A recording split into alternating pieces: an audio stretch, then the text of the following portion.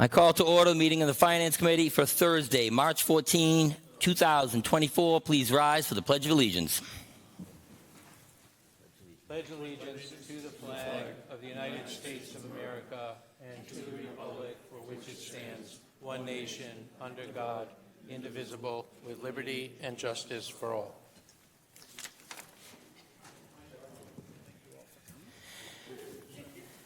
Thank you all for attending the meeting tonight. Point of order. Mr. Lurie. I have a point of order. Am I going to be recognized? Yeah, Mr. Lurie, what's your point of order? We had a partial motion that was seconded, so it's partially on the floor, but it's because the topic has not been resolved. The topic has not been resolved yet because we're meeting tonight and the select board can't Mr. Lurie. Let me get through the announcements first, then we can go to that, okay? You want announcements first? I just want to let everyone watching know that this meeting's being broadcast by SMAC and filmed for future viewing. I want to let everyone know that. And then I want to also ask everyone to please silence their cell phones. Okay? Thank you for that. You're very welcome. I just wanted to make sure we didn't get a motion for opening the public hearing because apparently there's a special rule about not having motions during public hearings. So here we are before the public hearing. So the issue had not been resolved because there's still a policy in place that the select board voted on October 17th.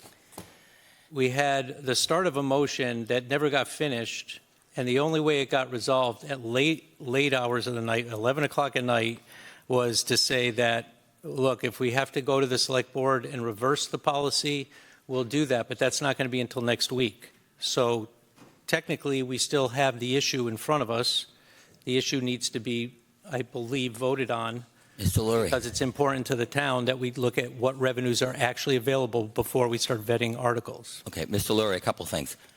We don't have the authority to decide what the select board does, first of all. Did you read the email I sent out right before coming here? What about it? Did you read the email? There were minutes in there from the select board meeting. What about it? Have you read them? That's the question. I've read the minutes before. I did not read them. Okay, I just emailed them out before coming here. Yeah. And that doesn't mention anything about the 375 off the levy in the minutes that I received that I sent out. Yes. So to answer that, I went back to the broadcast and replayed it word for word. I have the verbatim.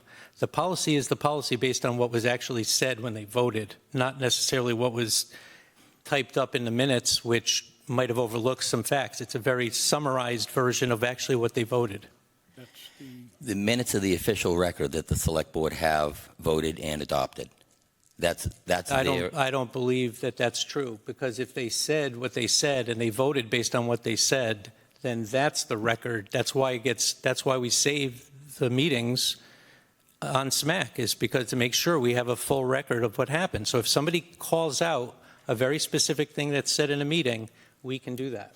Have you brought this up to the select board to ask them to correct their minutes? I don't have to, because they handed the budget to us.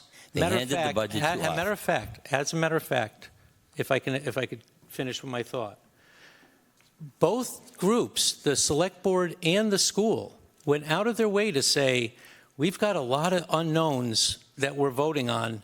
Let's let the finance committee work it out and fix all the flaws that are in the budget. They've said it so many times. And actually, on the school side, somebody in the school committee actually multiple times said over and over again from multiple meetings, we'll let the finance committee reopen the budget.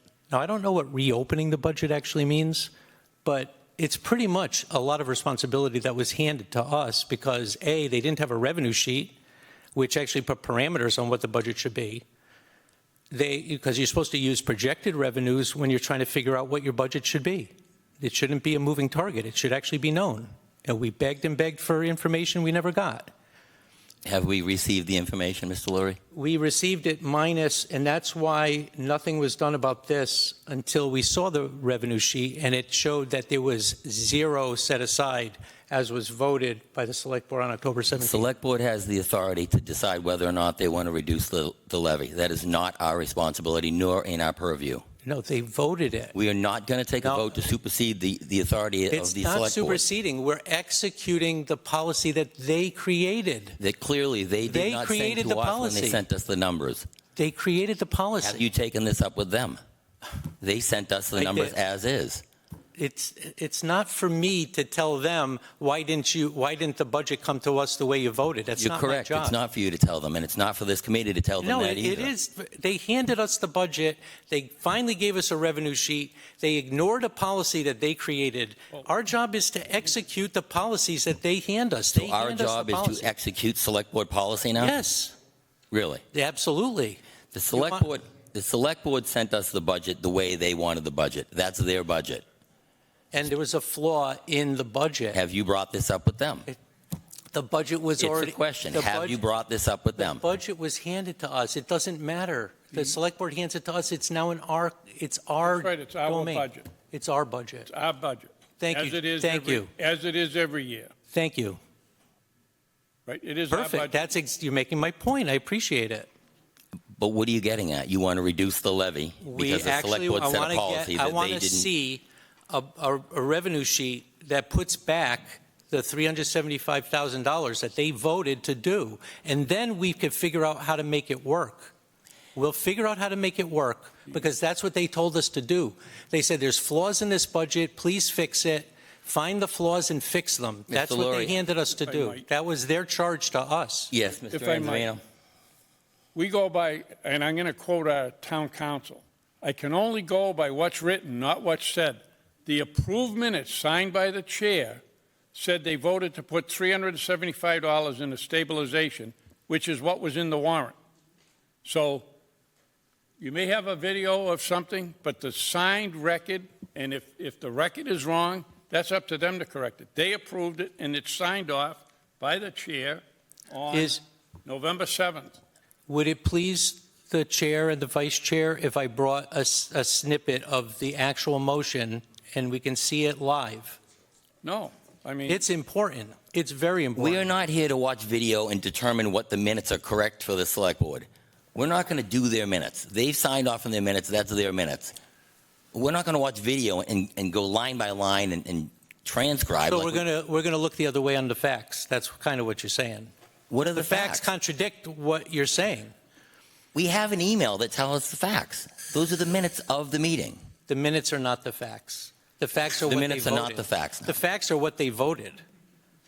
the facts are what they sign off on. We have a signed document that says they called for $375 to the stabilization fund.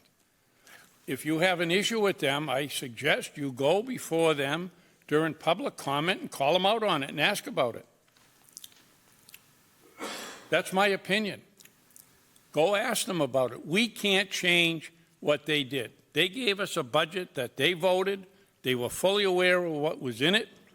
And as we do every year, we take the budget that the town manager took to the board and the board approved to give to us, and then we make our recommendations based on So what why don't we get. just put it to a vote, since we have the ability to create a motion right here and now before the public hearing gets open? Put it to a vote. Excuse me, I've had my hand Yes. raised to make a motion just to that effect, if I could, because before I make the motion, if I may have a moment, as a tax-paying citizen and as a member of the Finance Committee, when our leaders are publicly stating what they're doing, I expect the writing to follow what is being said in public. And with that being said, the motion I would like to make is to adopt the fiscal 25 budget guideline recommended by the Select Board on October 17th, 2023, to set aside $375,000 from the operating budget based on projected new growth. The amount of $375,000 to be moved into excess capacity on the revenue sheet.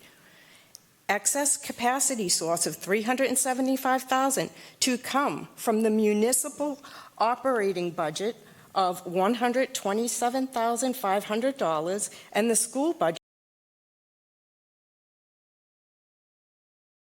$247,500. And the way I came up with those Second. amounts.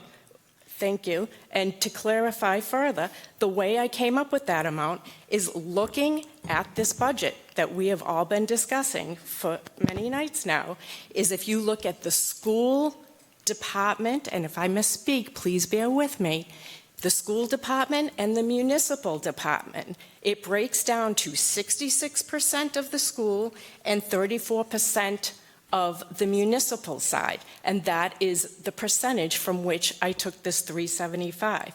Now, it is clear by watching that October 17th meeting, that was the intent, to set aside this money, and I would like to take that to a vote. So This is for discussion now. Did you read the full minutes where they said at the end, where they said they were going to have to modify that guideline and they would bring it back at a later date? Okay, I would like to bring up the email that's, as Vaughn just said, as our chair just said, did you read the email minutes before we all came to FinCom? That is not, excuse me, that is not. Your question, I'm telling you, I did read it. And I didn't ask you if you read it. They would bring it back. Excuse me, John, I did not ask if you read it. I was repeating what our chairman said to Dave. Did you read it? I, as a finance committee member, object to receiving an email that we know is going to be potentially a contentious item. you object to receiving information? No, that is not. I said I object to receiving just before we get here, meaning at the last minute. Did you read the time when I got it before I forwarded it? Excuse me, Vaughn? Yes. I am not trying to be contentious. It sounds like you are. I'm asking if you read it. I am trying to. I got the email. Not everybody has instantaneous access to their email. Okay, again, I am not trying to be contentious, and I would appreciate if you wouldn't either. It is our duty as the Finance Committee to protect the taxpayers and to follow through on what our leaders are telling us. So I'm looking for consistency, timely information, and I would like to take this to a vote. Well, it's a motion and a second, so now there's discussion. That's the proper format. That's the proper. Thank you for teaching me. Okay, I'm not disagreeing with you. Here's the end. Mr. Carrara made the motion to edit the guidelines, and a final draft will be presented. Vice Chair Cavey seconded the motion, and on that motion, the board voted 5 yes, 0 no. Town Manager Coulter agreed to prepare a final draft of the budget guidelines for the next meeting. So the guidelines that you're reading, okay, were going to be modified and brought back. So if that's the guideline you're going by from the 17th, I suggest we go find when they came back and got modified, because that's what the meeting said. Mr. Coulter, do you have something to add to this? I'd like to just contribute to it. Thank you. Mr. Chairman, John is correct. I remember the meeting well. I have not looked at the video. I did look at the minutes this afternoon when I pulled them, and I recall the discussion. That's exactly what happened. Scott wanted to modify the guidelines that we gave them and that I submitted to town meeting representatives, and add to it a commitment that we would pull revenue, not from the levy, but we would pull revenue from new growth to deposit in the stabilization fund, something you know I support significantly.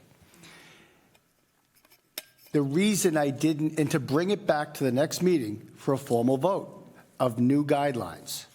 I spoke with the chair lady, I spoke with the vice chair when the revenue situation began to change very rapidly.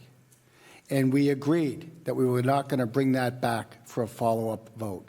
So there was a vote to instruct me to change the parameters. I never brought that motion forward in a subsequent meeting.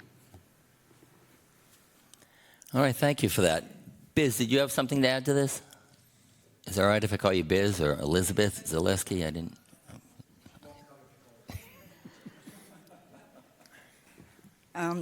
My name's Elizabeth Zaleski. I'm the finance director for Stoughton. And as far as this information is concerned, there were several issues that came up last night, request of the Finance Committee. I have spent all day gathering this information, as well as preparing for tonight's meeting. My apologies if you did not get this in a timely fashion, but I got it out as quickly as I could, number one. Number two, this is not a motion that's low. You can't vote to take money out of your your new growth. Your tax levy is your tax levy. Thank you. Your tax levy is your tax levy in the aggregate. You can't just pick and choose what you're going to pull out. So with this, the town has covered the request of $375,000 into the stabilization fund. Now, doing that, we took it from the free cash calculation, which is perfectly acceptable. So this is technically inaccurate. And as far as reducing the tax rate, it's not a reduction to tax rate at all. And you're misinterpreting what it says. It says we're going to take $375,000 of the $800,000 new growth and put it to stabilization. Your tax levy does not change. Thank you very much for that. Dave? Yeah, a couple of points, Vaughn. First of all, the problem of the communication between the select board and the town manager is nothing to do with us. So it doesn't really matter. What matters is that they voted and they intended to take money off the top of the available revenue, so it would be set aside from being available in the department budgets. That was what they voted. 5-0. Hang on. That's what they voted, regardless of the miscommunication and the things these moving things that keep moving around. When you set aside money from the levy, you preserve that and you separate that from the rest of the things you're trying to do. As far as like lowering the tax, no, nobody's trying to lower the taxes for the town. That wasn't the intent of anything that was done on October 17th, nor is it being advocated by the Finance Committee. So that's not being done.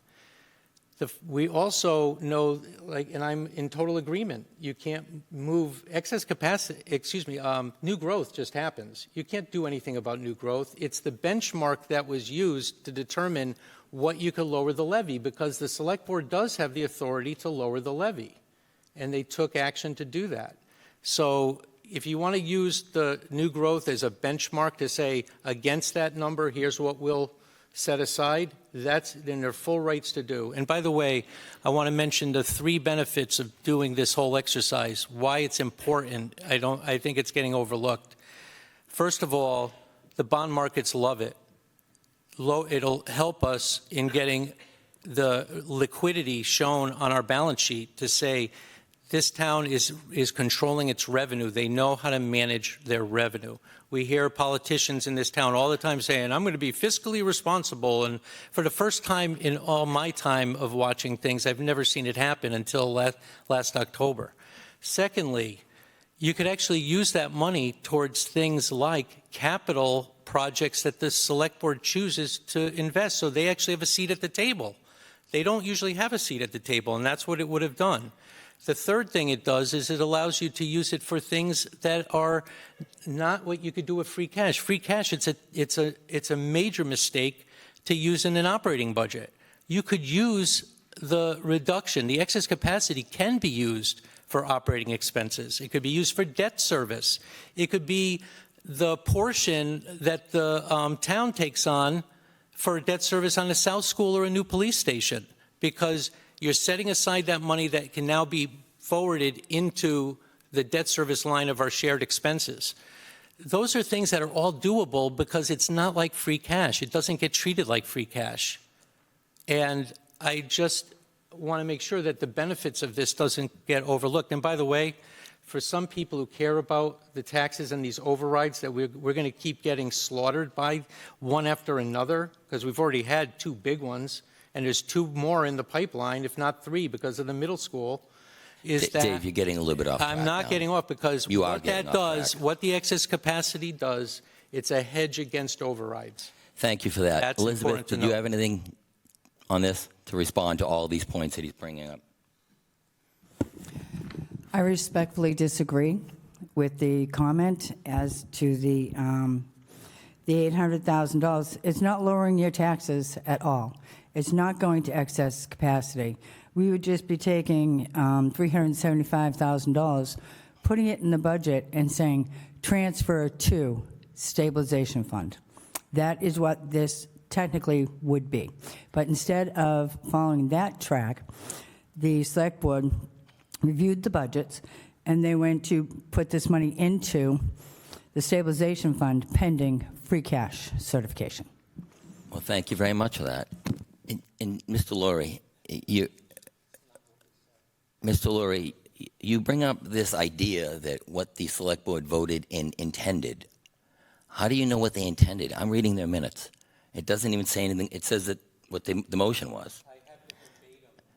I have the verbatim of exactly what happened. Could you read that so that the rest of the committee can hear it? Because I'm not sure everybody heard that. Dave but I did. transcribed it, so is that? Well, look, It goes to It's intent. there. It goes to intent and what publicly our leaders We are have not stated. here to decide the intent of the select board. We are not here to overrule the select board's votes or redetermine what they voted. That's right. not what we're here to do. That's right, Vaughn. I don't Well- believe either one of us or anybody who knows got to hear that would even suggest to overtake what they did. We're just trying to honor that vote. Well, once Honor- again, I'm just going to bring the point up that at a special town meeting, we were told a number of things about a particular project.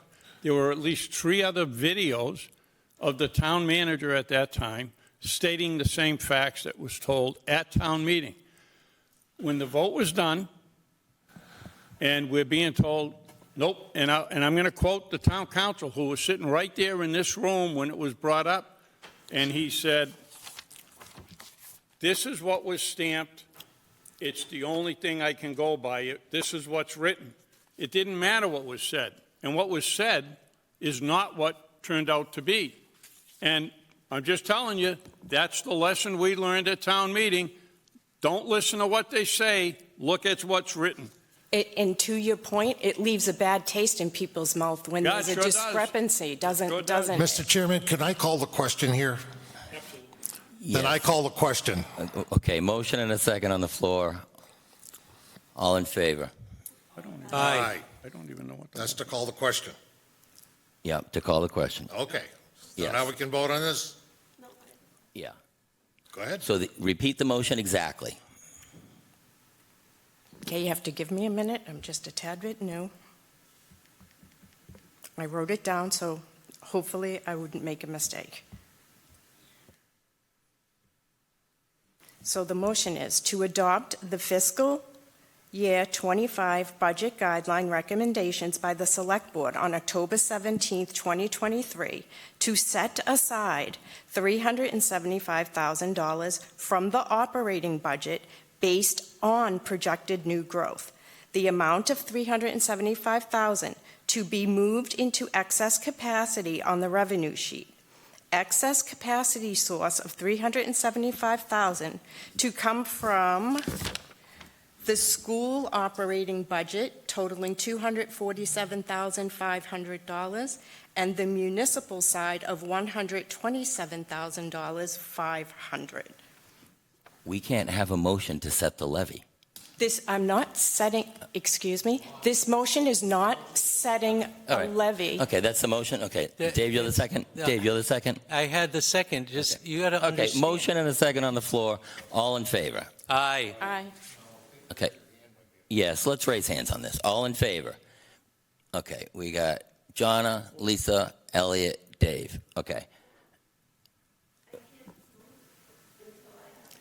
You're not for this?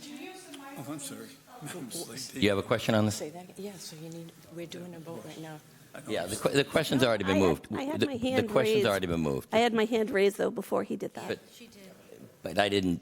Okay. Okay, the question's moved. Okay, so we have 4 in favor of the motion, correct? No, can we have a show? We of already hands counted again? the votes, okay? Wait, no, we don't have Lauren's vote. She said she was, Okay, so, okay. let's do the vote. All in favor? Aye. Okay. All opposed? Why can't you vote? What's the question? Okay, what's the question?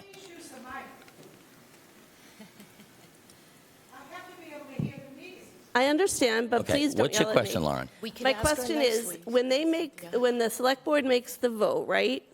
And they vote 5-0, do they have to, if they decide that this isn't going to work, do they have to vote again? Or no? I think the key point is their vote was to instruct me to amend and bring back new guidelines, Okay. new budget guidelines. In the 2 weeks following that, Mark and I learned of revenues that were changing dramatically.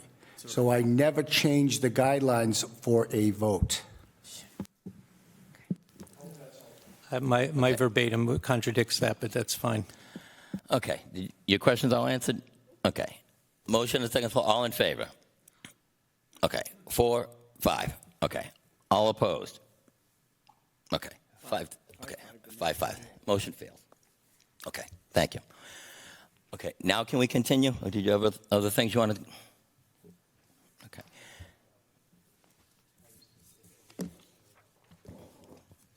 All right. I move that we open the public hearing. Check. Motion and a second, all in favor? Aye. All opposed? Hearing none. We've opened the public hearing at 7:33. Okay, we're going to get to Article 15, General Fund Operating Budget, FY25. Public Works, General and Administration. Page 30.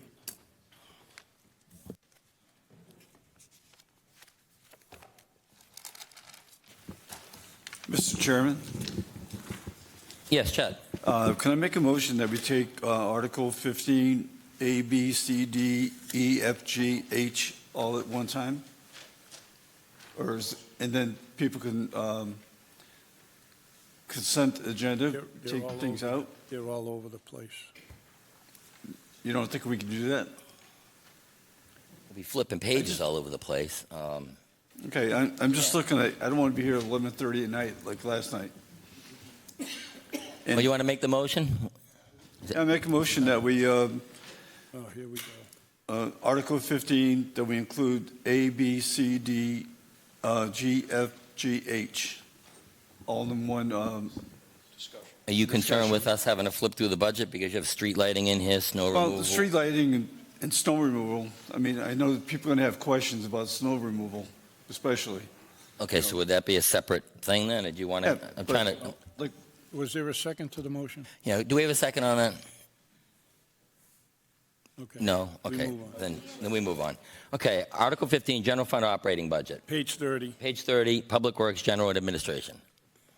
What page is that on? Okay, Mr. Jaffoon, whenever you'd like, or Mr. Thank you. I'm sorry, what page was Thank that you, Mr. on? Chairman. I was just going to turn it over. Page 30.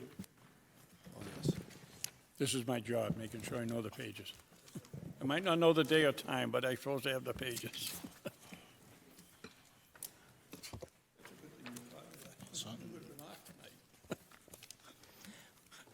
All right, thank you, Mr. Chairman, for having us, having me. So what you have before you is the Public Works budget, as Mr. Collins alluded to, in all of the sub-departments within. Overall, there's a 0.1% increase in totality. And I know you sent a few questions in. We answered to the best of our abilities, and we'd be happy to answer any more if possible. Well, thank you very much for the presentation. Do we have any questions or comments from the committee on Mr. Anzavino? Good evening, Mr. Chaffoon. Thank you for the breakdown, by the way. It did get very confusing because you couldn't actually do a straight match to some of them with the changes that have been made, but the breakdown is appreciated because you can at least go find them in the right departments and work it out. Just a couple of quick questions, if you would. In the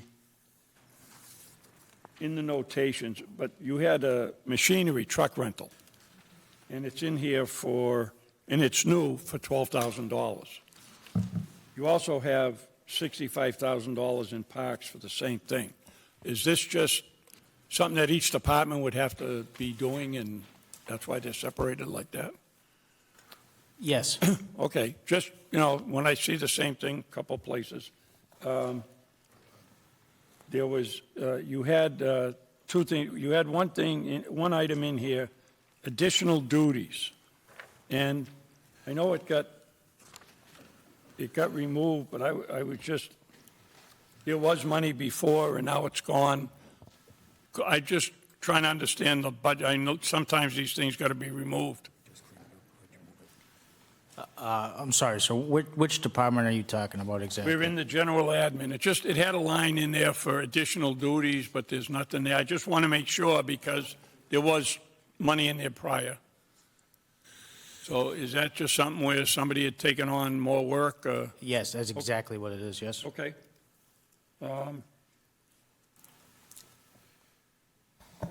That was it. Oh, no, the stormwater maintenance. We have 50,000 in your budget, and we have 95,000 in the engineering. And I just like that explained why they're in there. Yeah.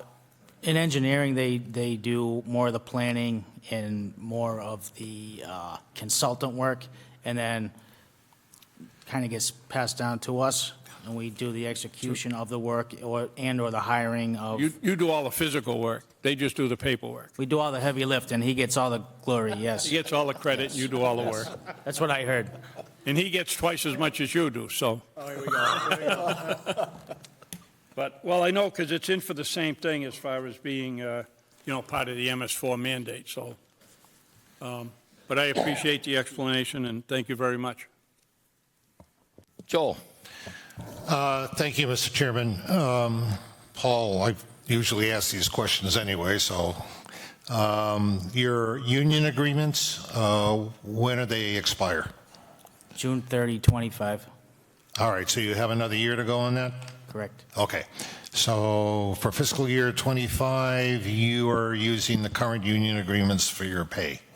Correct. Okay, and of all the people that, and I'm actually asking for all of the departments, just in general, are you fully staffed, or do you have any openings?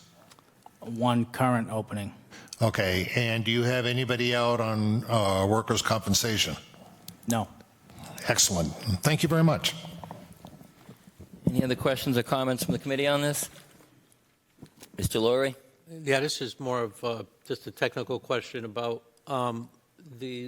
is it the facilities budget that talks about the depot and what they do there, or is it the DPW's budget that we talk about that? Well, Mr. Jaffoon probably has an answer for that. Any and all maintenance for the depot would come from the facilities department. Thank you. Any other questions or comments from the committee on Public Works, General? Yes, Chet. Hey, Paul. Hey, Chuck. I know I try to clump all these things together, but snow removal, my question is, do we have turnback money on that, or are we still? Chet, we'll hold that till we get to the snow removal part, okay? It's right here. We're only doing A right now. Oh, I'm sorry. Oh, no problem. So My just bad. hold it when we come back to the snow, and then we'll get that Okay, one, I okay? thought combined everything in, like, We didn't. pick up. Yeah, there wasn't a second Okay. to do that, Sorry. though. Any other questions or comments from the Committee on Public Works, General and Administration? Anybody in the public? Any questions or comments from the public on the Public Works, General and Administration budget, part of Article 15, General Fund Operating Budget? Hearing none, we will go to the next item, Facilities. part Page of Article 33. Page 33, part of Article 15.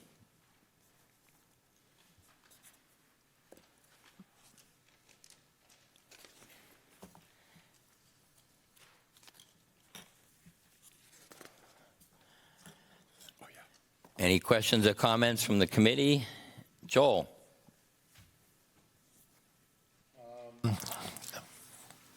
Yeah, a couple questions, one of which I asked you already, but I'll ask you again. First of all, you're showing 3 custodians, and where are those 3 custodians working? Custodians are working at the Public Works Building, the Town Hall, the library, the police station, and the Council on Aging. That's more than 3 buildings, I know. Yeah, I was But gonna that's the reality. All right, so they're moving around, or are they all on day shift, or any of them on the evening shift, or All day. just all day? Okay, so in the past, for example, at the library, if you were going to have a meeting there and it lasted after closing, there would not be a custodian to close down the building? Does that sound right? That's correct. Okay, that's good to know. Thank you. And the other question I had was something that you and I talked about a little bit earlier. You have a line item for electricity and a line item for natural gas. I noticed that the electricity costs are going down and the natural gas costs are going up. And we had talked about this. You have the new fire station coming on board. Typically on a new building, the electricity, if it's replacing an existing building, the electricity goes up and the gas goes down, and this is the opposite, and that got me a little confused. It's not a big item, but if you're satisfied. So the natural gas increase is not strictly for the new fire station. It's for all buildings, and we have to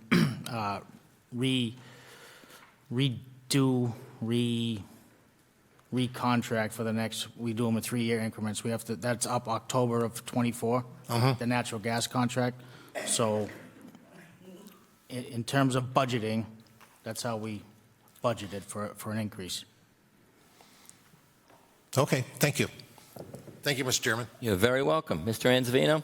Sure. I assume the electricity's going down because of the aggregate program that they have going, right? I would expect.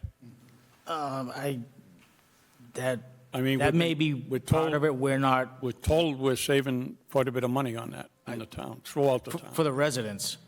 So we In the don't. town. Well, the electricity is going to stay flat because we just re-upped a You just 3-year renewed it. contract at the same, The same rate. different contract I'm talking about, though. I'm talking about Okay. supply contract. Yep, all right. We have a facilities and fleet manager to manage all the town facilities and fleet.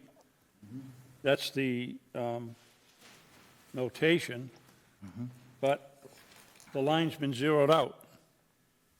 And the line below it was a facilities manager stipend for $20,000, and that's a part-time responsibility for a full-time person.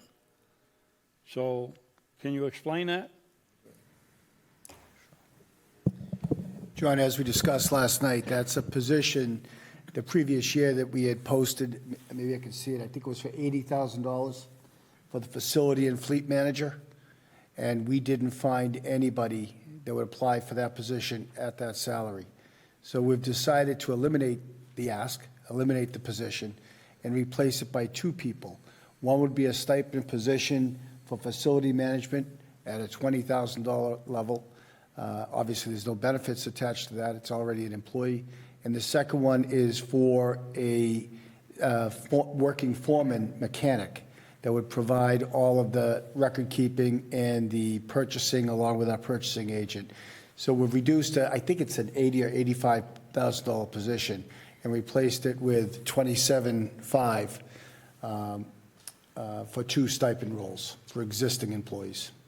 Yeah, I mean, the fleet, well, it was 31.5, but that was only a third of a person, so. Correct, You know, right. do the math, it's going to be 90-something or whatever. Also, it was 90-something. But Yeah. it's just the way, the way it was footnoted, it just said 2 was to manage all the town facilities and fleet, and yet the line was zeroed out. So, you know, being a simple guy, it kind of confused me when the line right below it was the stipend to do that. You are anything but that. And just,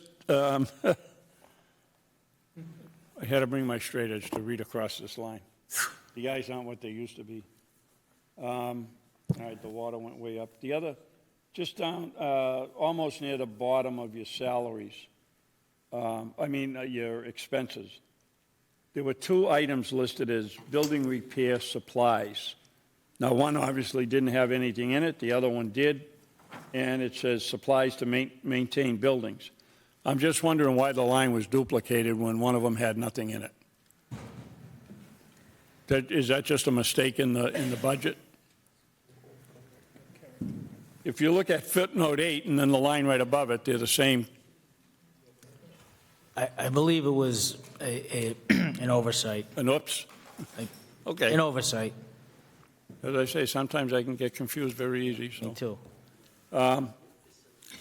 And that was, you had a new line, for additional duties and a stipend. And it's only $2,600, but again, it's something new that's in the budget that wasn't there last year. Just wondering what it was. Next to last line in your Yeah, salaries. that's someone taking on additional duties also. Okay. Yep. Like I said, I mean, it wasn't here last year, so. Thank you very much, Mr. Chairman. You're welcome. Oh, Yes, I'm sorry. The additional stipend duties was the stipend given to our senior custodian, Artie, for being on duty every night of the year, for when we need to get back in the building to open it or to set up for events in this room and things like that, as well as to look over and supervise every day the custodians that are subcontracted. I was going to say that at the last line for the That's what it's for. custodial services, right, for the town buildings, that's still in there for the 90,000, right? Yep. That was put in last year when the two were retiring, I think, and then Correct. you went this way and kept the three. Thank you very much. It's a 2-year contract. Elliot, you have a question? I do. Thank you, Mr. Chair. You said you had contracted on the natural gas for 3 years. Is that what you said a while ago? I'm sorry, sir. Can you repeat that? I could if I could remember what I said. You said you contracted for the natural gas for a 3-year period, right? Yes. Now, I'm just curious, do you contract for like the amount of gas you use, how many therms? How do you do that? We contract for the price per therm. Okay. All right. Good enough. Thank you. All right, thank you, Mr. Hanson. Any other questions or comments from the committee on the facilities? Mr. Lurie? Yes, thank you, Vaughn, through you. I think this is for the town manager, so I just want to get caught up on, I believe that the Railroad Depot gets basically remodeled through the facilities because some funds are coming through to get the floors, the windows, HVAC, bathrooms, eventually, things like that. So I think there was, just, correct me if I'm wrong, about 200,000 came from CPA in an article last year. And then I think there was a grant maybe that supplemented that, maybe another 50% extra. I don't know. Another how much? It was a $100,000 grant that due to the 9C cuts, the administration reduced it to 50. Okay. All right, that kind of stinks. Yeah. Okay. So I'm trying to get a handle on like where we are with that project. Do you have a sense of like where you think you can go with the 250? I do. 2 things. First and foremost, we hired the engineer to design the HVAC system for that building and to spec out the windows that need to be replaced. We're not going to spend any money on that building until the HVAC and the windows have been replaced. And the reason for that is if we can't control the heating system, and if we replace the bathrooms and the plumbing and everything else, and we lose heat, we'll be redoing that stuff all over again. So the decision has been made through Mark's people and myself that we do the HVAC and the windows first, and we're raising money for that through state grants. Once that's done, we're going to do a private fundraising to see if we can raise money, not only through state grants, but by people who see that we're investing in the building. That's the plan. Yeah, and thank you for introducing that because that was actually my next question.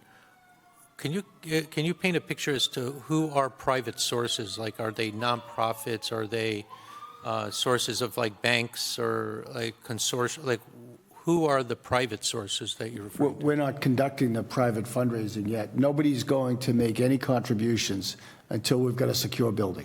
And the secure building is the roof, the windows, and the HVAC. When that's done, we may very likely hire a fundraiser to raise money for the community center. But we haven't crossed that road yet because we've been told if you've got a building that's not safe and secure, don't have a fundraiser just yet. So our objective is to get the HVAC and the windows done with money we've received from the state grants. And quite honestly, we're trying to pressure the administration to give us $3 to $4 million. And we've been having active discussions to do that. Right, and the 250, just to make sure I understand that that's enough to get through those two items, HVAC and windows, that 250 should be enough for those two? Oh, no, not No, at all. you're way short on that. Way short. $250,000 will pay for the engineering and the probably $100,000 to pay for engineering and design of the system, and to make sure the building's secure. We'll probably need. I'm going to guess, we haven't received the estimates yet. I bet we'll need $1 million for the HVAC system. Need $1 million. Close to it, and probably half of that to replace all the windows. And the building needs to be pointed in a number of things. We're just going to make it secure so that every dollar we spend, we're spending responsibly. Imagine if we didn't do the HVAC system, had a freeze, that old clunker broke down, and all the pipes broke, and all the work we did was destroyed. Yeah, so just a comment, I think what I think would be great is if we could see what exactly it would take in a dollar number and a scope of work to have it so that people can clearly see this is the step that's critical. Sure. It has to come from us. It's not going to come from outside. Yep, we can do that. I'd love to know what that looks like. We'll do that. That sounds good. Elliot, do you have a question? I do. You answered one of them already with the roof, which is good. Will that building be secured about keeping pigeons out of there? Because trust me, I know about pigeons and pigeon poop and clocks and towers and all that stuff. I'm distressingly familiar with that. Is that going to be part of the initial thing? Yes. We actually did a job like that 3 or 4 years ago at the depot, and they sealed up all holes and cracks best they could after we cleaned up all the bird guano, the bird droppings everywhere. Was that in There's some evidence that there are a couple more holes now, but not nearly what it was. Also, there was a good deal of spalling in the interior brickwork on the tower. Was that due to the windows in the tower being leaky, and other things, repointing and stuff? Yeah, it's certainly a contributing factor, yes. Okay, thank you. All right, any other questions, comments from the committee on the facilities budget, part of Article 15, General Fund Operating Budget? Any questions or comments from the public on the facilities budget? Cynthia Walsh, please identify yourself for the record. Cynthia Walsh, 1096 Park Street, Precinct 3, Chair of Municipal Operations Committee. I'm also a member of the 300th Anniversary Committee. Stoughton's 300th will be 2026. My comment is, at the most recent meeting, we were planning on some events at the railroad station. Obviously, if the building doesn't have adequate bathroom facilities, that would be out of the question unless we rented porta-johns. My other comment is, as a woman, since we no longer have a night custodian in this building, the ladies' room is not as clean as it used to be. And restaurants are judged by how clean the restrooms are. I don't know if we judge town hall like that, but overflowing waste paper baskets, tissue all over the floor, cardboard. Last night was an absolute disgrace.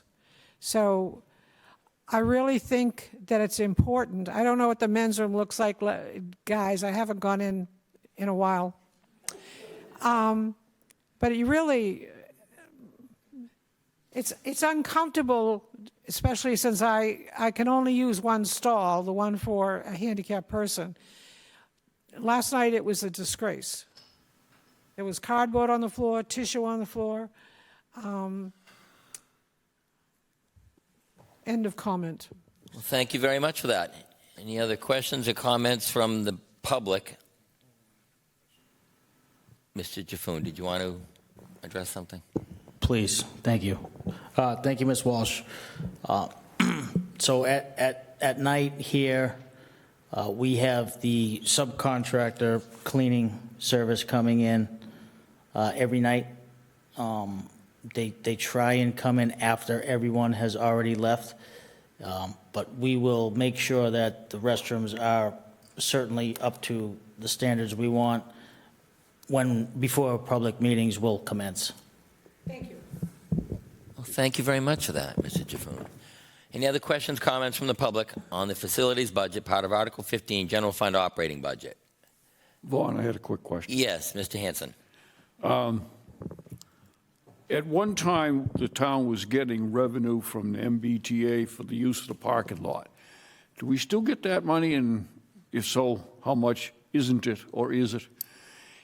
The parking fees at the railroad station, specifically, because the MBTA service that ran the train, and that there was some kind of an agreement on the revenue on that the town got some of it. We'll say if it was $5, the town got $1 or $2, and MBTA got $3.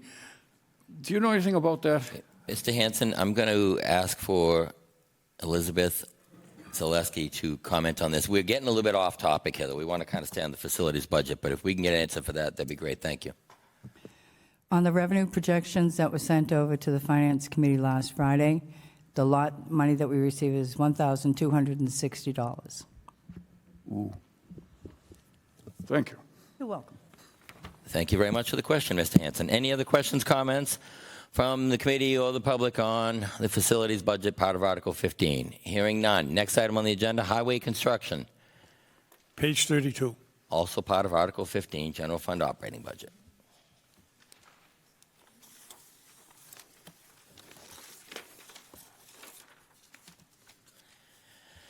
Any questions or comments from the committee on highway construction budget, part of Article 15?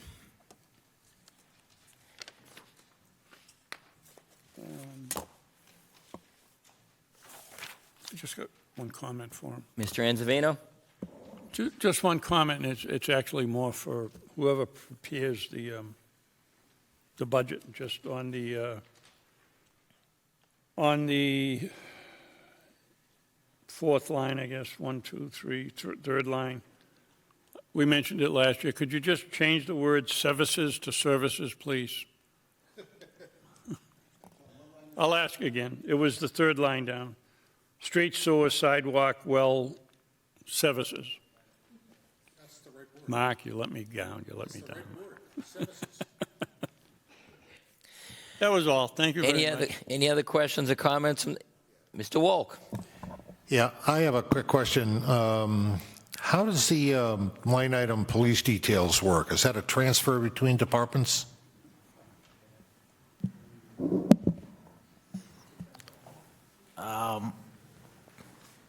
That's an invoice between departments. So the police department invoices the DPW? Cool. Yes. Thank you. All right, thank you very much for that, Joel. Any other questions, comments from the committee on the highway construction budget, part of Article 15, General Fund Operating Budget? Hearing none. Any questions or comments from the public on the highway construction budget, part of Article 15? Cynthia Walsh, please identify yourself for the record. Cynthia Walsh, still 1096 Park Street, still Precinct 3.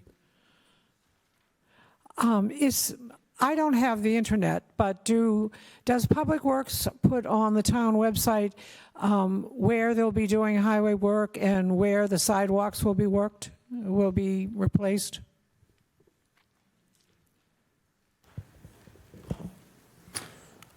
Anytime we think that there'll be a disturbance to the public or traffic issues, we do our best to post that on the website, yes. Do you, thank you, that's helpful to some people. Do you also say in a year, give an idea of where you're going to work on the sidewalks? Not just when they're immediately, like next week we're going to start working on Ash Street. Do you post something like, this year we'd like to do Ash Street, Canton Street? We have not done that previously, but it's certainly a good idea to consider. Thank you. Any other questions, comments from the public? Highway construction budget, part of Article 15, general fund operating budget. Hearing none. Next item on the agenda, we have sanitation budget. Page 37. Thank you very much. Page 37.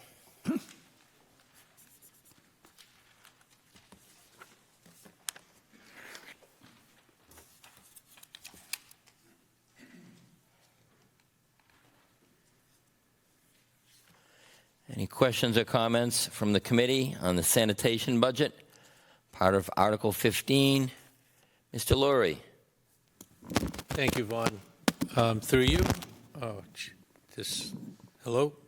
My question has to do with the changes that took place. We have a new structured rate plan on how much we're collecting from people. I think that's germane to this budget, correct? The new trash fees and so forth. I want to make sure I'm not speaking out of turn. I'd hate to go down this road and you not feeling it's within the four corners of this budget. Well, we'll continue for a little bit. We'll see where you're going with this. You haven't really gotten far down the road yet, but there's still time. It won't take that long at all. It won't. Trust me. The amount of time you've had with the new plan so far has been how many months? We've got 3 months into this year, 2 months last year, 5 months all in. So you've got a good chunk of time to start measuring the results, right? It's not going to fluctuate that much. It's pretty static, the kind of things you see. Do you have a sense of where the projection is in terms of where the revenue is going to land at the end of the first year so that we could say, we nailed it, we hit it right on the mark in terms of what we should be charging? I'd love to know whether or not the amount that we're collecting is just for trash, maybe a little bit cushion above that, because we certainly don't want a deficit again. But could you give us a sense of how we're doing at 5 months in? So the revenue, excuse me, the revenue are just the bills. Right. That's the revenue. And the bulky items, which is not anywhere close to the amount that the revenue, that the bills bring in. So what exactly are you asking? Okay. Revenues are up, expenses are down. It's all good. The revenues are showing that we're at least covering our costs, and as we look at them this coming November to consider a rate change, the change, in fact, may be down. The result may be down. But we're doing, Paul's got the data here, substantially fewer trips down to CMAS, 30 miles one way, substantially fewer because the solid waste is not going in the truck. The solid waste we're keeping right in Stoughton. So the trips are down, the labor's down, the gas usage is down, so the expenses are way down, and the revenues have been impacted by the amount of seniors who have taken advantage of the substantial senior cut we gave. So they're not what we expected them to be, but they're more than covering our expenses 5 months into it. Okay, thank you. And just as a comment, I'm in favor of the way you rolled everything out. It's not a problem there. I just want to make sure that we don't go the other extreme of going from deficit to overly surplus kind of numbers, because the revenues from trash should not be used to subsidize other portions of the budget that are struggling. It should be, as close as possible to what the cost of running trash. We agree with that completely, David. We promised when we did this that we'll have an open book information session in November. We will open those books. The adjustment we make, up or down or nothing, will be very clear to all residents that want to attend that. So I appreciate that. Thank you. Chet, do you have a question? On sanitation, yes. As you all know, Mr. Chairman, you leaving us? Okay. I was going to, who's going to run the meeting, Vice Chair? Go ahead, Chet. All right, Juan Mr. wants to Vice make Chair, sure- through you to Paul. As you know, I drive around town a lot, okay, all the way from Plain Street, West Street, all the way down to almost Canton. And the amount of the beautification program that you have and the sanitation program you have and picking up things, it's awesome. You don't see too many items on the street. There are a couple of areas that do have problems, and I'm not going to mention the streets, but you already know them. But I appreciate that the DPW puts tags, orange tags, on the items that are left out, so that the residents will know that they can't have them on the street. And I just appreciate that. But when I drive around, the only thing I see is a lot of debris on empty sides of the street, Canton Street, Central Street, and stuff like that, which is nothing we can do about until we have the beautification day on April 16th or 9th or something like that, where we can hopefully pick up stuff. But I just want to comment, DPW, They see infractions. I just want to comment to DPW for the job they're doing, putting tags out, and also I noticed some criticism about them not picking up things when they don't go into the back of the trash trucks, but, you know, that's minor stuff. You know, homeowners should go out there and pick up the trash that's on the front of their yards, the whole thing, you know, that's all. I mean, I'm just a opponent of cleaning up my street. You know, my neighbors leave stuff out on the street, you know, bottles, whatever, and I pick it up. You know, that's part of the beautification of my street that I've been doing for years. So, but I do appreciate Paul's crew for doing what he's doing. Thank you. Thank you very much for that, Chet. Did you have something to add to that, Mr. Jaffe? I just want to say thank you. Excuse me, it's the guys who do it all. I thank you, but it's that we should thank them. They're the ones who get the work done. And the stuff that you see on the sides of the roads, that is our job to pick that up. And we do that when we can, when time allows. So it's a constant battle. But to your point, what you alluded to, the first annual cleanup day, we hope to be annual, is going to be Saturday, April 27th, 8 to noon, and we're going to have a cookout following at the Council on Aging. You can register online. Information is on the website, and Matt Koshan, the rec director, and his assistant are really running the registration for us because he's younger than I am. I'm sorry I got the wrong date, but also you looking for sponsors for no, look for sponsors too. We're looking for volunteers and sponsors. We already have great sponsors. We've already received about $7,000 to For little pickers?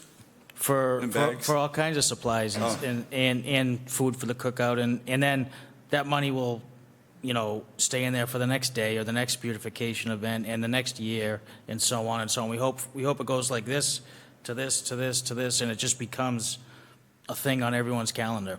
I'd just like to make one point. If you check with the Youth Commission, we did a couple of cleanups in the town before, and you know those little, I call them handicap pickers, you know, where you can't bend over and pick things up. Yeah. I think they have some up there in the attic, if you may want to check. They're blue and whatever. Are you going to provide vests for the people that, things like that, or? We're gonna provide the safety yellow T-shirt with the Okay. sponsors on Okay. for the high visibility. We're gonna provide gloves and pickers, trash bags. I mean, if you can just check with the Youth Commission. Yep. And see what they have up there in the attic. I've been up there numerous times, I know they have some. Yeah. Thank you. Sorry, Paul. Thank you. Sorry, Mr. Chairman. Thank you very much. Any other questions, comments? Diane, you have a question? Yes, thank you. First of all, I sent an email to Mr. Cafoon not long ago, thanking him for how clean my street is looking lately, and the barrel.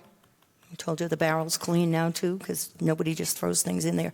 My question kind of piggybacks a little bit on Dave's about if you're going to relook at the revenue and the charges. Are you going to do that for large items too, the dressers, the couches, this kind of stuff? Because right now it's kind of high for a lot of people to come up with that money. Thank you. Yes, Diane, we had promised at the hearing in November that we would relook at all of the recommendations the citizens had made, whether it was, some asked us to look at the use of barrels with sidearm loaders. Some asked to look at private pay, which is unpopular, but we were told to look at it. But most importantly, we're looking at the barrel option. That's the one that makes most sense. In terms of it paying for itself, as I said to David, it is paying for itself 5 months into it. We're very optimistic about the way it's coming. If I may just use this time for a free plug, Matt Raposa is one of our inspectors and enforcement people. So if anybody, I'm saying this to the community now, sees a place that needs to be picked up, town meeting passed a bylaw by which we can go to their home or their parking lot, direct them to pick it up, and if they choose not to pick it up, we can go pick it up the next day for them. We clean up many spaces per week, and then charge them for that expense of cleaning up that property. And if they don't pay it, town meeting approved the lien process for liening the property. So beautification happens when people see something and they say something. So it's not an inconvenience for Matt to receive a call or for April in the DPW office to receive the call, preferably April 1st. And we'll get to it that day and get it cleaned up right away. And we invite people to call. Nobody's a bother when they call. You're our partners in cleaning up the town. Thank you, Diane. All right, thank you very much for that. Any other questions, comments from the committee? Lauren? Are you guys responsible for CVS and the laundromat there? The parking lot, no. And even the sidewalks on 138 Washington Street are the purview of the state. The sidewalks along Central Street are our purview. So you know the CVS I'm talking about, right? Yeah. Okay. But we are responsible, Lauren, for making sure they stay clean. So if they're not, let us know, and we will. It's huge. We will reach out to the owners of the property Yeah, and it's go bad. through that process we just talked about. Okay. Where if they don't clean it, we will, and we will charge them. Okay, thank you. All right, any other questions, comments from the committee on the sanitation budget, part of Article 15, general fund operating budget? Hearing none. Any questions or comments from the public on the sanitation budget, part of Article 15, general fund operating budget? Hearing none. Next item on the agenda, street lighting. Page 35. Oh, okay. Straight out of the gate. Any questions or comments from the committee? Diane? Again, I thank you, Mr. Chairman.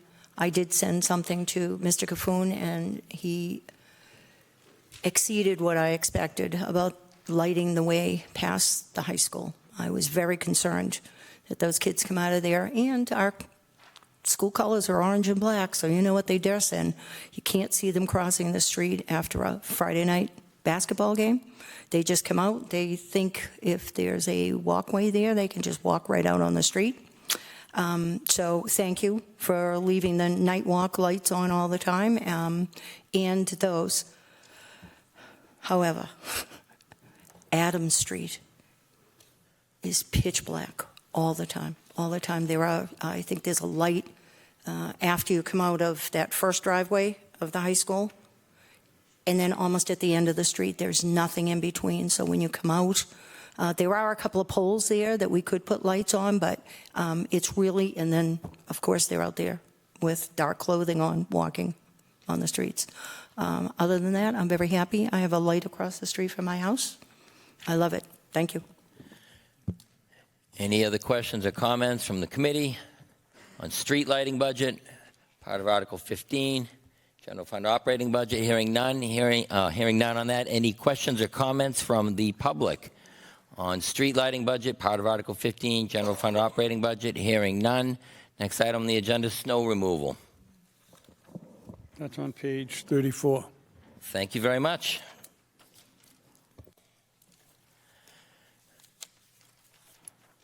Mr. Chairman, while Paul's opening up to that page, one final comment on street lighting. It has to do also with poles. On Tuesday night at the Select Board's agenda, there's 89 double poles in Stoughton, and we are managing that through Verizon to have the poles stripped, which is what Paul's team is doing, and then removed. And if they don't remove them after 90 days, we get to find them and collect on it. So that agenda item is being addressed on Tuesday night if anybody has any interest, if they have double poles on their street. Well, thank you very much for that information. Questions or comments from the committee? Snow removal? Chet? Thank you. Mr. Chairman, to Paul, since last 2 years, we really haven't that much snow. We had some ice and a little bit of snow. So how's our budget? Is it below or above or equal? I look here, it says everything's percentage change is all zero. But do we have it? Let me speak to your initial question. Thank you. So we're right about the 400,000. We're under it right now. What we've encumbered versus what we've actually spent is what pushes us over a little bit. And when all that dust settles, I figure we'll be either just under or just over. Because people say, well, we didn't have that many snowstorms, but you'd be surprised how many Sunday evening little rain at 34 degrees at 6 p.m., which is going to turn into, drizzle to sleet at midnight down to 22 degrees, which is, we have to act on that, right? So like and that's all overtime. And all that stuff that happens at night is all overtime, and that's what happens. And when we go in and we make sure that the school parking lots are de-iced and the sidewalks and stuff like that, that adds up. So the 400,000 is really, it's been a placeholder for the last 5 or 6 years. Before that, it was about 275, I believe, 250. Okay. Right.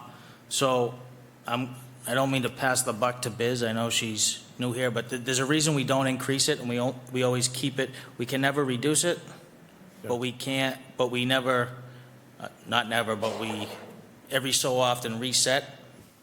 But we don't for a certain number of years consecutively. For the reason being.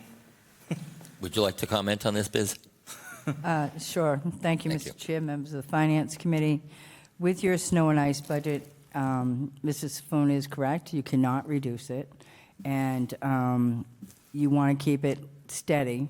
I know that there's a history out there that shows that we spend on average $433,000 over 10 years. So that might be something that you may want to look at increasing it. Now, even if we don't use the snow and ice, it does close out free cash as a turn back through the budgeting process. So that is one thing we cannot change. And this is technically the only legal deficit in a municipal budget. Thank you very much for that. Do we have any other questions or comments on snow removal budget? I just have one more. Sure. Please. The brine machine, did we sell that yet? That was a mistake from the get-go. Yes. Oh, we did sell it? Awesome. Yes. In the auction. Okay. Oh, that was at the auction? Yes. No, I thought the brine machine was not part of that original auction.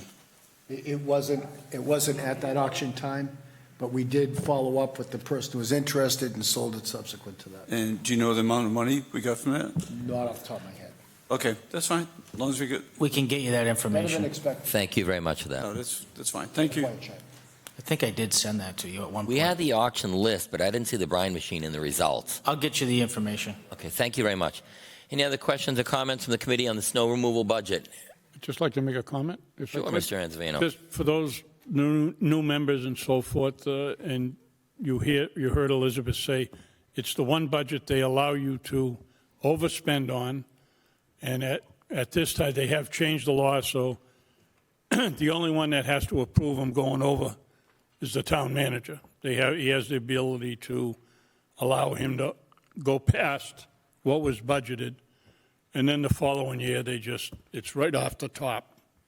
You pay it back, but I believe that was a few years ago when they changed the law, It used to have to come to FinCom, and they changed it so that the town manager could just be the authorizing authority to overrun that budget. And we did push to upgrade this because I think it was maybe a decade or more that it was at that 250. And we finally said, we got to do it. Even though when the superintendents used to come in, they would tell us, well, if you go up, you can never bring it back. But we were constantly going over that amount. I mean, over the years, let's face it. And you're right. I think you have a weather machine, never mind the brine machine. I think you have a weather machine that makes this stuff come in on the weekends at night for the overtime. Thank you very much for that, Mr. Anzavino. Any other questions or comments from the committee on the snow removal budget? Can I make a comment, Yes, please? Chet. Thank you, Mr. Chair. To Paul and the DPW crew, I'm very appreciative of the sand trucks, salt trucks coming down my street. I live, you know where I live, and it allows me to get my walkways and driveway cleaned out so my wife can go to work. And they come down early in the morning, and I'm saying, like, what the hell are they doing out here so early? But they do come down, they sell sand streets, and they do all the major roads really well. So my wife can go to school and teach and take care of all the little kiddies. But I thank the DPW, and I'm always there for you. Thank you. Thank you very much for that. Any other questions, comments from the committee on the snow removal budget, part of Article 15, General Fund Operating Budget? Hearing none. Any other questions or comments from the public on snow removal budget, part of Article 15, General Fund Operating Budget? Cynthia Walsh, please identify yourself for the record. Still Cynthia Walsh, still 1096 Park Street, still Precinct 3. My comment is high praise for the sidewalk plowers. I happen to live in the South School District, and I can't help but notice that it's a state highway, so they plow the roads. But it's very important in this day and age, especially when many children are still not being bused, that the sidewalks be plowed adequately. And at least in my neighborhood and going toward the South School, whoever does that area does an excellent job. Thank you. Okay, thank you for that. Any other questions, comments from the public on the snow removal budget? Hearing none. Next item on the agenda, fleet maintenance. Page 36. Any questions or comments from the committee on the fleet maintenance budget, part of Article 15, General Fund Operating Budget? You got 3 new lines. Any questions or comments from the, you have something, Mr. Anzavino? There were 3 new lines in here.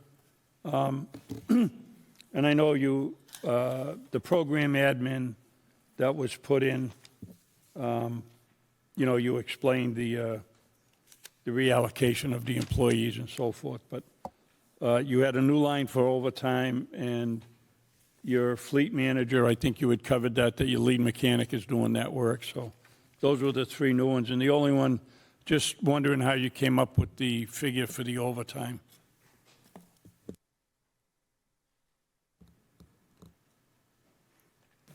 I mean, just. There was a reason. I think we multiplied the 3 mechanics by 20 hours times their overtime. Their overtime rate. So it was about 20 hours. Just a wag? No, it was, well, no, not just that. It was, that's what it sounds like now, but it wasn't. It wasn't. It wasn't. I mean, I know it's not a lot, but it's not much, but so. New line. So now with fleet maintenance, we really want to see what our true cost to maintain the fleet is. So we used to just not hide, but if it was a sanitation truck that went down and they had to work overtime, we'd put it in sanitation. Okay. But that's not what we're trying to do here. We want to know what everything costs us. Sure. No, fair enough. I give you credit for the changes. Yeah. as far as keeping us informed on the breakdowns, and I know it's not easy with the way they move and where they are. I go through that sheet when you send it. I do go through to try and find them all, I know you do. and it's appreciated, so thank you very much, Mr. Chairman. You're welcome. Any other questions, comments from the committee on fleet maintenance, part of the Article 15 General Fund operating budget? Hearing none. Questions or comments from the public on fleet maintenance budget, part of Article 15? Hearing none. Next item on the agenda is parks. Page 48.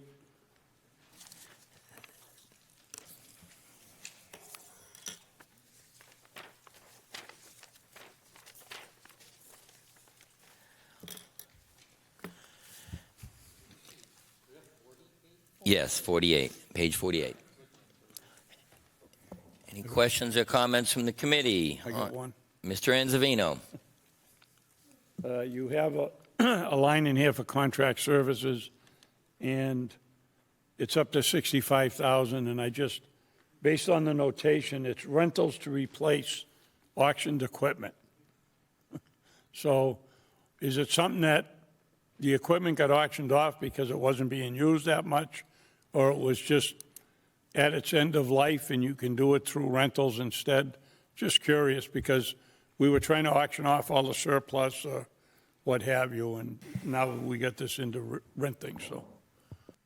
So the answer would to be that your second question. We auctioned it off for a few different reasons. One, it's really at the end of its useful life, the bucket truck,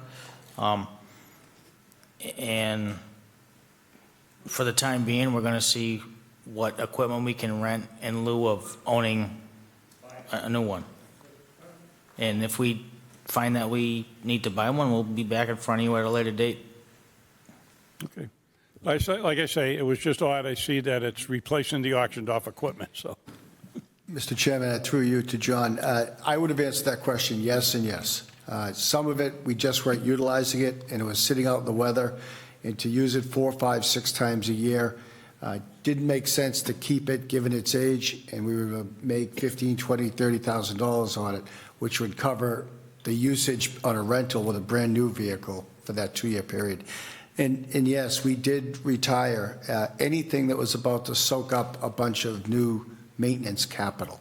It just didn't make any sense, and we're really delighted the way the auction went, and the place looks cleaner, the junk is gone, and nothing's in the backyard getting older and depreciated more every day. Thank you, appreciate that. Any other questions or comments from the committee on the parks budget, part of Article 15, General Fund operating budget? Hearing none. Questions or comments from the public on the parks budget?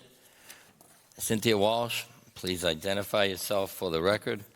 Cynthia Walsh, 1096 Park Street, Precinct 3. I don't visit every park in town, but in my travels, I can't help but notice that the ones I see are clean and well mowed. I frequently go by during the daytime when some of the crew are mowing, and I think that's important. And maybe part of the cleanup day, we could slap a coat of paint on the gazebos. There's one on Canton and Central, and then the one in Veterans Memorial Park could use a little love. Thank you very much for that. Any other questions or comments from the public? Hearing none, thank you very much. On to the next item on the agenda, part of annual town meeting articles. We have Article 20. Page 17 in the warrant. Mr. Chairman? Yes, Mr. Wolk. This is between operating budget and articles, so I'd like to ask this question. Mr. Jaffoon, I'm a great admirer of that new sign in front of the DPW. It's really beautiful. It has a lot of information, very colorful. It appears to be well programmed. But I had a hard time figuring out how that was paid for. Was that paid for from a past article that we passed, or was it a donation, or? Neither. We paid for it from the 23 operating budget. The operating budget paid for that? Correct. Was there a line item for that? For electronic message board, no. Pardon me? No. No. Okay. Do you remember how much it was? I think it was $48,000, I think. So you had $48,000 of surplus in the operating budget? You were able to pay for that? Wasn't surplus, it was an improvement to the building. So we have eight different budgets where part of all the budgets is the overhead, the office, the equipment, all that stuff. So if you divide that by 8, it's about 6,000, call it, per department. Okay, thank you. All right, thank you for that, Mr. Walk. Annual town meeting articles, Article 20, Public Works and Facilities Capital, rack truck, $151,000. Page 17, Page 17. in the picture that we got. Oh, and a nice new picture. Nice new picture. Nice new picture. Is this the picture that's in the material that was sent? Actually, I don't believe it was. I didn't think so, because I don't remember these pictures. No. Could you email this, please? I will, yes. Thank you. That way we can put it in the book. Yeah, yep. I would say a picture tells 1,000 words, in this case, 4 pictures, I guess. And some stats for the unit itself. 1997 truck, 230,000 miles, whatever it is, 225. A tailgate that's intermittent at best. And, some safety concerns, that being said. And now with our new program with the bulk items, we take in revenue about $4,400 a month with that so far. So if you do that quick math, this will pay for itself in less than 3 years. All right, do we have any questions or comments from the committee on Article 20? Just, Mr. Anzavino. what do you plan to do with this one? We'll try and trade it in, or Or, we can auction it off. okay, I didn't know if. We're not going to keep it. All right, I didn't know if you were going to keep it as a, emergency thing. We're done being a junkyard. Thank you very much. Yeah. That's Thank all I you. had. Any other questions or comments from the committee? Article 20, Elliott. Yes, thank you, Mr. Chair. Will that have be set up with a plow or not? No. Okay. Just a couple thoughts on that. It doesn't have a lot of hours and a lot of miles for that particular engine and transmission. I can't help thinking that for $15,000 to $20,000, you could refurb it and fix all the stuff that needs to do it, and maybe get another year or two out of it. Let me take this. Thank you for that question. We had Mr. Carrera, who's an expert on trucks, personally inspect the undercarriage, the frame, and the engine of every piece of equipment. And it was actually based upon Scott's recommendation, we decided what to keep and what to auction off. And Is the frame on that? the whole thing is shaking around. But it was really, I'm not a truck guy. I don't think Paul's a truck guy, but Scott is. So we asked him for his opinion on each piece. He asked us to keep some, and like you said, invest in them. And he told us to get rid of others right away. And we do have the inspection report, if you'd like it, to show us every piece of equipment. Oh, I could believe it with His notes. That's why I was inquiring about the frame. But Yeah. in reality, it's a great engine. If somebody buys it at an auction, they could have a good engine and transmission. Thank you. Chet, you have a question? Yes, I do. I think you're getting rid of this truck because the driver's seat is all ripped. No, seriously, is this a diesel or is this a gas vehicle? It's a gas vehicle. Gas vehicle? Okay, so lifespan is good. Gone. See you later. Buy the new one. Thank you. Any other questions or comments? Mr. Walk. Very quick question. What's the lead time on this, Paul? About 8 months. Thank you. Mr. Laurie, you have a question? Yeah, thank you, Vaughn, through you. Yeah. I'm going to have just a little fun with this one. So you don't have to answer, it's just a rhetorical question. We had an article, to have a revolving fund at the DPW, and apparently equipment, when you ask for $151,000, it's really just 95% of that, because the town is going to expect $7,500 brought back to it at the end of the life of the vehicle that we're buying. So is that what we should expect? Is that 5% of all these great, pieces of equipment will be back in the general fund? Is that where we could expect it to be? It's kind of a rhetorical. You don't honestly have to answer it, but it is kind of, we do expect that you're getting 100% of what we're appropriating during this vote, right? It's 100% of a truck, right? Yes. I'll answer that last question. Yes, we do expect that. The other question, I appreciate you saying we don't have to answer that. Thank you very much for that. Any other questions or comments from the committee on Article 20, Public Works and Facility? Diane. Thank you. Thank you, Mr. Chairman. How much free cash do we have right now, and what will the balance be if we take this out? We had $4.9 million certified in free cash, $4.9 million. Am I right about that? Yes. That is correct. 4.9. Yeah, that was emailed out, Mr. Anzona, correct, yes. Okay, any other questions or comments from the committee? Article 20, Lisa.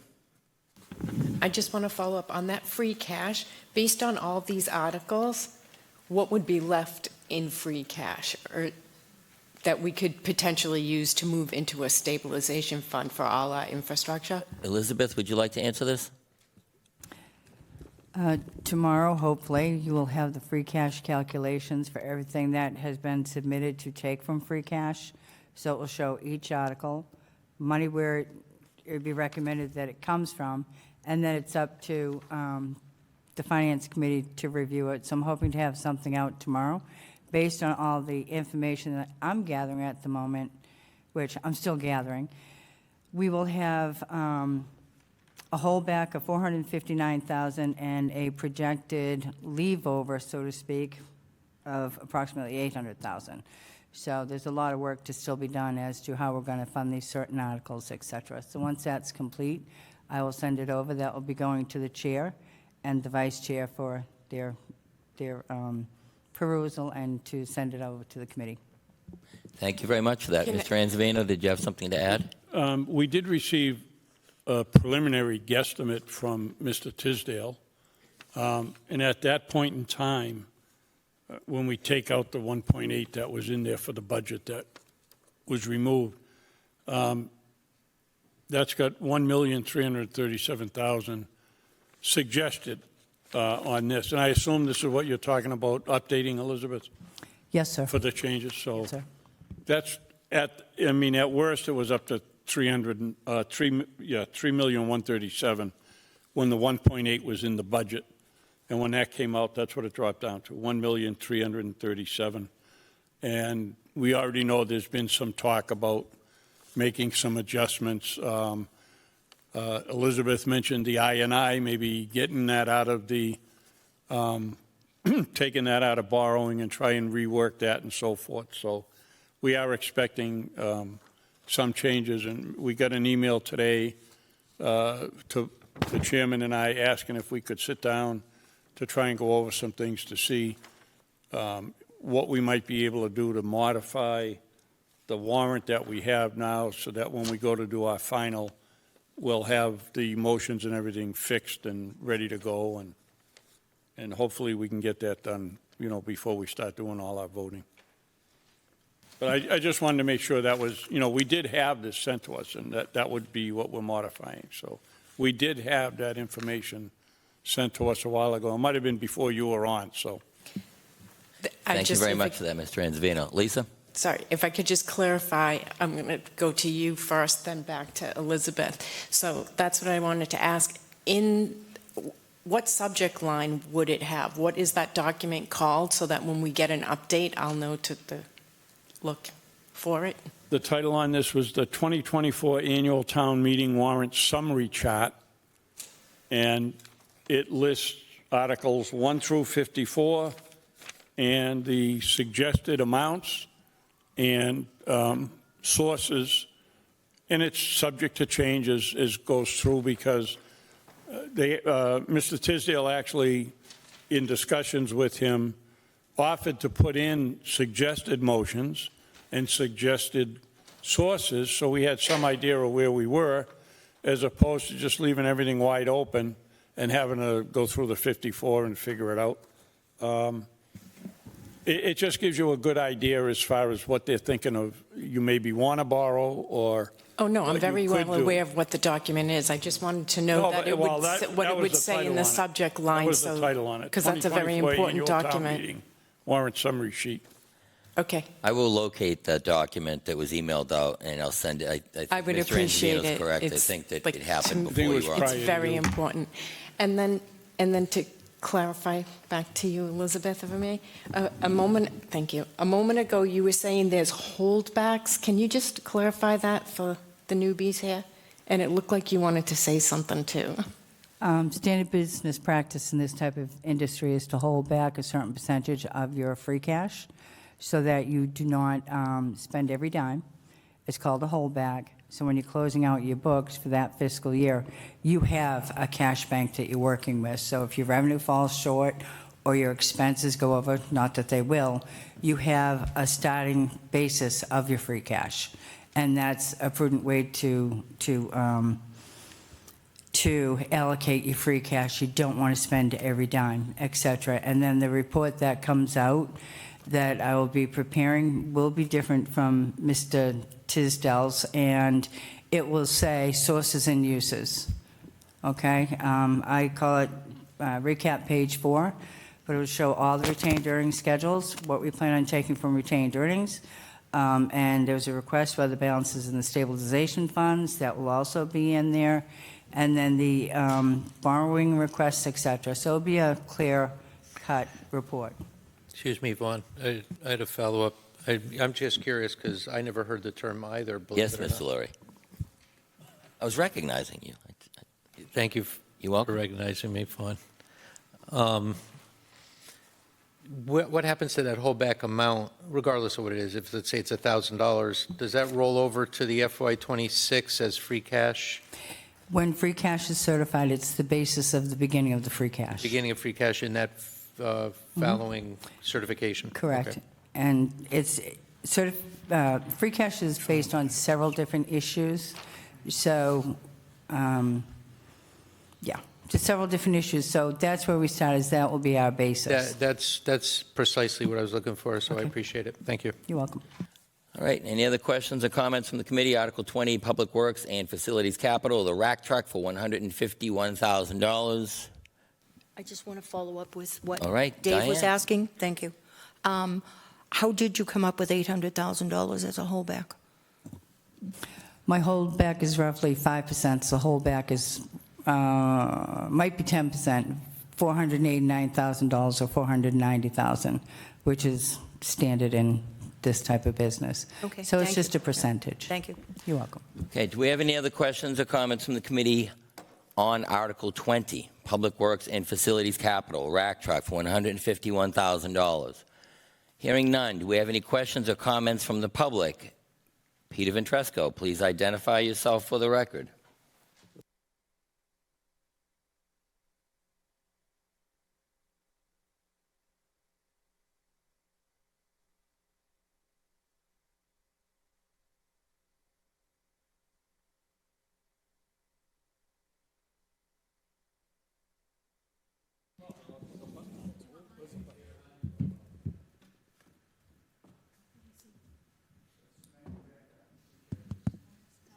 Thank you. Peter Ventresco, 587 Canton Street, Precinct 8. I have a few questions on this truck. One, is it a gas engine or a diesel engine? Gas or diesel? This new one. Can I answer? Diesel. Why are we going diesel when it's more expensive to buy the diesel and for repairs? It's a gas truck, I'm sorry. All right. Let me, And the other one is this classified as a work truck? Not by your department, by the manufacturer. All manufacturers, the low-end trucks are considered work trucks. So they come equipped with the heat and all that stuff and radios, but they don't have all the fancy bells and whistles where the higher models go. I'm not sure if it classifies as a work truck, but it will have heat, yes. Have what? Heat. Well, they all do. Even a work truck has a heat, it has a thought that- radio, it has everything, electric windows, but it doesn't have all the expensive bells and whistles. I mean, one more question before you answer that. What size truck is this? 3/4, 1 ton? Yeah. If Bear you like, with me one Mr. second. Ventresco, I could email you the. Pardon? If you would like, Mr. Ventresco, I can email you the complete specs on it. I didn't hear. I said if you would like, I can email you the complete specs on the truck if you would like. Well, I think it should be answered here. So It we can be decide. answered here. I was just trying to be helpful. I didn't hear what he said. I said it can be answered here. I was just trying to be helpful. Mr. Jaffoon, do you have an answer for the question? The question is, what type of truck is it?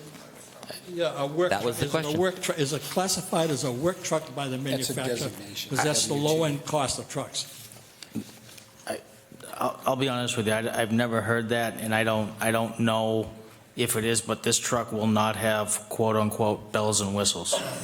Well, we don't know that because you're not giving me a price. You can have this if you like it. He's got one. He's got it. Those are the specs, Peter. Huh? Those are the specs. My point being, if I was to buy a 3/4 ton pickup truck, the work truck would probably be 45 to 49. If I want a bells and whistles, it's going to be up to 85,000. So that's my question. We don't need a fancy truck when you can get a work truck that does the same work for a lot less money.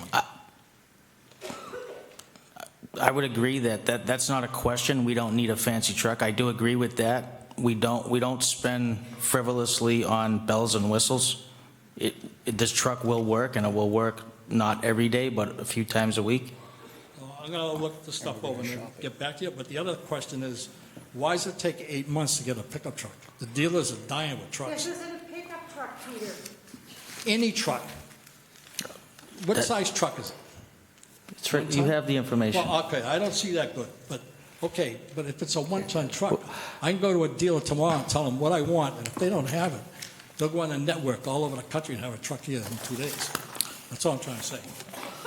So the reason that who we got the pricing from and the quotation from said that the lead time is 8 months. That's the answer. Thank you very much for that, Mr. Jaffoon. Do we have any other questions or comments from the public? Article 20, Public Works and Facilities Capital, rack truck for 151,000 miles. Dollars, not miles. Hopefully it gets more than 151,000 miles. $151,000. Any more questions, comments from the public? Hearing none. Next item, agenda. Article 21. You okay over there? Okay. Article 21, Town Buildings and Facilities Maintenance Upgrade, $75,000. Page 18. Is this similar to last year's article, Mr. Jaffoon? Yes, identical. Okay, it looked very familiar. Thank you.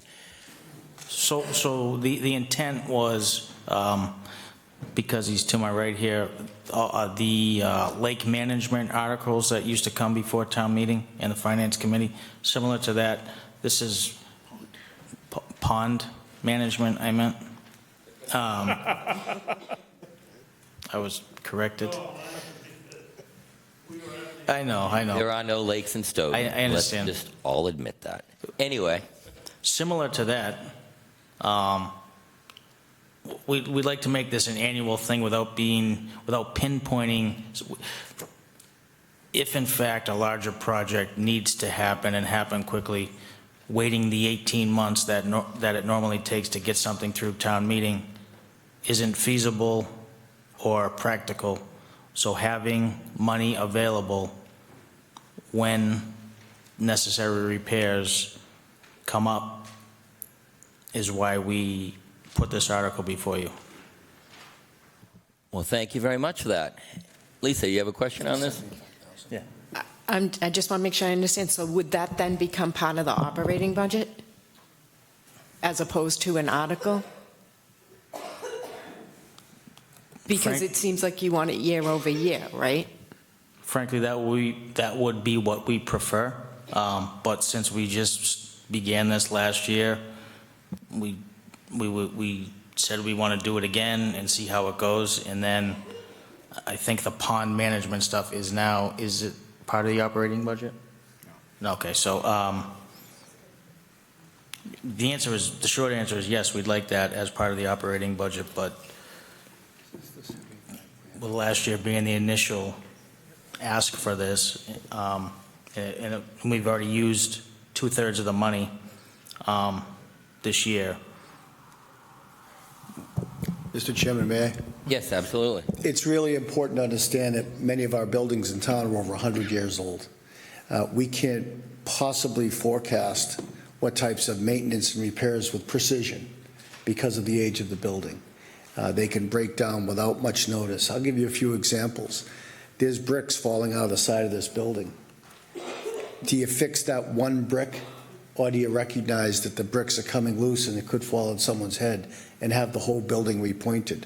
That's not in our capital plan because we didn't know there was a problem until recently. The second point is the flood we had in this building. The insurance company paid us over $1 million to fix it. Long after it closed out, the walls and the stairwells started bubbling because water got behind the walls. We tried to reopen the case, but it had been closed out. So we had to scrape, sand, prime, and paint all the hallways, not in any capital budget. Because of the age of the building, we asked last year that this be a warrant article. We do believe it should be in the operating budget. It is going to be, the buildings aren't getting younger. It's going to be a reoccurring theme. If I might just follow up Yes, on that. Lisa. To your point, that's why I'm a strong advocate for putting the money in a fund for all our infrastructure and capital projects that we have been spending all this time. And that's why at the beginning of this meeting, I wanted to reduce the levy so that we could properly take care of all these things while reducing the budget. So, Mr. Chairman, if I may, it is, in some respects, in a fund. The fund is called free cash. Free cash is the surplus revenue that flows from municipal operations. Of the 4.9, 4.6 is from the municipal side, 300 is from the school side. We use it for capital items. So in respect, it is a fund for capital items. If somehow we decide as a town to reduce the levy, then the free cash is going to go down. If the free cash goes down, we don't have the capital to invest in these types of things or to pay cash for these investments. We have a debt issue in this town. And so if we don't have free cash and if we don't have free cash, we either don't buy new equipment, don't upgrade facilities, or we borrow, and we're getting dangerously close to what we can borrow. So it's not a simple discussion. There are so many moving parts in it, and that's what the financial advisor is going to talk about on the 9th. Thank you very much for that. Mr. Anzavino, you have a question on this? Sure. You answered the first question on how much you've already spent from the fund last year. We actually did 2 of them right last year. We did this one, and we did another one as well. But my question to you is, under the facilities, for building repairs and services, we have $165,000. So is that for just normal upkeep and maintenance that you have to do and repairs you have to do? And this is more for things that might sneak up on you that you weren't anticipating? And That's fair to say. okay. And this would be the line, if you were going to put it into the budget, that's the line that this would go into? Exactly. Okay. We'll keep that in mind as we regurgitate all this. Thank you. Thank you very much for that. Any other questions or comments from the committee? Article 21, Town Buildings and Facilities Maintenance and Upgrade, $75,000. Hearing none. Any questions or comments from the public? Article 21, Town Buildings and Facilities Maintenance and Upgrades for $75,000. Hearing none. Next item on the agenda, we have Article 44, which is Climate Action Plan Committee Consultant, $100,000. Page 38. Thank you very much for that. Mr. Chairman, before I leave, I just want to say thank you. And if I may take 30 seconds, I heard a lot of good feedback about the department, about the men and women who work in all the departments. The thanks goes to me sometimes, but it really needs to go to all of them. So thank you. And when you see them, make sure you tell them they're doing a great job. Thank you. Thank you, Mr. Jaffoon, and I'd like to make a comment to you. I greatly appreciate you coming here and explaining this, answering these questions in your presentations. Thank you very much for the work you do. Have a great evening. You can. He's leaving. You can talk to him. Yes. Yes. And thank you, Mr. Tisdale, too. I don't know if you're leaving now or not. I have no idea. Okay. Article 44, Climate Action Plan Committee Consultant. This $100,000. My pleasure. Yes, Jonna. You have a question? Okay. Grab the mic and just make sure it's green. Press the little button. I can't hear you. Okay. You have a question on what? Okay. Hang on a I second. can't hear her. Can you please speak in the mic so I can hear what you're saying?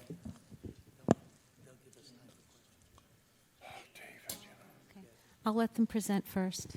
Oh, the question's on this article, right? Okay, then after the presentation, we'll have questions or comments. Thank you. Thank you. Hi, Molly Cochran, Chair of the Climate Action Plan Committee.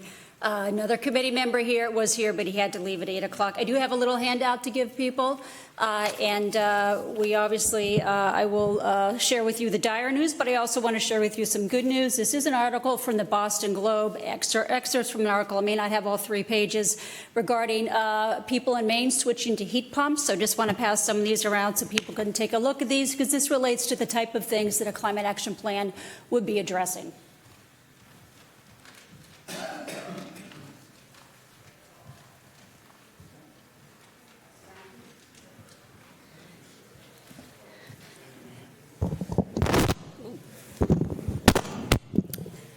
Thank you.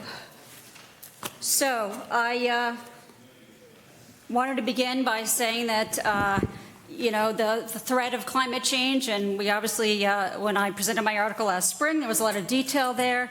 Certainly the threat of climate change continues to be very alarming, but we actually are a very sophisticated society. We have the technology, we have the science, we have the know-how to address this, and certainly the developments in clean energy have actually been pretty extraordinary the last few years.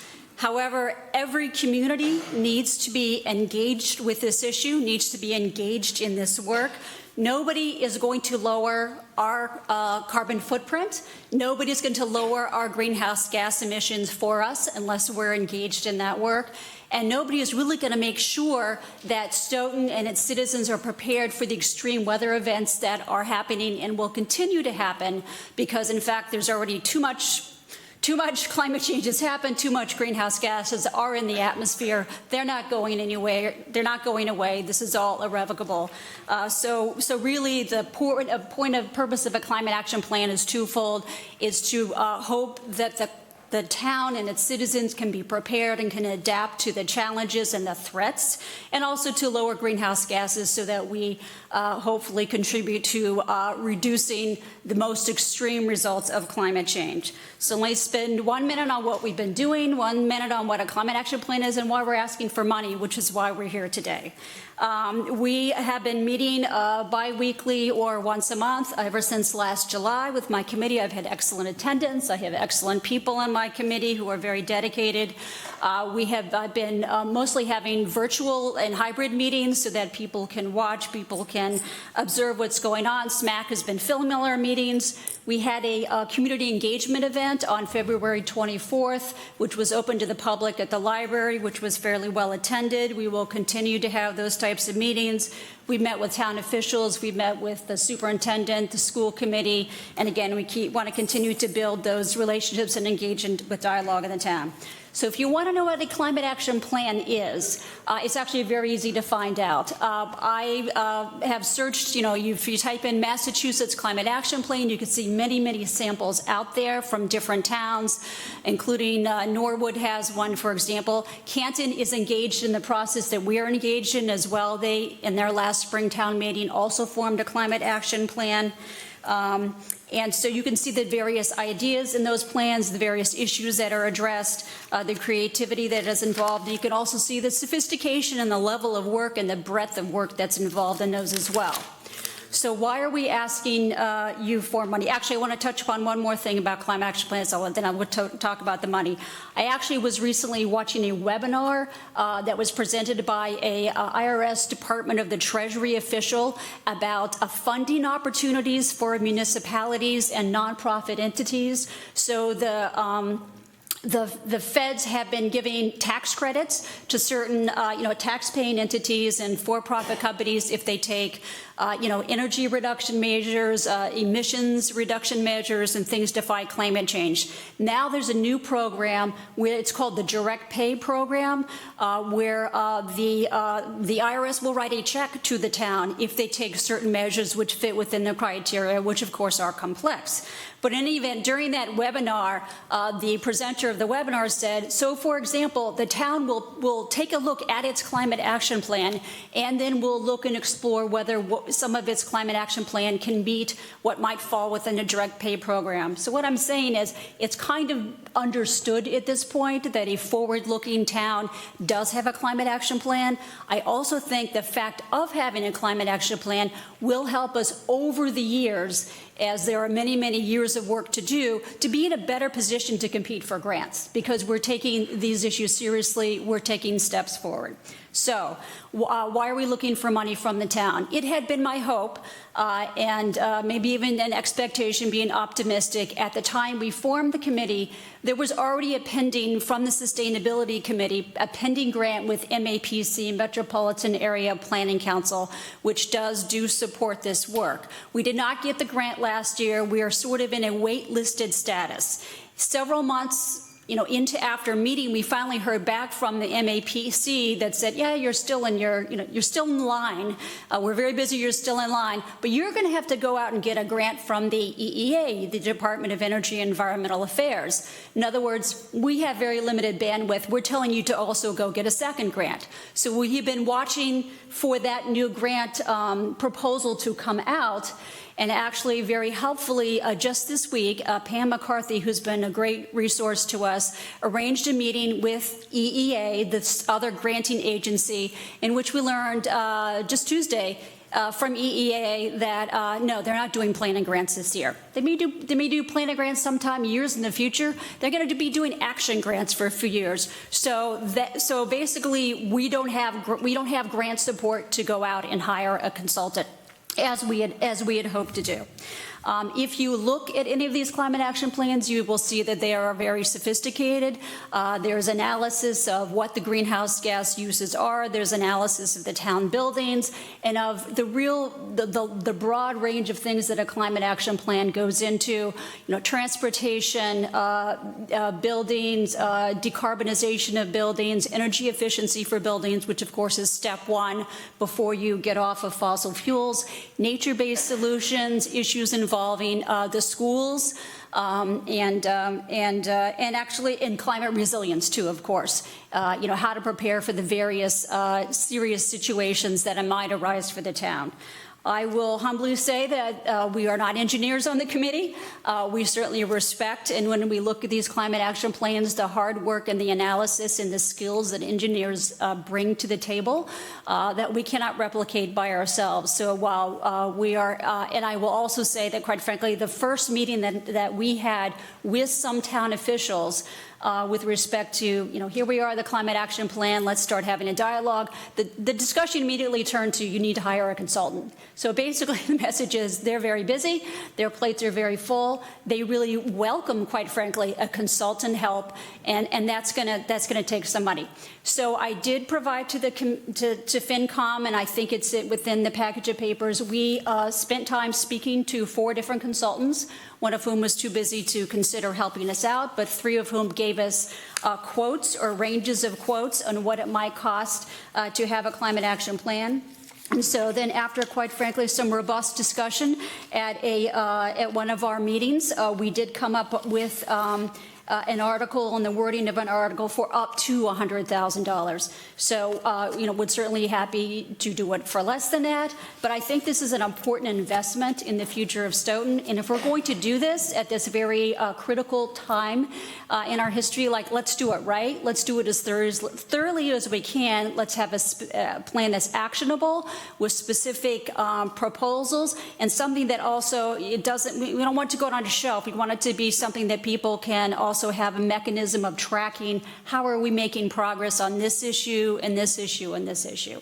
So those are the reasons we're seeking funding from the town. And again, the reason it's written the way it's written was because it was completely up in the air a few months ago. We thought we had a pretty good chance of getting an EEA grant, and now we know we're not. So I'm glad we have the article so that we have an opportunity to get the help that we need to do a really good climate action plan. But that's why it was a little bit more complex in its wording. Had we known that we weren't really going to get this support, it would have been a little bit more straightforward the way it was written. At the end of the day, this would be something that would go through the standard RFP process, and we would ask for, final quotes and scopes of work, and then have assistance with whatever this standard town procedure is. Obviously, I would definitely think involving the decision-making of the town manager as to what proposal to accept if we are allowed to move forward with this and hire a consultant to assist with our work. And I'd be happy to answer any questions. Well, thank you very much for that presentation. Donna, do you have a question? Through you, Vaughn. I wanted to ask, this committee, when I looked back at the original article that they presented at town meeting in May of 2023, said committee was formed for the purpose of gathering information and reporting back to town meeting at no cost to the taxpayer. Now, said committee is seeking $100,000 of taxpayer monies to hire a consultant to do what the committee was charged to do originally themselves. So I'm curious as to why this change has occurred. I appreciate that question. That's a very fair question, and that's one of the reasons when, quite frankly, very, very early on in our meeting, the proposal of even, quite frankly, last fall going forward with an article to town meeting, I said that is the last resort. My expectation, as I tried to explain and need to reiterate, we already had a grant proposal application pending with MAPC last spring. My feeling was that we were in a very good position because we're already designated as a green community to qualify for that funding from MAPC. MAPC responded and said, our staff is overwhelmed. They're doing a lot of this work, but you're in a holding pattern. And now they've said more recently, I don't know what, if any, help they're ever going to give us, but they've basically said, you go get a grant someplace else. So that's why we're in a situation where I had believed and hoped and assumed that we were going to get the grant funding to support the planning work. We're not going to get the grant funding.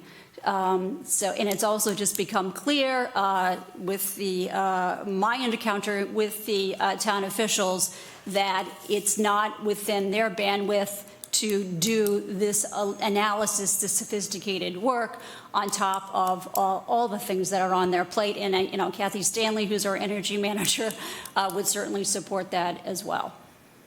Well, thank you very much for that. Can I ask some? You have another question, Jonna? I do. I have a few, actually. I should have said that at first. Sorry. Another question I had is you said that you have good attendance, and I know for a fact that I've been to more meetings than John Malley. That was a tongue twister for me. He came to the first 2 meetings, and we've never seen him again. I've been to just about every meeting, and I'm not even a member. Is this a question regarding the Article 44? Well, it's to her presentation. I'd like to keep the questions somewhat connected to the actual articles on this, because, I mean, maybe she said that. I don't know if it's true or not, nor is it really relevant to the article. I'd like to keep the discussion somewhat relevant. Okay, then the article, okay, can I ask another question then? Absolutely. Okay, the article was about the fact of the climate changing and that the CO2 level, gas emissions need to be addressed. Okay, fair enough. Can I ask you what the atmosphere is comprised of? How much CO2 at the present time, since you're trying to capture and fix the emissions level? What is the present level now? Is this a science quiz? I'm not a climate scientist. I'm a citizen of the town. Can I follow up with just one comment? If you're basing your whole premise on one of the things that you're trying to report on, and one of the factors that you're trying to report on is the decreasing of gas emissions, then wouldn't you know how much was in the air to begin with, so you know what your mandates are based on? I can't ask that quiz question specifically, but what I can say to you is that one of the fundamental thresholds of climate action plans is to do a greenhouse gas inventory to see, and there's various tools available to do that, to see what the town's emissions are currently from transportation, buildings, et cetera, So that gives you sort of a threshold to try to have goals to lower those greenhouse gas emissions over the years. Can I ask one more question that's related to the article? Absolutely. Okay. Thank you. I have actually a couple. I want to hold off on it, but I'll ask one more so I can give somebody else a chance. The committee was founded just for the purpose of reporting after doing an analysis and just to report, but they've gone above and beyond that by going to the kids for school and having them come in, et cetera, et cetera. They've gone on. I'm not going to digress too much. But the information that they were seeking is readily available in the town hall. So why would you need a consultant and have to spend $100,000 of taxpayer money for that when it's readily available in the town hall? I was able to get it from Bill Roth. He gave me a thumb drive, and then he also gave me like 150 pages of information. So it would be redundant, I would think. Bill Roth was one of the people who suggested that we need to hire a consultant to do a climate action plan, and you may want to check in with him on that. We were hired to prepare a climate action plan. We weren't hired to do a report. The climate action plan is to be, and certainly a key part of any climate action plan, which I think everybody here would agree with, is community engagement. So reaching out to different sectors in the community, having public events, which we have had one, and we'll certainly try. Actually, we're going to have an appearance on SMAC. We're going to be talking about, about climate change, about, thoughts for the town, about trying to get people's ideas, and quite frankly, trying to improve climate literacy so people are engaged with an issue, which I think is a little bit overwhelming and a little bit difficult to engage with, just because, quite frankly, it's disturbing what's going on and the threats that are posed and the threats that are posed to the next generation. So that is one of the reasons why, yes, we had a member of the recycling club come to our meeting, which was lovely. We had a couple of teachers, quite frankly, come to our community engagement. We have met with the superintendent, who was wonderful to speak with on this issue, and we've also met with the school committee. We will continue to do that, and certainly engage with as many different segments of the community as we can. I think it's actually a great opportunity for us to discuss the future of our community and where we want it to go. Well, thank you very much. Can I reserve the ability to be able to ask some questions at the end? Yeah, we'll come back to questions. Thank you very much. I appreciate it. Go around the horseshoe a little bit here, though. Eric has a question.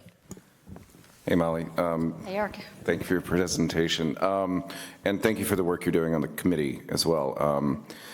The main reason I declined to join it initially was actually because I knew this committee would be putting in real time and doing really real work. And this committee is enough, so I did not want to add it.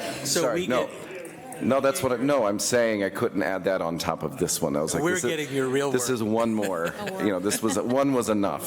So I appreciate you all putting in the time that you're doing is what I'm saying, John.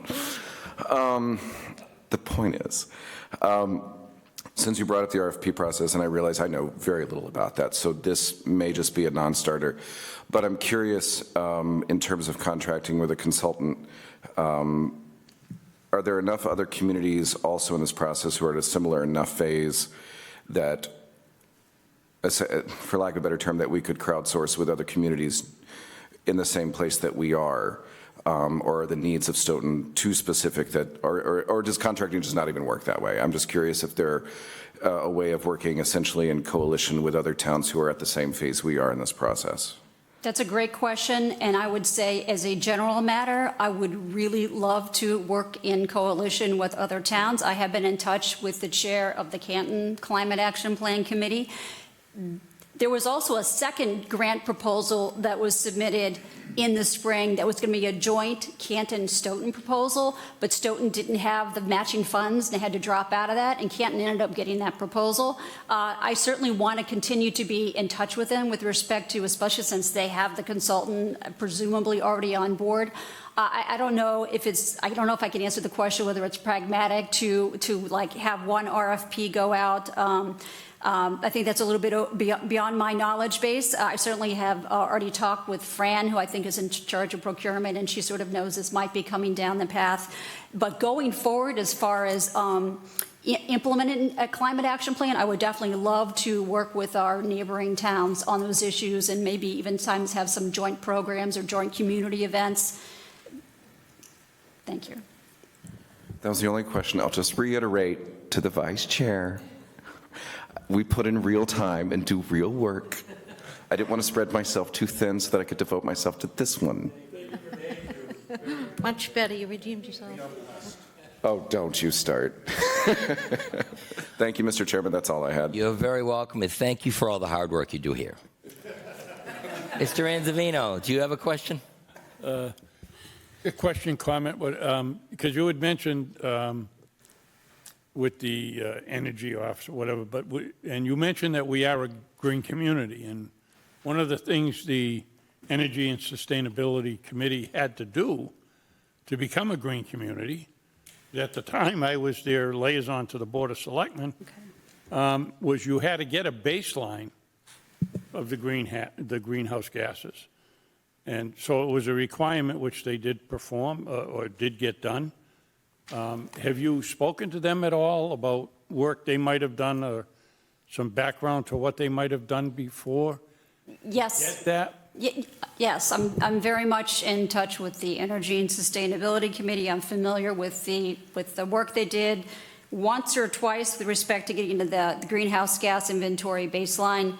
And I know that they're actually engaged in trying to update that right now.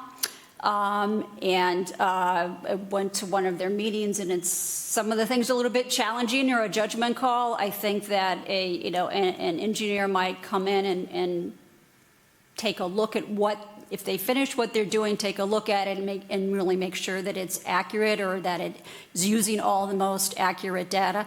But I'm very much in touch with the Energy and Sustainability Committee and the work that they've done on this issue. All right, thank you very much. Thank you. Any other? Mr. Lurie, you have a question? Yes, thank you, Vaughn. Do you? How you doing, Molly? Thank you I'm doing well. Thank you for the presentation. I guess what is kind of muddied up in my mind is that when I hearken back to the original article to form the committee, there was going to be a plan at the end of it, which I think the way I understood it was once you have a plan, then you can get grants. It wasn't, that you needed to get the grants to get the plan. It was like, I guess the carriage before the horse question is where I'm at. I thought that it was your committee, you were going to form a plan, and then once we voted, the select board votes in the plan, we would then be eligible for grants. So are we hiring somebody that's going to be writing, doing grant writing, or are they just helping you with the plan?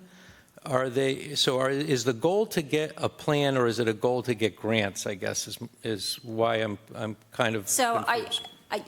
I think that your understanding was maybe not completely accurate, and maybe when we were at town meeting. So I think the purpose was to get a plan, and you'll notice that it was like a 2-year periods, because that's how much work needed to be done to develop the plan. It wasn't like we're going to come back with a plan in 12 months, or we're going to come back with a plan in 6 months. There was going to be a plan that was due in 2 years from the committee being formed. And yes, the purpose was to, hopefully get support through a granting agency to be able to have the expertise, which we don't have, to do a plan. So the point of hiring a consultant now is to develop the plan. And again, I would invite everybody to take a look at Acton's climate action plan. Norwood has a very simple one, but still has some sophistication. Gloucester, Concord, you just type in the word Massachusetts Climate Action Plan. You can see the charts, the graphs, the analysis, the this, the that. You can see the breadth and the scope of the plan. So our point is to have a consultant step in, take a look at the town, take a look at a roadmap that can get us to a situation where we're reducing greenhouse gas emissions, and also to addressing some of the challenges or the situations we might be in with extreme weather events. And I will say the one issue which I think the town has with consultants already been working on and does have a grasp of is the flooding issue, which is great. So you could say the town has been looking at flooding, they've got reports, they've hired consultants, they have hired outside engineering consultants to help with these reports, which address flooding and those things. But there's all sorts of other disasters that might happen. We might have storms with power outages, what's going to happen to people who are disabled or elderly. We might have heat waves, how is that going to impact people? We know people can die in heat waves. We might have situations, et cetera, et cetera. So that's, a general resilience or emergency management. That's something else that it really would help to have engineering expertise to help take a look at those range of issues. So again, the town does have a history of hiring outside consultant engineers to come in and to help with these types of issues. I need a little bit more. Yes, Mr. Lurie. Okay. Thank you, Vaughn. So it sounds like, I'm not trying to try to read your mind about it, but it seems like you want the grants kind of layered on top, almost like extra benefit. Like we not only are developing a plan, but we're also getting grants at the same time, because the grant that you're looking for is going to happen within the 2-year time frame that you said, because I don't think you understand. Well, you're putting a lot of emphasis in your presentation around the grants. So I'm wondering, why are we talking about grants when because the grants I'm come at the end? No, I'm not done speaking, please. Thank you. Thank you. My understanding was that you had the 2 years to develop the plan, and then once you had the plan, you'd be eligible for all these wonderful grants. But we're pulling in the time frame. It sounded like from the presentation you're pulling in the time frame to develop your grants now instead of doing it at the end of the finished plan. I'm just trying to make it very simple. We don't see any grant opportunities available to us during the 2-year time frame, which is a year is almost up, that we need to develop the plan. And we do need professional expertise. What I am saying to you is, hopefully, once we have a plan as a town, which is not going to be until spring or summer of 2025, that in the future, yes, hopefully that will be helpful to us to get specific, I would call them action grants. So in other words, we want to, deal with an issue with this building. We want to put in EV charging stations. We want to put in solar panels.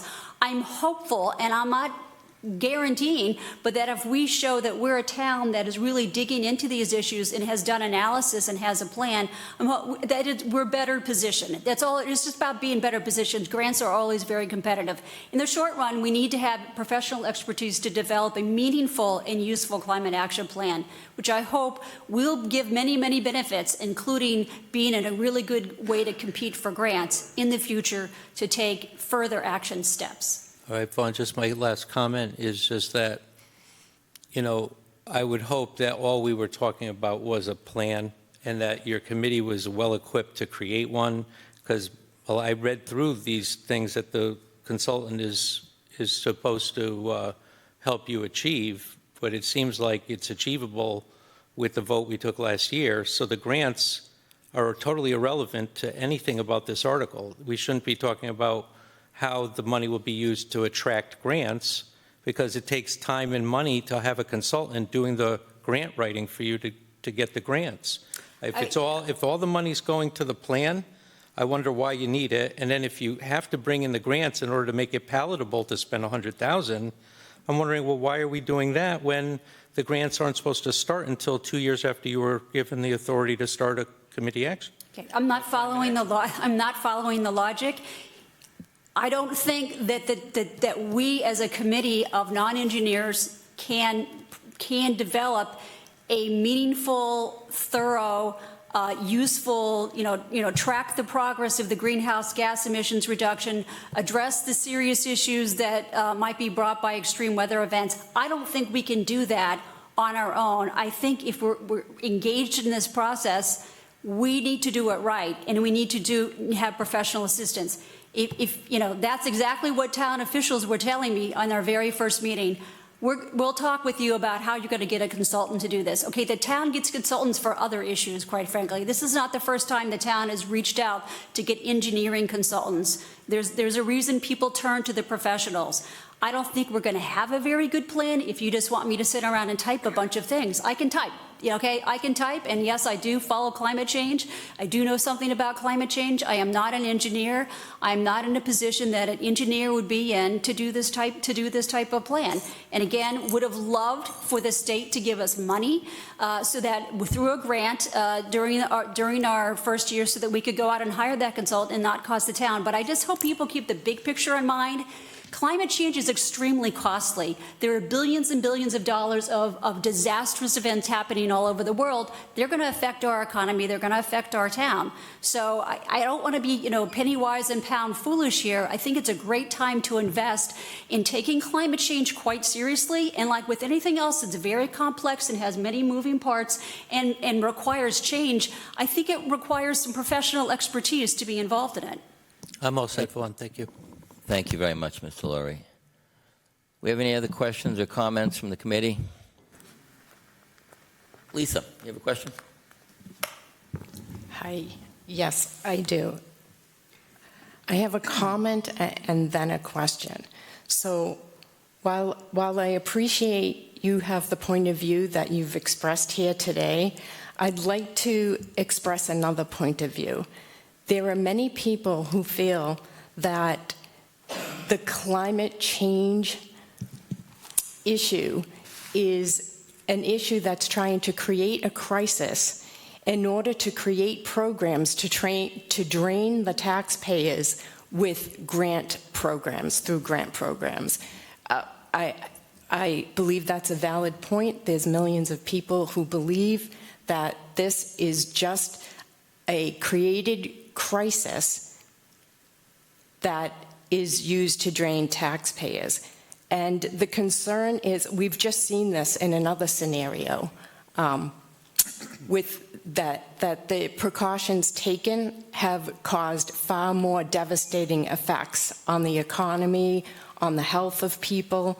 So with that in mind, I would ask if we've thoroughly, I'd like to ask about the climate change, thoroughly looking through how much this is actually going to cost the taxpayers. Not only this article, which is asking for $100,000 of taxpayers, but if you were to implement the plans that you're suggesting, how bad that would devastate the economy and the value that that would bring.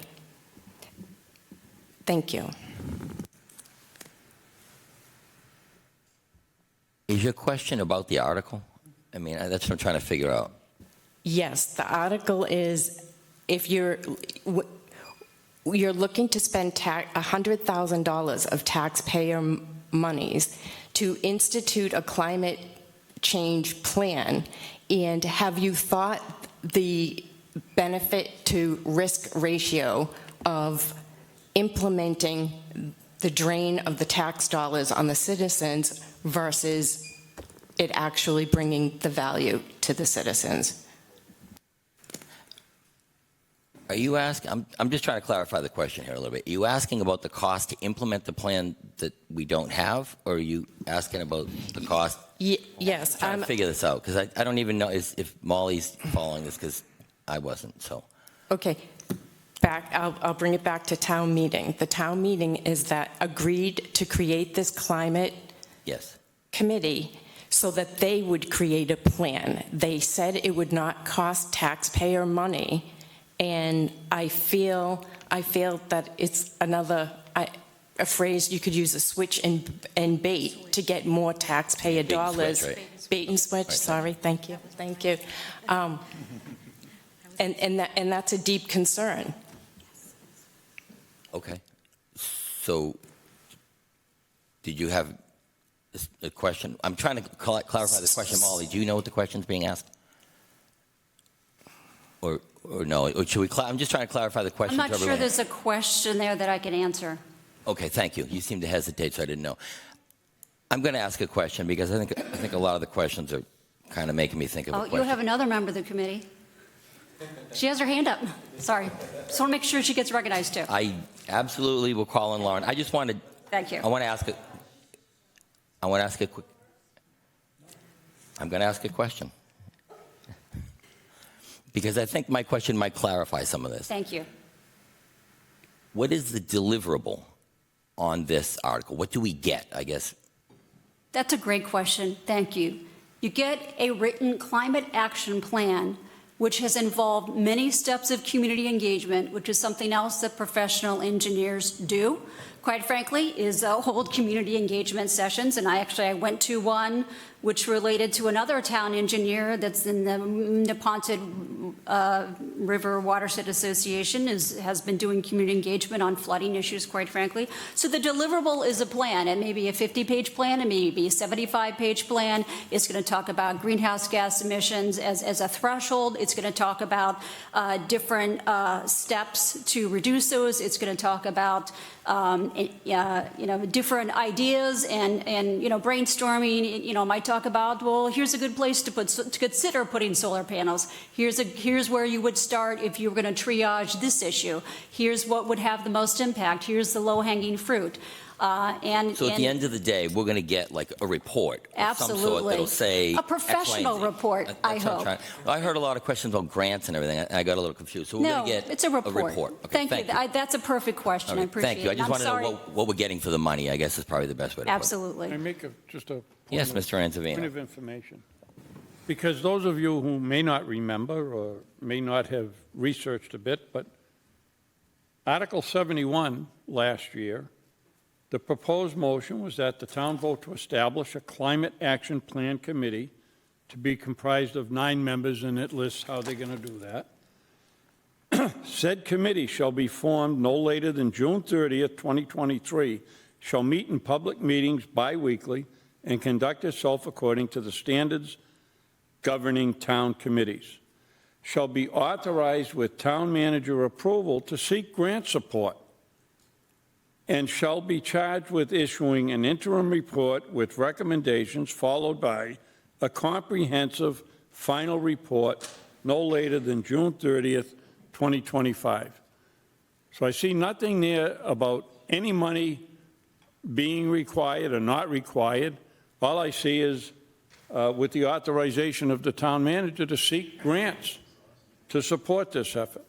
I just wanted to read the actual motion so it was fresh in people's mind what they were charged with last May. Thank you, Mr. Chairman. You are very welcome. Lauren, did you have a question?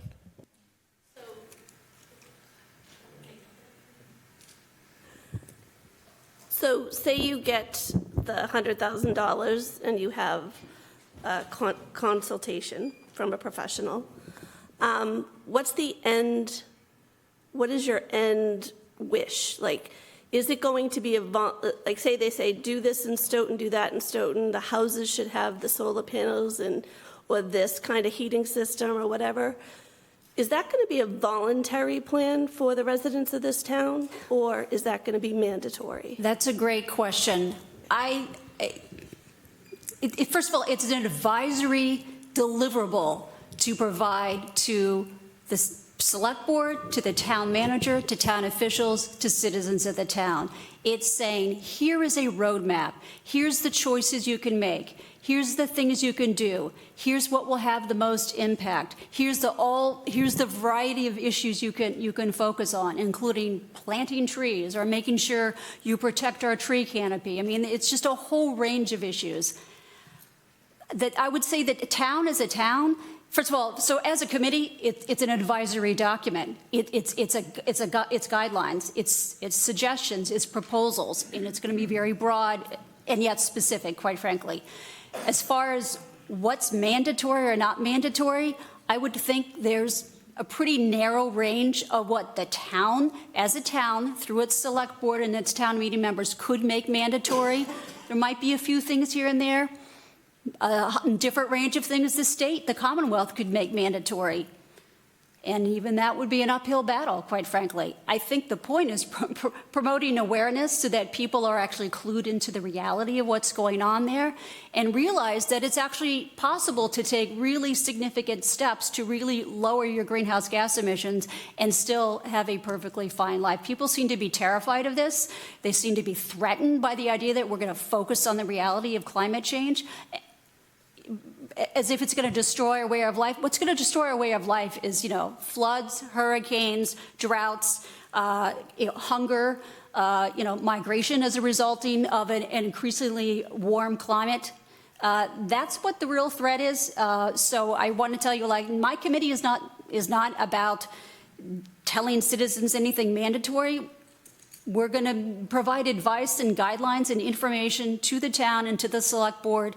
And I would say if anything mandatory is coming down, it's probably on a state level or at some, or on a federal level, quite frankly. So, but there's no reason that, at the same time, I think we on this level need to be looking at these issues and need to be aware of these issues and need to be making good choices about these issues. Thanks for the question. Thank you very much for that. Eric, you have a question? Thought of another one, and honestly, it kind of both to Yvonne and Lisa's questions together, because I'm assuming that we'll do this. When we get that deliverable, is it okay to then ask the committee, essentially, what's the word I'm looking for, ask this consultant to include in their report essentially a cost-benefit analysis, and including, but I would say a cost-benefit analysis that, and this is a little bit of crystal balling, which I know engineers hate. But essentially, cost-benefit analysis that includes, if we do not take these actions, what kind of costs are we then facing? So essentially looking as broadly as possible as to outcomes based on the decisions that we make from their report. That's another great question. I appreciate that question. I think on some issues, you certainly can do that. In other words, if you say, and the town has been taking some measures to the extent it gets green community grants to promote energy efficiency in its buildings, doing smart things based on engineering information. I think for those types of things, you definitely can. You can say, well, it's going to cost me, $3,000 to put in these new temperature controls. You're going to save that much money in the next 5 or 10 years by lowered energy costs. So there are some things that you can definitely tie to a quantifiable cost-benefit analysis. When it comes to, are we going to, put asphalt down here or going to put down some type of green space that might have some trees and woody shrubs that pull carbon out of the air? I don't know if they can quantify that, but in any event, that's a little bit more difficult to quantify. But I think, moving to energy independence and clean energy and having a lot less air pollution, which actually does have a immediate local public health issue, I think there's probably people out there in the public health field who probably can crunch the numbers about the cost benefit if you have less pollution. So thanks for the question. All right. Thank you. Lisa, you have a question? Yes, I want to thank you, Eric, for clarifying that succinctly better than I did. Thank you. I appreciate it. Okay, so I just wanted to ask, you're asking the taxpayers of this town to spend $100,000. And based on what I've heard from your presentation today, we have people at the federal level and the state level and people in other local towns who have already delved into this matter, why wouldn't we be able to use the plans that they have already come up with and save the Stoughton taxpayers $100,000? I appreciate that question. It was a good question. I certainly think that the task of developing a meaningful climate action plan is made easier by the fact that there are other climate action plans out there. There's also the state's climate chief report, which I've taken a look at it, but that's much on a bigger level. I think I'm going to be inspired by what Tom Coulter said to me when I met with him. He said, be specific.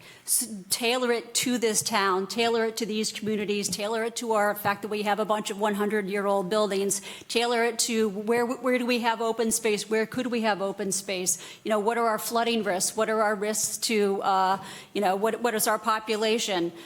So I think we certainly can build from and learn from other climate action plans that are out there. As far as you can see, you know, there's a whole universe of things, and some of those things are maybe don't fit with our town, or they're too expensive for our town. So I think it's a good starting point. But I think, you know, if anything, that helps us get a more useful plan. And I just want to clarify, not all these quotes came in at $100,000. If there's a perfectly good quote that's at $75,000, we'd be absolutely happy. And I think, again, I think the town manager is going to be making the final decision on that. If we get quotes for less than 100, we're perfectly happy, as long as we have the professional assistance to undertake this task. All right, thank you for that. Elliot, you have a question? A few, if you don't mind. What greenhouse gas are we talking about here, specifically? Carbon dioxide, methane, which I know a lot about methane only because I've been reading up about it. It's a very, very powerful greenhouse gas as far as causing the heating of the earth. And the third one, I think, is nitrous oxide, which I don't know much about. But the carbon dioxide and the methane are the most prevalent greenhouse gases, and the methane is the most powerful greenhouse gas as far as causing climate change. Which one was the most powerful? Methane, and methane is... And what is the source of the methane gas? You know, I had that in a PowerPoint. I'm not sure if I still have this here, but one of the most obvious and easiest to cure ways from methane is it comes from when you throw your kitchen scraps in the landfill. So if you were to compost your kitchen scraps instead of putting them in the landfill, and methane also comes from you know, gas heating systems. Yeah, it's right here. Gas heating systems, gas stoves, some agriculture. I mean, not growing your own tomatoes in your backyard.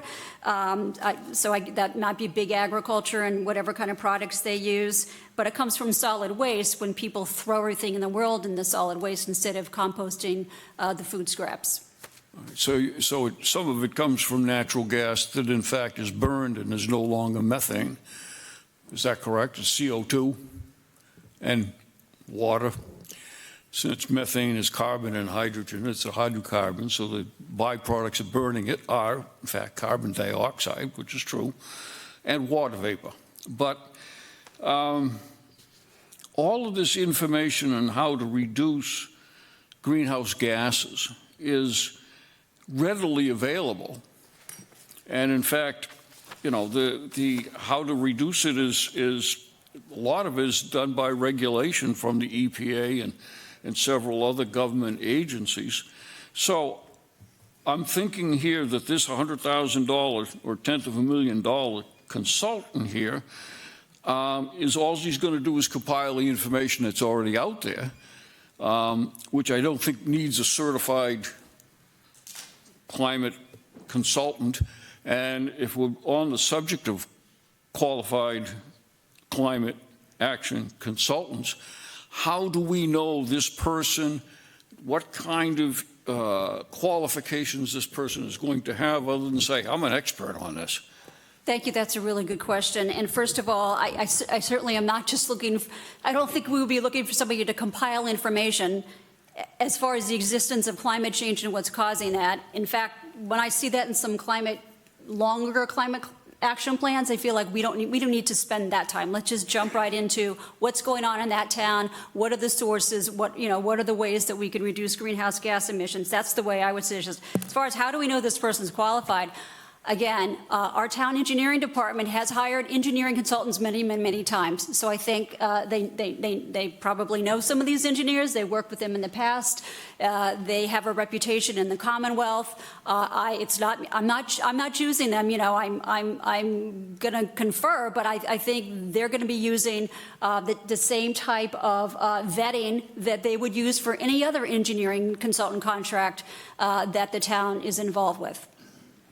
You So did- it would be no different, quite frankly. Thank you very much for that. You did say that part of it was composting was causing methane. Yes. No. Failure to compost is causing methane. Failure to. Throwing your kitchen scraps into your garbage and it goes to the landfill, and either it's sitting in a landfill or it gets incinerated, that causes methane. If you properly compost, you can turn that into compost and you don't create methane. That's why people who are into sustainability talk about composting. Thank you very much for that. Thank you. You have another question? Okay, we're going to stay on Article 44, though. Okay, everyone knows that, right?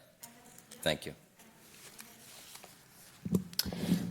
Thank you. Through you, Vaughn. I have two questions. One is from myself, and one is from a fellow citizen that asked me to ask this question to you. They asked if their question was, have you asked schools to implement programs? What was the question? Have you asked schools to implement programs? Okay. I couldn't hear it. That was the fellow citizen's question that I told them I would ask for them. I did talk with the superintendent about curiosity as to the curriculum, as to with respect to, we have a generation that is the climate change generation. I'm, making sure they're well educated and well armed to deal with challenges that, quite frankly, 25, 50 years ago, it wasn't on the radar screen. Nobody understood it. Nobody knew it was coming. So, and I also referenced that when we met before the school committee and said, here's what we're doing. We'd like to, engage with you. We'd like to know what your thoughts are about that. We would think that that is something that should be in the curriculum, which I think is a complex discussion, because I think, but I think there are ways, you don't want to frighten young children. Of course, high school students, they know what's going on, and everybody has a little cell phone, they know what's going on. But I think there's very simple things you can teach young children that are really just about, quite frankly, money saving, energy efficiency, turning off the water, don't waste the water, turn the lights off, don't do this, don't do that, don't waste food. All those things are really great things that are helping to fight climate change. And so it's a sensitive issue as far as, who would be taught when, but the idea that people might graduate from high school and just not really grasp the fundamental laws of Mother Nature, science, and physics, and, what's going on with the rising seas and the melting ice caps. So it was referenced to the school committee, and it was referenced to the superintendent. Thank you very much for that. Okay, now my question, please, through you, Vaughn. I can appreciate that you don't feel confident enough or competent enough, whatever, to make your own proposal, but you still went before the town meeting and said, at no cost. It did say that in the proposal of the motion. I'm not sure which one. And I want to bring it back to that. You brought us to this. You brought this out at town meeting in 2023 and stated that it would be just a program, just to give us an idea of what you wanted to propose at no cost. And now here it's costing us $100,000, and you're saying it's necessary because it's an imminent danger.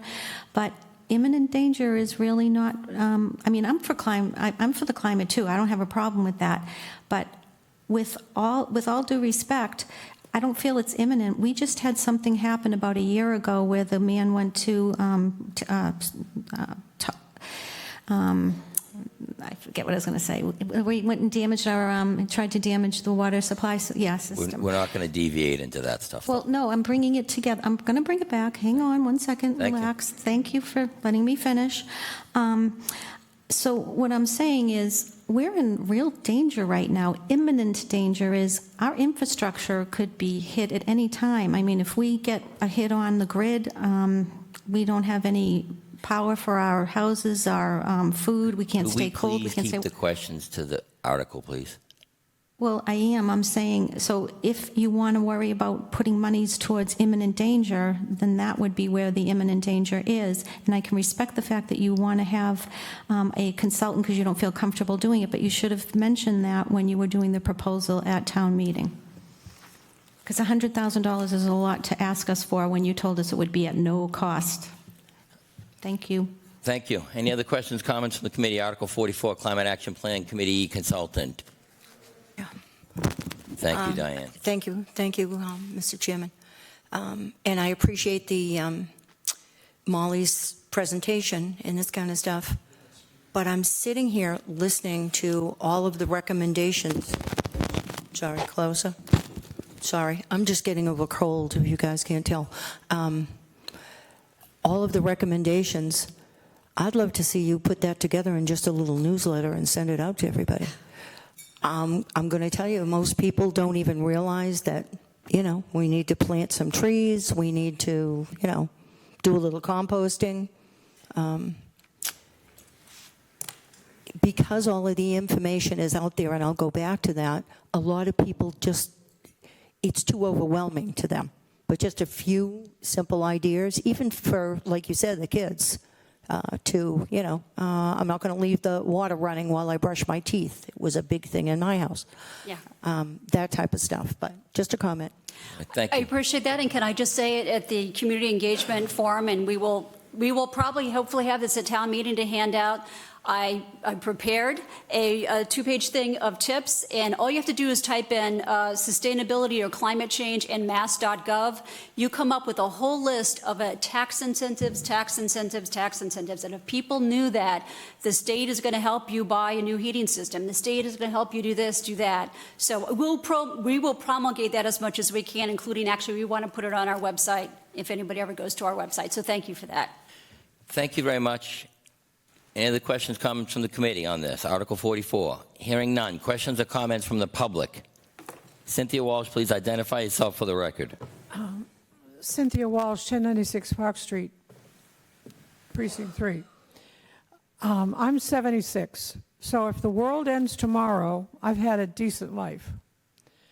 But I have 17 nieces and nephews. I have 12 grandnieces and nephews, some of whom live in this town. And I would like to go to my grave thinking that the world that I left them is a teensy-weensy bit better than the world I inherited from my parents. I'm of the generation that hunkered under her desk at school because if those people attacked us with atomic weapons, my desk would save my life. Well, we all know that's a joke. I did attend the flooding forum, and what scared me is I'm used to watching TV and houses on the Cape that belong to rich people slide into the ocean. Now, I don't cheer, but that's not going to happen to me. Au contraire, one of the biggest flood zones in Stoughton is our town center. Yikes. I bet everyone who didn't believe in climate change in Leominster is whistling a different tune. And when your home is destroyed, and these appeared to me to be ordinary folks, and they appealed to the state and they appealed to FEMA, they were told losing their home wasn't enough damage for them to be compensated. So what the government is kind of saying, at least the big government, not the Stoughton government, but the big government, is saying, on a lot of this stuff, you're on your own. Now, I'm glad to hear that you will be providing information because a lot of these issues are too big for a lot of people. And common sense things that they can teach their kids and expensive things occasionally you are going to buy a new house. My nieces, nephews are all trying to do that. Some tips about what to look for, so you don't buy something that's not going to be sustainable. If you're going to spend in Stoughton $500,000, that's a fixer-upper in Stoughton, $500,000. You need to know what to look for so that you can afford to keep that house going and that you can afford for it to be sustainable. And $100,000 divided by our population is a little over $3 a person. Thank you very much for that. Any other questions, comments from the public? Please step forward and identify yourself for the record.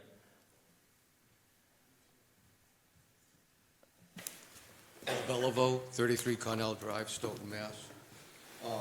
I think they completely met their objective of giving a comprehensive report. The comprehensive report is that we need a consultant to come in here and look at the town and decide what we need to make major impact on climate change.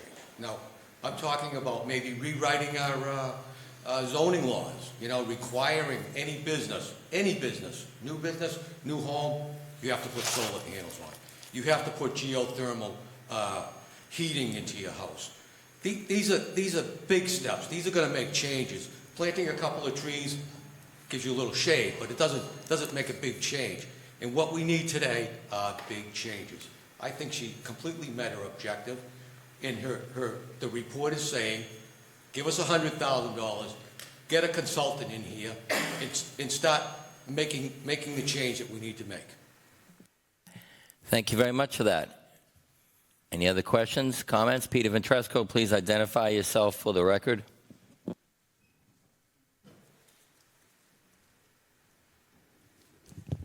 Peter Ventresco, 587 Kent Street, Precinct 8. I'm not a big fan of this climate control because over the thousands of years, we go through cycles, the ice age, hot, different things. And it's just a cycle we're going through. Now, she couldn't answer some questions before somebody asked her what the CO2 count was. But the last time I read anything last year, in Massachusetts, we're pretty good compared to a lot of other places. But she hasn't come up with any scientific backing of where we are. All I hear is engineers, but engineers come in all kinds of forms, so I don't know what kind of engineers she's talking about. Now, when they first opened up the first portion of 93 going into Boston, the expressway, in the early 60s, you'd be driving there. When you get near Dorchester, you would see the city skyline, and there'd be a big cloud over the city. That was smog from the city. You don't see that no more. It would be a bright sunny day, no clouds, but it was always this big fog over the city. So we've done a good job of cleaning up the state.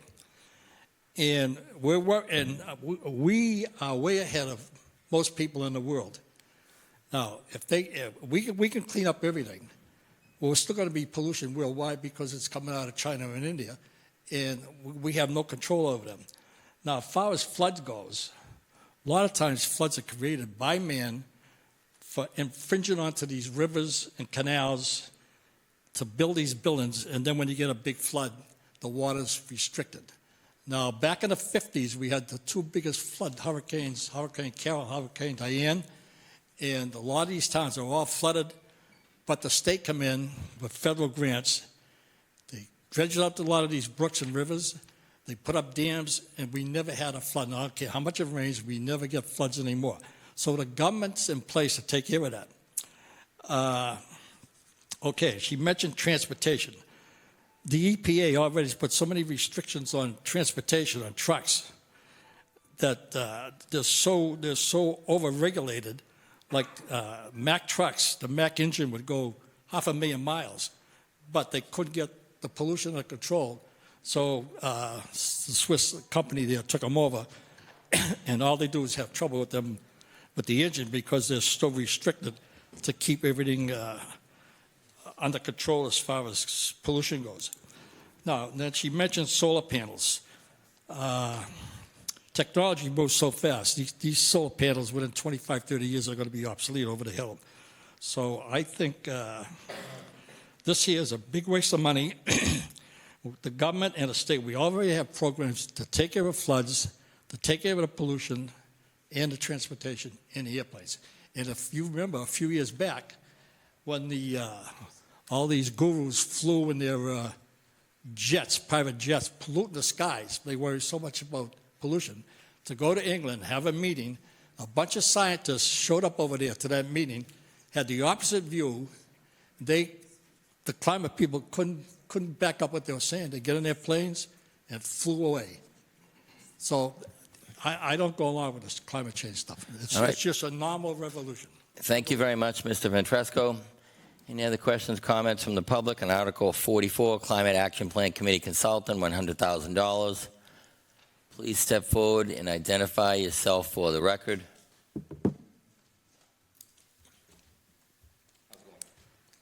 Hi, Peter Machula, 115 Perry Street, Precinct 5, also municipal regs member. I just want to say that I think there's, in my mind, this isn't a question as far as whether there is climate change or not. Whether there is climate change or not, it's the, all right, sweet. The science is, I don't think, something to be argued or refuted. It's a question of how we're going to proceed and how we're going to approach this issue. I think, to me, it's a straightforward process. Yes, $100,000 wasn't asked for initially, but hopefully the grants were going to cover it. They didn't. Now we're to the point that Molly's here. Otherwise, she wouldn't be here in the first place, right? And as far as taking things from the state level, the federal level, and applying them to our town, that's the whole reason why towns have climate action plans, is because they are town-based. You can't take the engineer's viewpoint of what's happening at the state level and directly apply it to the town. So I think it's important for us to get our own engineer, get our own data and facts going. As far as us being in a good place, we are not in a good place. This is a global issue. This is not just our town. And we need to look at what the facts actually say. And the data is easily, you can find it out there. If you were trying to get exact CO2 levels, if you're trying to get exact methane levels, if you're trying to get this information, it's readily available. And, excuse me. I don't think Molly should necessarily be expected to know that stuff. And then last but not least, I just want to point out the whole thing with methane and composting and landfills and home. That has to do with the fact that when you put trash all together and you cap it, it's anaerobic, creates methane. When you do home composting, part of the whole thing is you turn it over, you get air into it. Even commercial composting deals with that. You get air introduced to it, then it's aerobic. If it's anaerobic, you create a slimy slush that, off gases. That's the difference between the two, if anybody was interested. Thank you very much. Well, thank you very much for that. Any other questions or comments from the public? Article 44, Climate Action Plan Committee Consultant, $100,000. Hearing none. Next item on the agenda, Article 51. Thank you very much, Molly, for coming here to present Thank you, tonight. and thank you for all your questions. They were very, very helpful, actually. Thank you.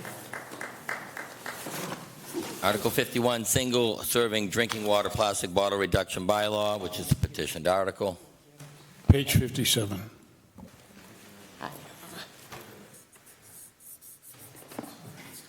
Hi. I'm Rosalind Zoll. I'm the co-sponsor of the article. Basically, the idea is to ban single-use, non-carbonated, non-flavored water bottles. There's something that has proliferated. 70% of those bottles are never recycled. So it's going directly into our trash stream. It's going into the water. Most of the communities in Massachusetts that have banned them are on the Cape because they're very concerned about the water. Other communities such as Hingham, Concord, Arlington have done it. The state has banned agencies from using them. Basically, the problem is that they produce nano particles of plastic that stays in the water. When you drink from a plastic water bottle, you're ingesting plastic. It's causing a lot of health issues, including fetal abnormalities. And it's just something that is easily replaceable. Many people, in fact, people sitting here have the refillable water bottles, so which you can fill out of your tap water. There are other things. I think there's boxes of water now. They are starting to produce plastic water bottles of completely biodegradable products. So hopefully the plastic water bottles that we have will be replaced. It takes 1,000 years for the plastic to break down. So whatever your water bottle will still be here well beyond anybody's lifetime or anybody's descendants' lifetimes. So that's basically, just getting rid of them. There's no real need for them. So. All right, thank you very much for that. Questions or comments from the committee on Article 51? Chet. Mr. Chairman, hello. Yeah. My question to you is, have you considered the superstores, Stop and Shop, Shaw's, all these commercial places, food stores, convenience stores, things like that make a living off water? I don't think Stop and Shop is depending on plastic water bottles. No, I know, but they do sell a lot of they sell them. water. They sell them. I don't think it would really affect their profits that much. Well, the same thing that affected when they got rid of the plastic bags and went to paper bags. They had to buy millions of paper bags to cover for the plastic bags. So, what are we going to do? But this is this considered banned? That's flavored. So, what's the difference? That wouldn't be banned. It's just the way I don't understand why this has to come up. I don't understand it. Several years ago, they did try to get a deposit like we have on soda and carbonated beverages, and it did not pass. So this is a way of trying to at least eliminate some of it. I agree, they probably should, ban everything, but it's not something that, nobody's going that far yet. Well, according to our new sanitation plan, most people now are recycling all their products. Cardboard, paper, plastic bottles, containers, things like that. So I don't think I don't think it's a big issue to have single. What are you going to carry around a Yeti? When you want to walk in the woods. You buy one of those refillable things, and the thing is that the water will stay cold. You can It may stay cold, but now you have this big thing that you have to carry around instead of like a little small. They're pretty light today. They're not that heavy. I have two, and I'm telling you, I will not go walking through the woods with my wife with a Yeti. We carry the small plastic bottles of water. And that's my point. My point is, I don't really think this should be an article to be. I'm voting no on it, but thank you. Well, thank you very much for that, Chet. Do we have any other? Lauren, you have a question? Yeah. So if you go into the grocery store, you can buy like 24 pack of water? Yeah. Why? If you want to ban this, why do you don't want to ban we're it? not, the whole idea is any bottle that's under a gallon we're talking about. If you buy a 24 pack of single-use bottles, that's still single-use bottles. Great. So you're not wanting to ban that?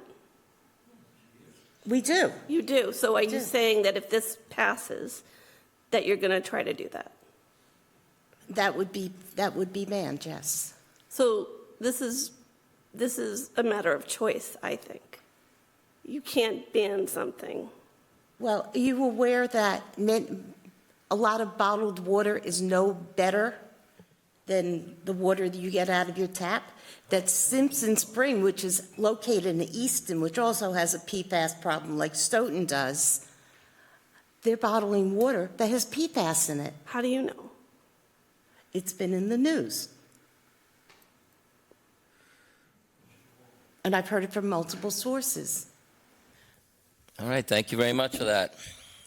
Elliot, you have a question? Yeah, I guess I do. I think banning this, so you can't sell it in Stoughton, but you can go over to Brockton and buy the same bottle. I think, well, several years ago, I remember when I was a young kid, and we were walking with my mother through Boston and Brockton, and there was litter everywhere. It was swirling around in the streets. And they had a good public thing many years later about being a litter bug and everything else, and they'd put out trash cans and everything else, and the streets were far, far cleaner. I think rather than having an ordinance where people get fined and maybe sooner or later, as you said, no containers of any kind will be allowed as the ultimate goal. I think that's the wrong way to do it. I think the public would be best served in people doing the same sort of program they did with the litter bugs and taking it upon themselves to not do this. My neighbor lives on bottled water, all right? They never leave it around. It's always recycled in the town. So I really think the approach of banning it is not a good approach. I think there's better, more gentle, and equally effective ways of doing it. Thank you very much for that. Lisa, you have a question or comment on this?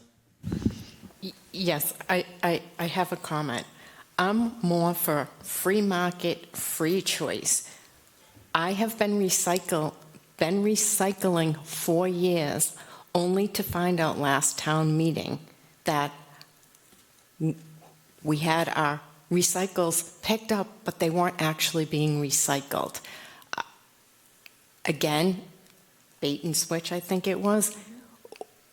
I just feel that you're making general assumptions, and I believe, to Elliot's point, we should focus on education and encouragement to do the right thing. These dictates are offensive to me. This Thank is you. not banning anyone from buying them. You can buy them. But what we're trying to say is we're going to make it harder for you to buy it. That's all. Okay. To follow up, that's a dictate, and that's taking away my free choice. You're putting pressure on me when I want to live my life my way. Thank you. Thank you very much for that. Any other questions or comments from the committee? Jonna. Thank you. Through you, Vaughn. I just wanted to say, I try to protect the environment. I take my carrot peels, I put them outside for the rabbits. I don't know if that's causing a problem or not, but they seem to get rid of them very quickly, so hopefully it's good. I use gray water, I have rain barrels, so I really try to protect the environment, but I don't put my, I don't impose my ideas onto other people. If they don't feel that way, that's fine. And I really find it very punitive that you want to implement this, especially where China, Africa, and India are doing nothing. They're getting worse and worse. Let me finish, please. Thank you. That it's not going to make a difference. It really isn't, and I'm recycling those bottles. Now you're telling me it's not good, but I'm trying to do the right thing, so focus on recycling them. If you don't want to buy those water bottles, then don't buy them. I buy glass, so I understand, but you shouldn't say, well, I don't like it, so you can't do it either. That's very offensive. Thank you. Thank you very much for your comment. Questions or comments? Diane. Hi, Robin. Hi. I have a single-use one right here. Right. However, I take it home and fill it back up again almost every day. I am coming from two other after leaving for work this morning at 6:30 and having to go to another job after that and coming here. I can't carry around one of those big things, but that's really not my question. My question is, I see there's a whole slew of fines down here. Who's going to do that? Are you going to be able to stop someone in the street and give them a $50 fine? No, it's just... So explain to me how this is going to work, because it says violations under this article shall be punishable. Who's going to publish? If I read it correctly, I believe it's a retail establishment. It's retail. Oh, Yeah, I don't think they're gonna Nothing stop to you on do the with street. it, nothing to do with the consumer. It's retail. I read it in the thing there. Okay, Stop so- and Shop or BJ's would be fine. Right. To kind of piggyback on what Chet said earlier, too, we've already told these people, I'm sorry, I'm getting over a cold, and if I don't have this cough drop into my mouth, you're going to hear me coughing again. We already took away the single-serve plastic bags, which I understand now is becoming more of an issue because they're giving us the heavy-duty plastic bags that really don't disintegrate ever. At least the single uses were used for other things. I have all my trash bags at home. But it just seems like we're putting another burden on our people, our shops in town, if they're the ones that are going to be paying these fines. At the small mom and pop store that everybody stops and gets a water when they're thirsty and they don't have anything else to do or any place else to put it. Sorry. Thank you. Thank you very much for that. Eric, we haven't heard from you on this. Thank you, Mr. Chairman. I am largely going to reiterate what I said during town meeting when we were voting on the single-use plastic bag ban, which I did support. And I'm going to put my foot in my mouth again, and even worse this time. I think now that Paul has left, I'm absolutely the youngest in the room by a fair margin. And I'm going to be perfectly honest, I'm very nihilistic on this subject. I have absolutely no expectation that this planet is going to remain livable by the time I get to be most of y'all's age. And that's just how I feel, looking at the facts that are available to me. I appreciate, actually, Ms. Walsh, wanting that to not be the case. The only way that this planet will remain livable is for behavior to change at every single level. The individual level, the local level, national, global. And it's I get the frustration of dealing with a proposal like this because it feels like when you recognize how much has to change at the global level, we're just tinkering at the margins, and what the hell's the point? But the point is that if we can't even figure out how to tinker at the margins, we will never, ever achieve anything at the higher level that it has to. So let's at least try to tinker at the margins. Yeah. Let's at least get caught trying to solve a problem. So I appreciate your effort in this. Thank you. Thank you very much, Eric. Okay, any questions? Okay, we're going to do last call on questions and comments from the committee. Dave. This is my first. I'm not saying it's not. I'm just saying we got to kind of get it out of the room again. Okay. Because we can get to the public, so the public can chime in. Thank on you, this too. Vaughn. You're welcome. Thank you for recognizing me, and through you to the petitioner. I have never seen a boycott. I've never seen a news story about protests. I've never seen anything about single water bottle use. I've never seen it. All of a sudden, out of nowhere, out of thin air, we get this article that we need to bash the businesses that happen to operate inside of Stoughton so that nobody can buy water bottles in a store from Stoughton. So everybody who wants a water bottle will then start buying their water bottles somewhere else and bringing them back to Stoughton. I don't know why it didn't start with a boycott, a protest, anything to try to influence the demand side of the equation, because we all know businesses, I think you've alluded to the fact that they want to make money. You're taking away their ability to make money through this artificially by just ripping a certain item out instead of just letting the marketplace decide what people don't want, because businesses react to the fact that I don't want a water bottle anymore. Well, what do you think they're going to do? You think they're going to keep stocking the shelves with water bottles? I don't think so.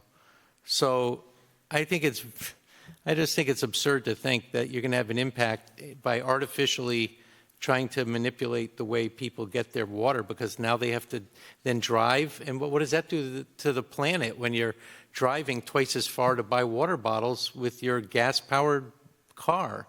And by the way, I'm going to ask, this is another thing, other than why don't you have a protest, why don't you have a boycott, is where do you think it was said earlier, where do recycles go?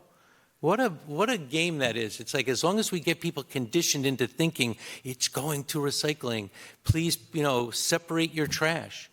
We do know some of the trash goes to make these Jersey barrier things, and there's some around the fringes, some things that actually do get made byproduct-wise.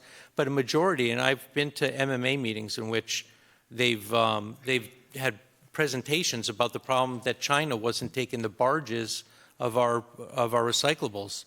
They said it's not worth it. It's a burden on us to try to recycle your stuff. So they sent it back to the States, and then we got stuck not having any place to put it. But we kept on taking the separated trash. It doesn't go anywhere, but at least people are conditioned. They're conditioned to think that they're recycling their trash. And that's absurd to me. And I'm sorry that it has to be, an article that you're bringing here that I actually had to launch into something like that. But I actually do think this is absurd. And I wish that I had seen some kind of sense that people are outraged over single water bottles, and I haven't ever seen that. All right, thank you for that. Jonna, do you have a question, a comment?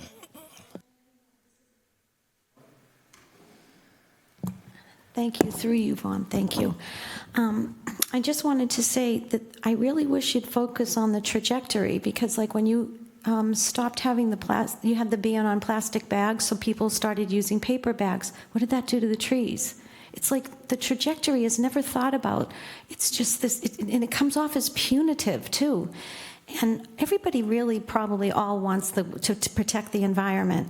So if we started from that premise and worked and tried to look at a trajectory and have everyone come in, but other people's voices are not heard, not you personally, but people who have this idea about climate change, they prevent other people who want to give a voice and try to show a trajectory or give another opinion. You stop our voices. So that's why these come off as punitive measures, because you're in an echo chamber and you just sit there and follow with what you have as an objective without thinking it out. And that's why it comes off so poorly. If you'd work with us, maybe it would come off a lot better. But think about that. And that's it. Thank you. Thank you very much for that. Yeah, there are many countries, including, believe it or not, China, that have banned single-use plastics. Canada, the EU, the leading country, believe it or not, is Kenya. All right, thank you very much for that. Do we have any questions or comments from the public on Article 51, single serving? Oh, please step forward and identify yourself for the record. Please keep comment relevant to Article 51. Paul Bellevaux, 33 Cornell Drive, Stoughton, Mass. I'm going to keep it fast. The big picture. Plastics break down into PCPs. They're everywhere. They're in fish. They're in the food you eat. They're in the grains that we grow. It's everywhere. That's plastic that breaks down. Plastic bags, plastic bottles. There's too much plastic in the world. It's great for different things, but this whole initiative takes place on Cape Cod. They don't allow you to buy plastic bottles, the small plastic bottles. They're in boxes. I drank it out of a box. No problem here. And the Cape is that much cleaner with less plastic bottles, less plastic bags. She's got a great initiative here. Ban it in Stoughton. Stop and Shop knows how to handle it. They handle it down the Cape. Go for it. Thank you very much for that. Cynthia Walsh, please identify yourself for the record. Cynthia Walsh, 1096 Park Street, Precinct 3. I don't drink bottled water. I guess I grew up in Stoughton. I figure if the water's bad, well, it's too late now. But I think, for one thing, this is petitioned. You can petition anything in Stoughton. Some of you who are long-timers remember the guy that petitioned for us to withdraw from the United States of America. He actually showed up, took to the mic, we let him have his spiel, I have to admit, some of us in the audience may have hooted or thought he was a bit bizarre, but that's our right, because we live in Massachusetts, a state where you're allowed to do that. As for previous speakers have mentioned, they just did a study of people that have died of heart attacks and strokes in Spain, and people that had the plastic in their system were 24% more likely to die than people that didn't. And it's hard to avoid. Even someone like me that doesn't use the plastic bottle, we know that these chemicals, unfortunately, are getting into our water supply, so even tap water is iffy. But the petitioner has a right to present her petition without harassment, and she has a right to come to town meeting and make her case. Thank you very much for that. Any other questions, comments? Peter Ventresco? Mr. Chairman? Yes. Chet. Oh, Chet. I don't think we're harassing the petitioner. I think we're just asking questions. I don't feel, I don't know, do you feel offended by my questions? Peter Ventresco? Never mind. Rather not answer. Peter Ventresco. Peter Ventresco, please identify yourself for the record. Thank Peter you. Ventresco, 587 Kent Street, Stoughton, Massachusetts. I was at another meeting with this young lady here, giving my views, and listen to all the statements. She's not giving the whole story like she did the other committees, but listen to her. I would have been buried in the ground 50 years ago with all the plastic I digested in the food system and in my water. Now, I drink 6 to 10 of these a day because I don't like to store water on my street. So I go, when I do my shopping at BJ's, I buy 4 cases at a time and bring them home. But all she's going to do now is drive people from Stoughton to go get water, 1 or 2 bars at a time, and it's going to hurt the mom and pop stores. Now, she mentioned China banned these bottles. I find it hard to believe because they're the biggest polluters in the world. And the Atlantic Ocean is clean as far as plastic bottles floating around. The Pacific Ocean has islands of plastic floating around that comes from the Asian countries. China, the Hawaiian Islands, and all them places like that. So we've done our job as a nation. It's the rest of the world. And I'm tired of people telling me what I can do and what I can't do. That's all. Thank you.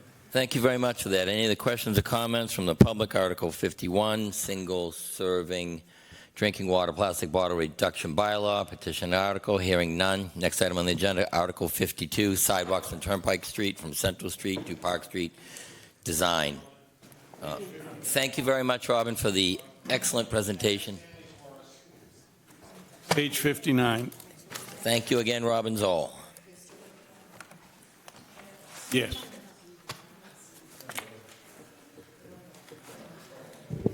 We have Mr. Chair, Yes. for those that don't have the presentation, it was sent out, but if you want, I have some hard copies here. You want a copy of it, Lisa? No, I just wanted to make a point of order. How late are we going to go tonight? Is there a point with which we, I don't know, is it continue the meeting or? We can stay and get it done if you want. Or what's the other alternative? We're going to continue. Another night. Yeah, the people who are left, stuff that's left, will have to move to another night. Okay, I'll just leave it up to my fellow committee members. Just putting it out there. We move this along. We can for those of us who have to work. move this along. We can get a decent amount done here. So We got 2 pages done last night. yeah, whenever you're ready. Unless you Okay. want to just jump right to questions. Peter Murphy, Precinct 2, town meeting rep, 60 Peters Drive. I'll go through this real quickly, and my presentation is actually tied to the slides, so please bear with me. The goal of this article is to have the town design and have ready for construction sidewalks on Turnpike Street from Central Street to Park Street, approximately 1.2 miles. This is required prior to requesting state and federal aid. Residents in the area on a daily basis there is an average of 5,364 vehicles traveling on Turnpike Street. Several school bus routes with multiple bus stops on Turnpike Street, students crossing the street and standing on the street at intersections waiting for the bus. Turnpike Street is heavily traveled with cars, trucks, 53-foot-long trailer trucks, 10-wheel drum trucks loaded with asphalt. Pedestrians and joggers need to be mindful of traffic at speeds in excess of 30 miles per hour.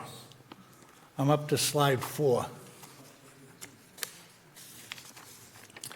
Traffic has increased over the years. Turnpike Street has become a known bypass for Route 24 during rush hour, especially if there is an accident on 24.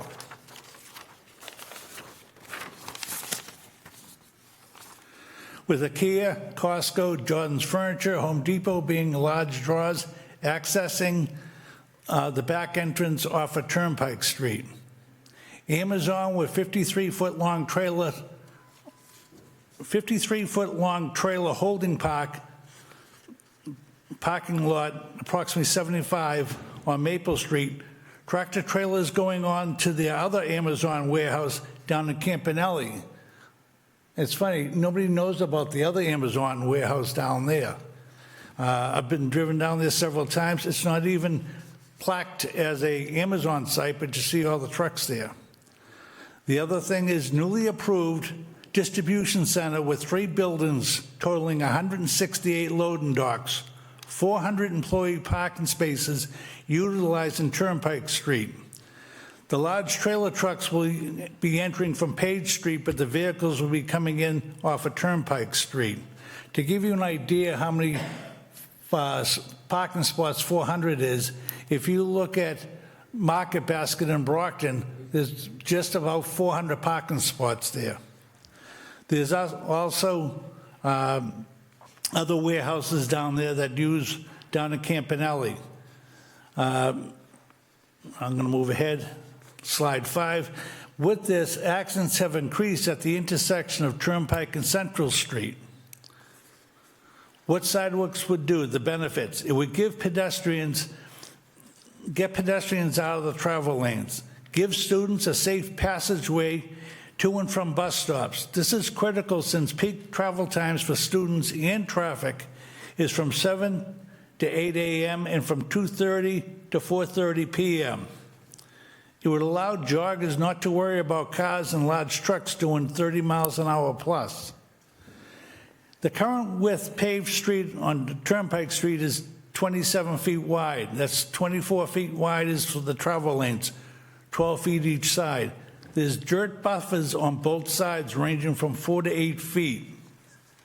This section of Turnpike Street has an easement of 60 feet, so there's plenty of room down there for sidewalks. This would improve the quality of life for the abutters and the surrounding neighbors on Turnpike Street.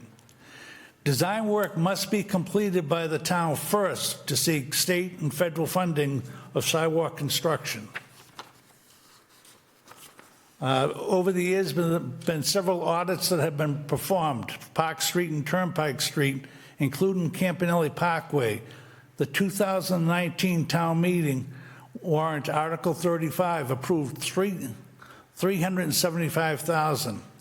The final date of that audit was October 28th, 2019. The road safety audit participation team members comprise of Stoughton Police, residents, planning, engineering, DPW, Mass DOT, OCPC, Old Colony Planning Commission. Actually, I'm up to slide 9. The average traffic count was during that study was 5,364 vehicles. There was another audit that was performed, and let's see. Oh, I'm sorry. Getting back to that audit, the total estimated cost was $3,264,123.25. This project is preliminary in design phase. The road safety, basically I just mentioned that, so I'm going to skip slide 11. The Park Street Sewer Extension Project Finance Committee presentation, March 2019, that was presented to you. What came about that was the appropriation funds for designs, the 2019 annual town meeting, that was $800,000 for that. In that, line 5, provide traffic and pedestrian safety improvements for surrounding area. 13, slide 13, the annual state award, Chapter 90 funding over 8 years averaged $771,604. 1 year they were generous. They gave us $1,156,098. This money is just for keeping the roads repaired. This is just for keeping the repairs needed for all the roads in town. Over the past 2 years, the DPW has asked for over $4 million for resurfacing roads, because again, that Chapter 70 money isn't enough. I'll wrap this up. Keep in mind when considering this article, Turnpike Street is a thickly settled residential area with speed limit of 30 miles per hour. Several school bus routes with multiple bus stops, students must walk and cross along Turnpike Street and then stand in the roadway. Joggers, walkers, also people walking their dogs while on the roadway. Again, I get back to the average vehicle count was 5,364. Adding to in the near future is going to be that building I talked about, that they approved, the 3 buildings, 168 loading docks with 400 employees parking spaces. The goal of Campanelli Industrial Sewer Project is to increase the growth in the area, leading to an increase of traffic flow in the area. They came before this board, I don't know, I think they came before the finance. They have an article to change the zoning of that industrial park. Over the years, we have been told that all these additions will bring in millions and millions of dollars to the town. What was not mentioned to the Turnpike residents is how the quality of life would be paid. The Turnpike residents would be paying the price with disregard to traffic, noise, safety to walkers, joggers, and children in the area. All right, thank you very much for that presentation. Do we have any questions or comments from the committee on Article 52, sidewalks on Turnpike Street? Eric, you have a question? Thank you, Vaughn. Through you to either the petitioner or possibly town staff. Just because from what we've seen so far this season, it seems like the town's got a lot of projects already on its plate. So I'm just curious if this were to pass, do we have the capacity in town to take this on anytime in the near future? Well, the answer to that is, the short answer is no. Okay. And the reason being is, this has been a project that I've been working on for 3 to 5 years. Oh. You have a friend. Do you want me to finish? No, keep on going. Okay. 3 to 5 years I've been working with I started out with the select board, and I've gotten positive response from them, but again, it came to put together a petition. I've worked with the engineering department, and the figure that I came up with for this was through the engineering department. There was a quote that they received from the design staff that we always use. Thank you. Mark, anything to add? All right, thank you very much for that. Joel, you have a question? Actually, he beat me to it a little bit. Sorry. What's the deliverable on this, Mark?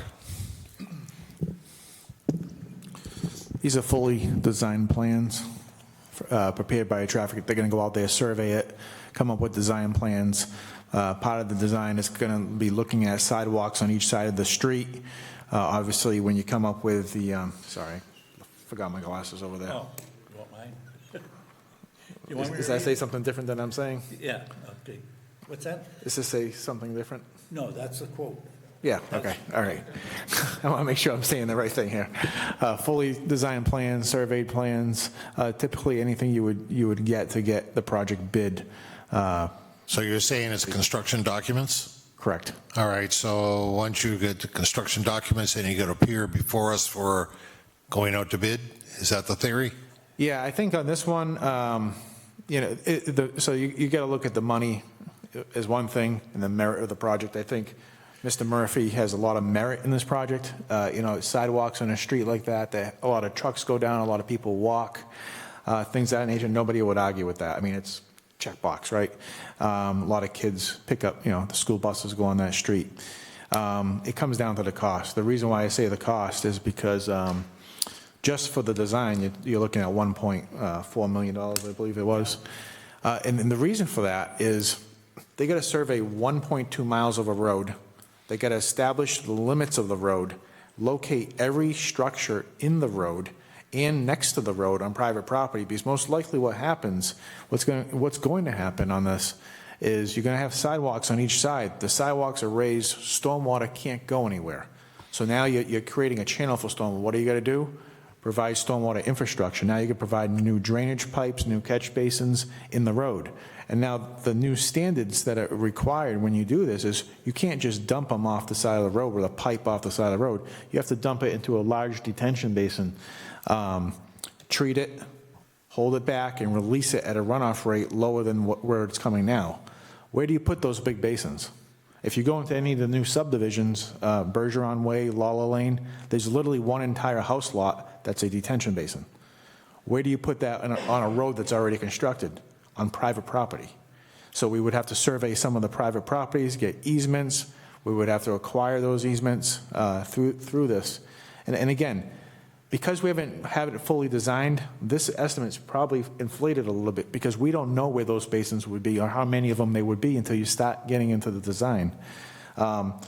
So when you actually go through all this, you're going to be paving the entire road. You also have to look at the infrastructure underneath the road. We're not going to pave this road, put sidewalks and all this drainage in without looking at the water and sewer pipes in that area. There's sewer on a portion of that road, and there's water pipes. So there's a chance that some of that needs to be upgraded. So the project can be a 10, 15, 20 million dollar project. We're not going to be paying for that through our town meeting.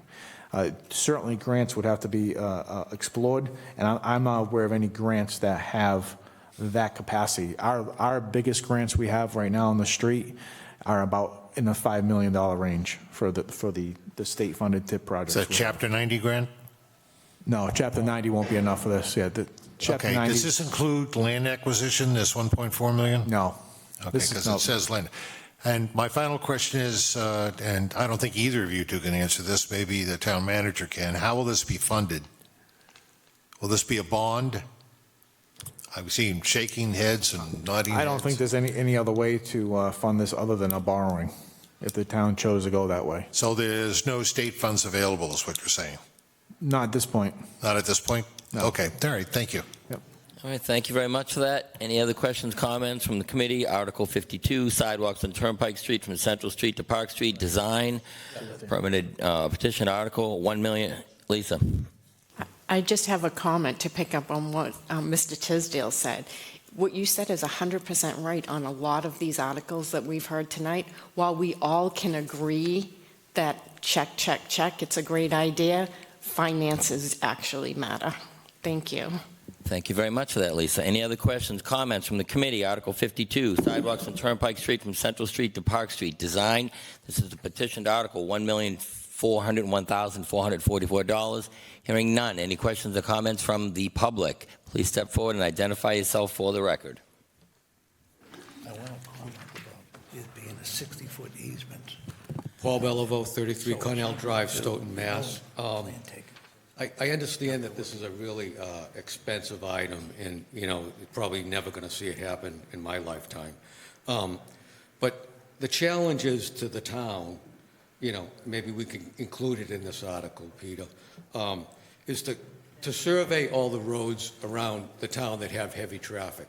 There are, besides Turnpike Street, there are other streets where the encroachment of vegetation, the poorly kept shoulders, they're a problem, and it makes it a pedestrian problem and a bicycle problem.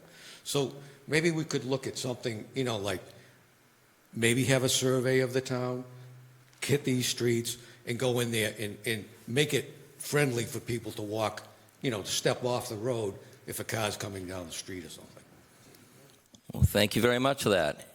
Any other questions or comments from the public on this article? Article 52.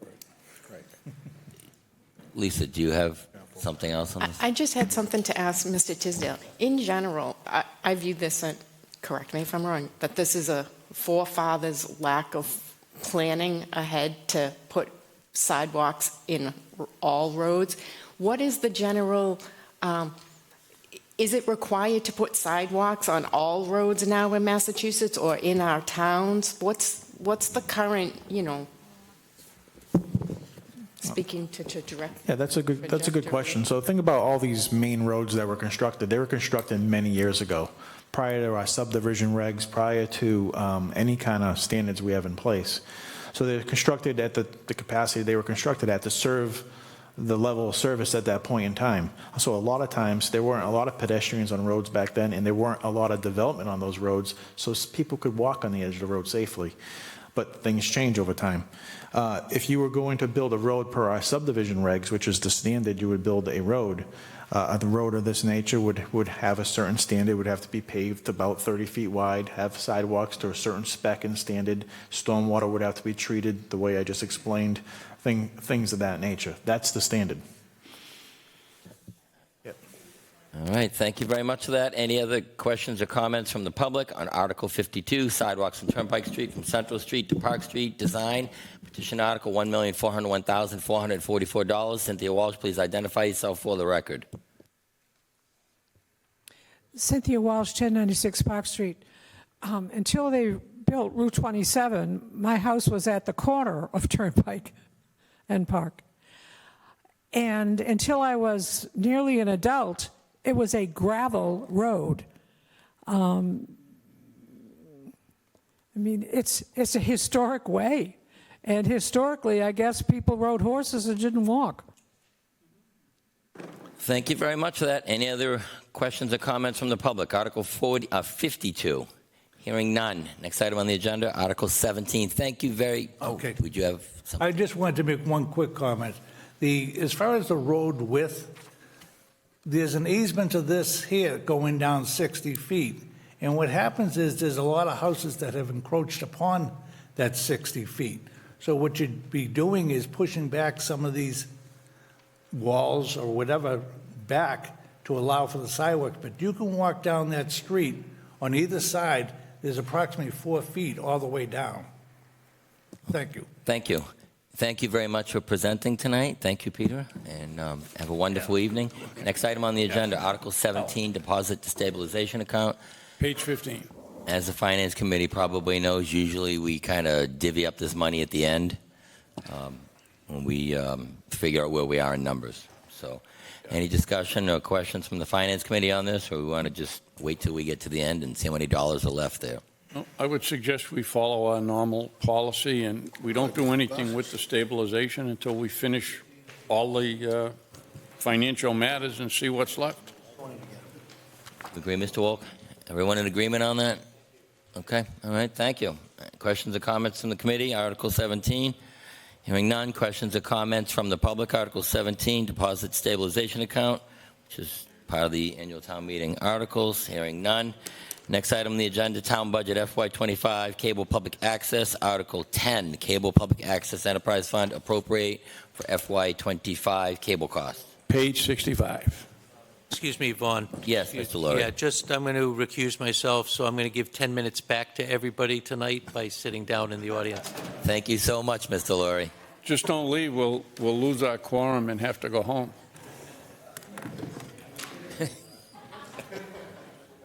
Hey, you said you work hard. Thank you for adding us to your agenda today. Yes. My name is Anya Zulavnik. I am the news station manager at Stoughton Media Access Corporation, which everyone calls SMAC. Our budget is pretty simple. So if you go to page 65, last year we asked at the annual town meeting for $467,000. This year we are asking for $491,000. We are funded by franchise fees. The town signs the contract with Comcast and Verizon every 10 years, and they receive on quarterly basis franchise fees from Comcast and Verizon, and then this money gets appropriated at the annual town meeting, and we get a check from the town on a monthly basis after we submit an invoice every month. Some of the things that we have done over 2 years since I've been here, we upgraded a lot of equipment. As a lot of you know, SMAC moved to its current location 11 or 12 years ago, where they purchased a lot of equipment. We are at the end of a cycle. It's time to replace a lot of equipment, which we have been doing. So for example, there is a new video switcher at the town hall.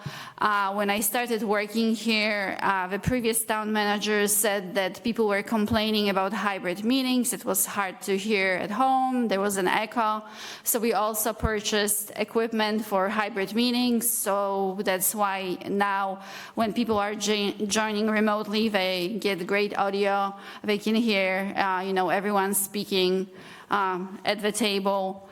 And when they participate remotely, other people can hear them at home as well.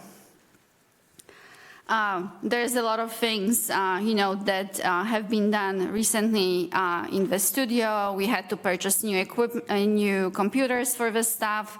We also replaced switcher in the studio and some of the equipment there because it was at the end of its cycle. We cover more things now. We get, all kinds of requests. Some of the things that we did recently is that we record on a regular basis the Climate Action Committee, which is a new committee. We try to record more events that take place around the town, at the library, and so on. We also started to have camps for middle school kids. We had one during February vacation where kids created new segments. One of them was actually really cool, was about this electric car that kids designed in Holland. And what was cool about it, that it was an all-terrain car that could really survive rough terrain. And we're gonna have another one in April. Any questions for me? Well, thank you very much for that presentation, Anya. I'm keeping it short because I know it's late. It's the best way to go here. Any questions or comments from the committee on Article 10, which is part of the town budget, cable public access, Article 10, cable public access fund, appropriate for FY25? Okay, wow. Okay, any questions or comments from the public on Article 10, Cable Public Access Enterprise Fund, appropriate for FY25 cable costs, which is part of the town budget, FY25? Wow. Okay, hearing none. Next item on the agenda. Thank you very much for your presentation, Anya. Thank you very much. Next item on the agenda, we will go to town budget FY25 Cedar Hill. Oh, did we skip something here? Back one. Did we not do it? I told you I'd give you 10 minutes. The enterprise fund, yeah, Article 10. That's what we're covering here. Article 10. We did the budget. For the cable public access. That's Article 10, Cable Public Access Enterprise Fund. No. Oh, hang on. We didn't do it. We did the budget. Hang on a second. Before you leave, Anya, we did the Cable Public Access Enterprise Fund, appropriate for FY25 cable costs, town budget. But Article 10 is Cable Public Access appropriate. So do you have any questions or comments from the committee? Article 10, Cable Public Access Enterprise Fund, appropriate for FY25 cable costs. It's on page 5. I'm just going to make a comment on it. Okay. We have all these enterprise funds in the book. We had the hearing scheduled, and just to make the comment, we don't have any information in here for funding or anything else. So, I mean, they're on here. We're still waiting for the information that we need to put in here in the financials. So I just wanted to cover it. We did have it on the agenda. There's really nothing we can do with it because we don't have any money for it. I mean, there's no information here yet, and we're still waiting for it. So keep that in mind. And I do have one question. Can you explain, maybe Elizabeth can explain, on the free cash, the certification of free cash, this was a negative, a big number negative, and I just don't understand how that works. If you could explain it, I'd be appreciative. They do have a deficit in the account of $38,000 for this past free cash certification as of July 1st, 2023. The previous year, they had a deficit as well, and to the tune of $22,000 and change. What I am finding is we are obligated to pay out the monies that we receive from Comcast and Verizon. That's what we're obligated to pay out per the contracts. It appears we might be paying out more than that of what we receive based on projected revenues. And the projected revenues I'm looking at, I had discussed this with the town manager and assistant town manager earlier tonight, that the, gotta find 10, sorry, 1 second, that the projected revenues, we brought in $367,892 in fiscal year '23, okay? And with the budget that they're asking at $491,000, I can't substantiate how we're gonna make up that difference on the revenue side. And then the budget for fiscal '24, the estimate was $467,385 was what they were going to receive. And when I report to the Department of Revenue, I have to report what we actually receive in. And when I report what we receive in, it's below what we spent. That creates the deficit. So what was received in FY24? You said the... No, FY24, we haven't, I've done a projection on the revenues. Yep. So right now, from what I've seen on the book, and this is as of yesterday, I think, the 12th, whenever the 12th was, we've received in $317,582.09. We've expended $376,256. So currently, without more revenues coming in, we're, just as of today, it would be a deficit of $58,673.91. This situation has occurred in another community that I worked in, and what I needed to do to stop the bleed or stop the deficit spending was I had to put a freeze on the account, so we only paid out exactly what we received in.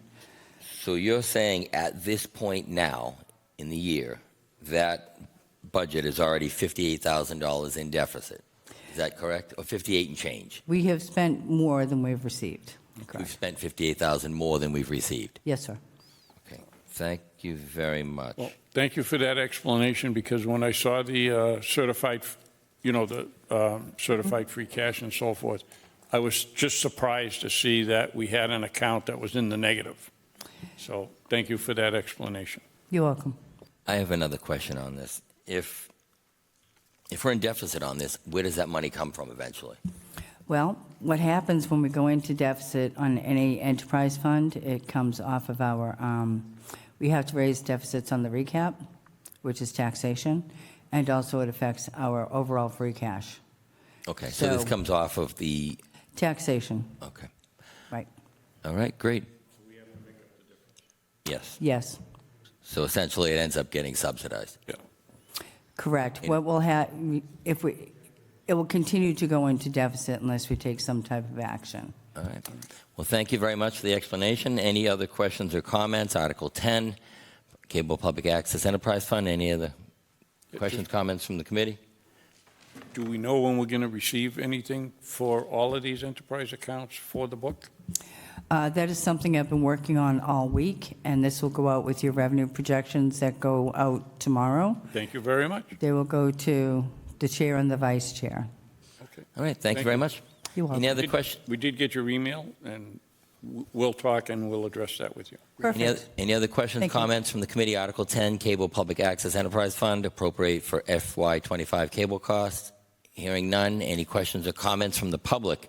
Article 10, Cable Public Access Enterprise Fund, appropriate for FY25 cable costs. Hearing none. Moving next. Next item on the agenda is town budget, FY25, Cedar Hill. Page 63. And we'll have Article 6 at the same time, Cedar Hill Enterprise Fund budget. We'll get it all together. That's on page 3 of the warrant. Excuse me, Vaughn. Yes. Quick question. I was just hearing some numbers being spoken of that I didn't notice that I had paperwork on. Is that something that you and John are getting that? We just got the numbers right now live. We don't have it.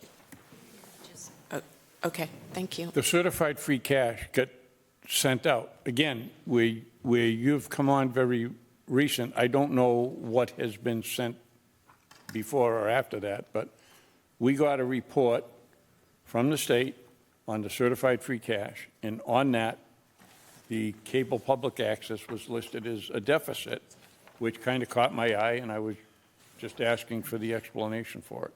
So the numbers that were just stated are live breaking news, I guess is probably the best way to put it. Breaking news. Breaking news. I didn't want to get too excited and have a news broadcast, but it's live breaking news. So. I'm going to bring that CNN music. Victor, thank you very much for joining us tonight. Hi, Vaughn. How are you? So far, so good. How about you? Great. Thank you. Okay, All do you right, want to present? Do you want to go to questions? What do you want Sure, to do? I'll go right. It's short and sweet. So, ladies and gentlemen, I just dropped off a sheet of paper to you. That's I for the last minute submission, and if anybody behind me wants it, I know Cynthia Walsh already has it. But that, if you look at that, that's our projections over the past 8, 9 years, and the last 4 years, you can see what we've brought in a profit. The only thing about those numbers is, of course, FY24 is projected based upon what we did last year.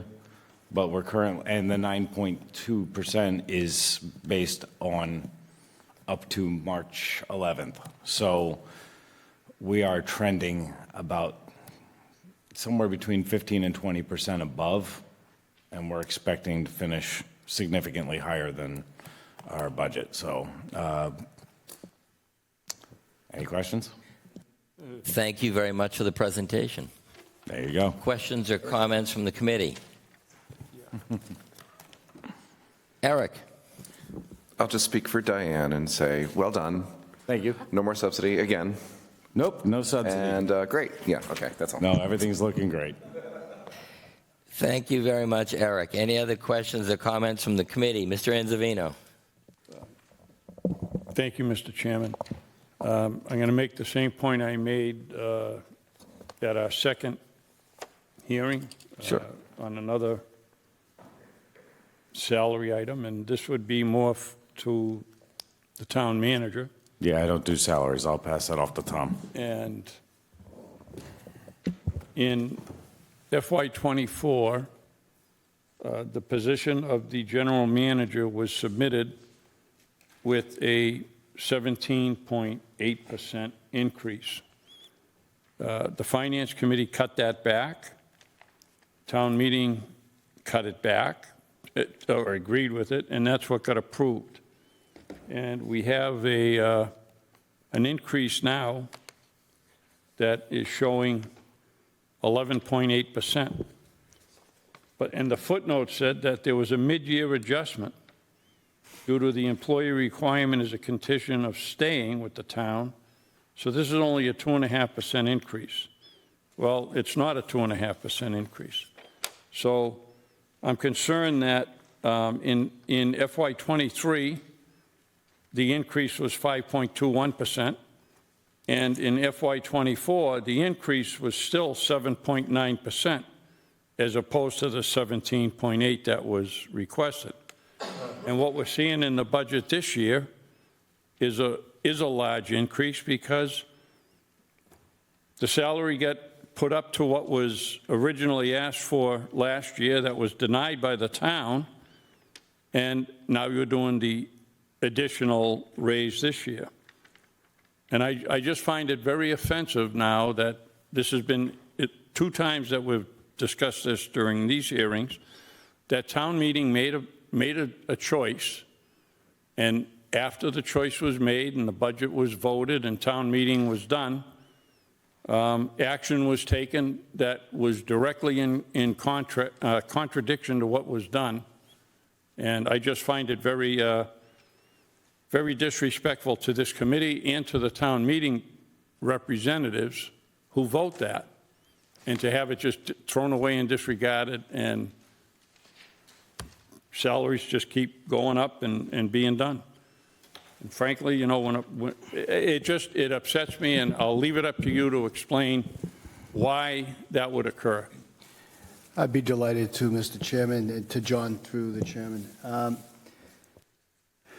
As you know, Chapter 4, Section 2 of the town charter explicitly provides for the town manager to appoint upon merit and fitness alone, and to remove at their own will all subordinate officers, employees, and members of boards and committees under their control, and to fix their compensations, except as otherwise provided by civil service rules. So it's difficult to talk about the gentleman as he's sitting next to me, but shortly after town meeting, Victor presented to me his letter of resignation, right on the eve of the golf season. Given that we had not hired an assistant superintendent yet, we were anticipating closing the golf course for the summer. And you can see the money this golf course is making right now. I asked Victor, is there anything I can do to keep you? He said, just grant me the compensation I asked for. And so I made a decision, consistent with my authorization under this charter, to keep Victor on board, keep the momentum going in this business, with an understanding that we would hold off the hiring of the assistant superintendent so as to stay within the bottom line budget as voted by the town meeting.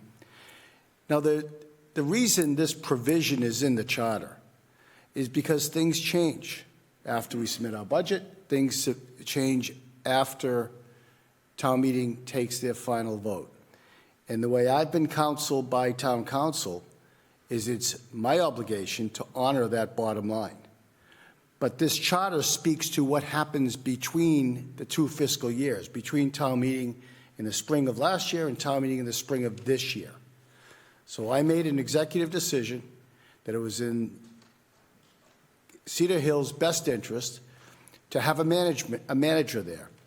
In the absence of an assistant manager at the time, I would have shut the business down. That would have been my best judgment call at that time.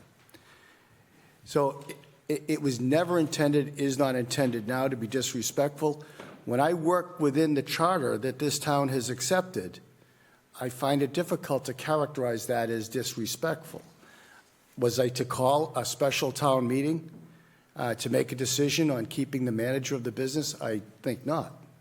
That is the responsibility and the authority granted to that position.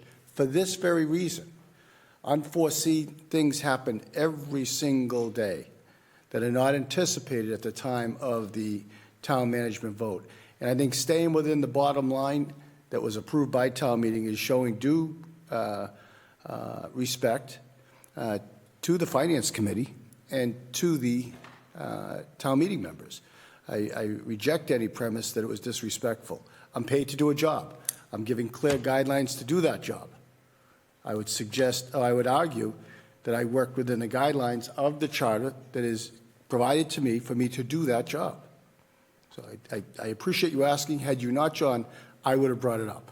So thank you. And if I may, Mr. Chairman, the information that was presented to us last year for the comparable to justify the increase that was in there was proven false. The position to you, Vaughn, excuse me, John, but if you were still speaking, I interrupted you. No, and so I'm just saying that. So he wasn't accepting a job within the golf industry. It was a job outside of the golf industry. And he gave a comparable for another golf course. No, I appreciate, no, he was not going to work for another golf course. Let me interject here. I'm going to clarify this. I think Mr. Anzavino is referring to the documents that were presented in the justification that were presented to the Finance Committee You're last correct. year. You're We're correct. talking last year. Yeah, not in reference to. I appreciate that. I just wanted to clarify that so we can all be on the same Oh, page. that's why I said Thank you. last year, the comparable that was given I was agree with proven that. false. I agree with that. He Okay. did not present that comparable for that golf course or any other golf course This year. this year. It was in or about July. All right. At This the said time, this said mid-year, the increase? well, that's Right? semantics. It was says in- mid-year to adjustment. the new fiscal year. All right, so that would be immediately after town meeting. It was about July.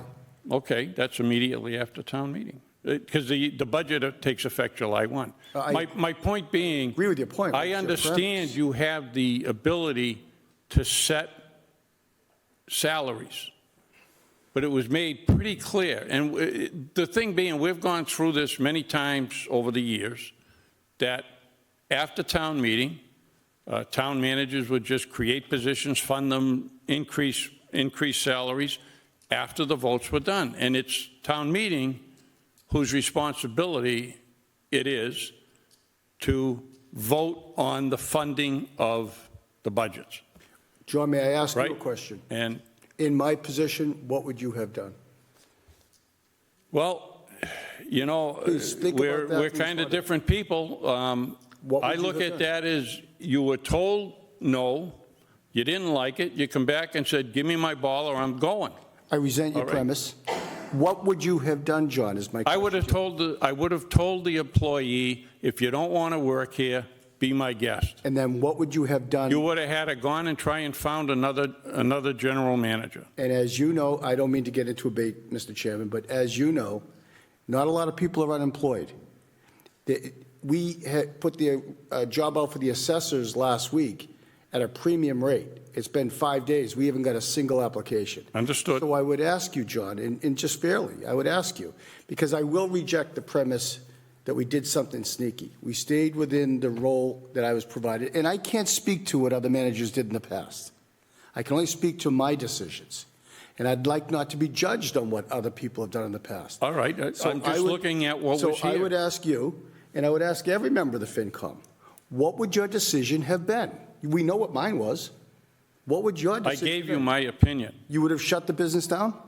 You know, there comes a point when something is offered and it's changed and it's directed that this is what we feel we should do.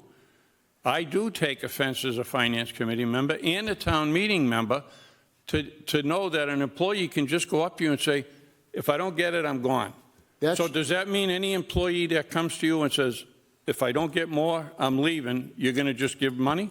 We've got a brand-new veterans agent because the veterans agent came to me and said, if I don't get this money, I'm going to leave. I said, be well, farewell. I understand. Do what's best for you and your family. I can name 3 other examples where I've done that. But on the eve of the golf season, to think that we could have hired somebody within 2 months or 3 months, it would have been impossible. I would have had to have shut the business down. There was no assistant. I've asked the question several times.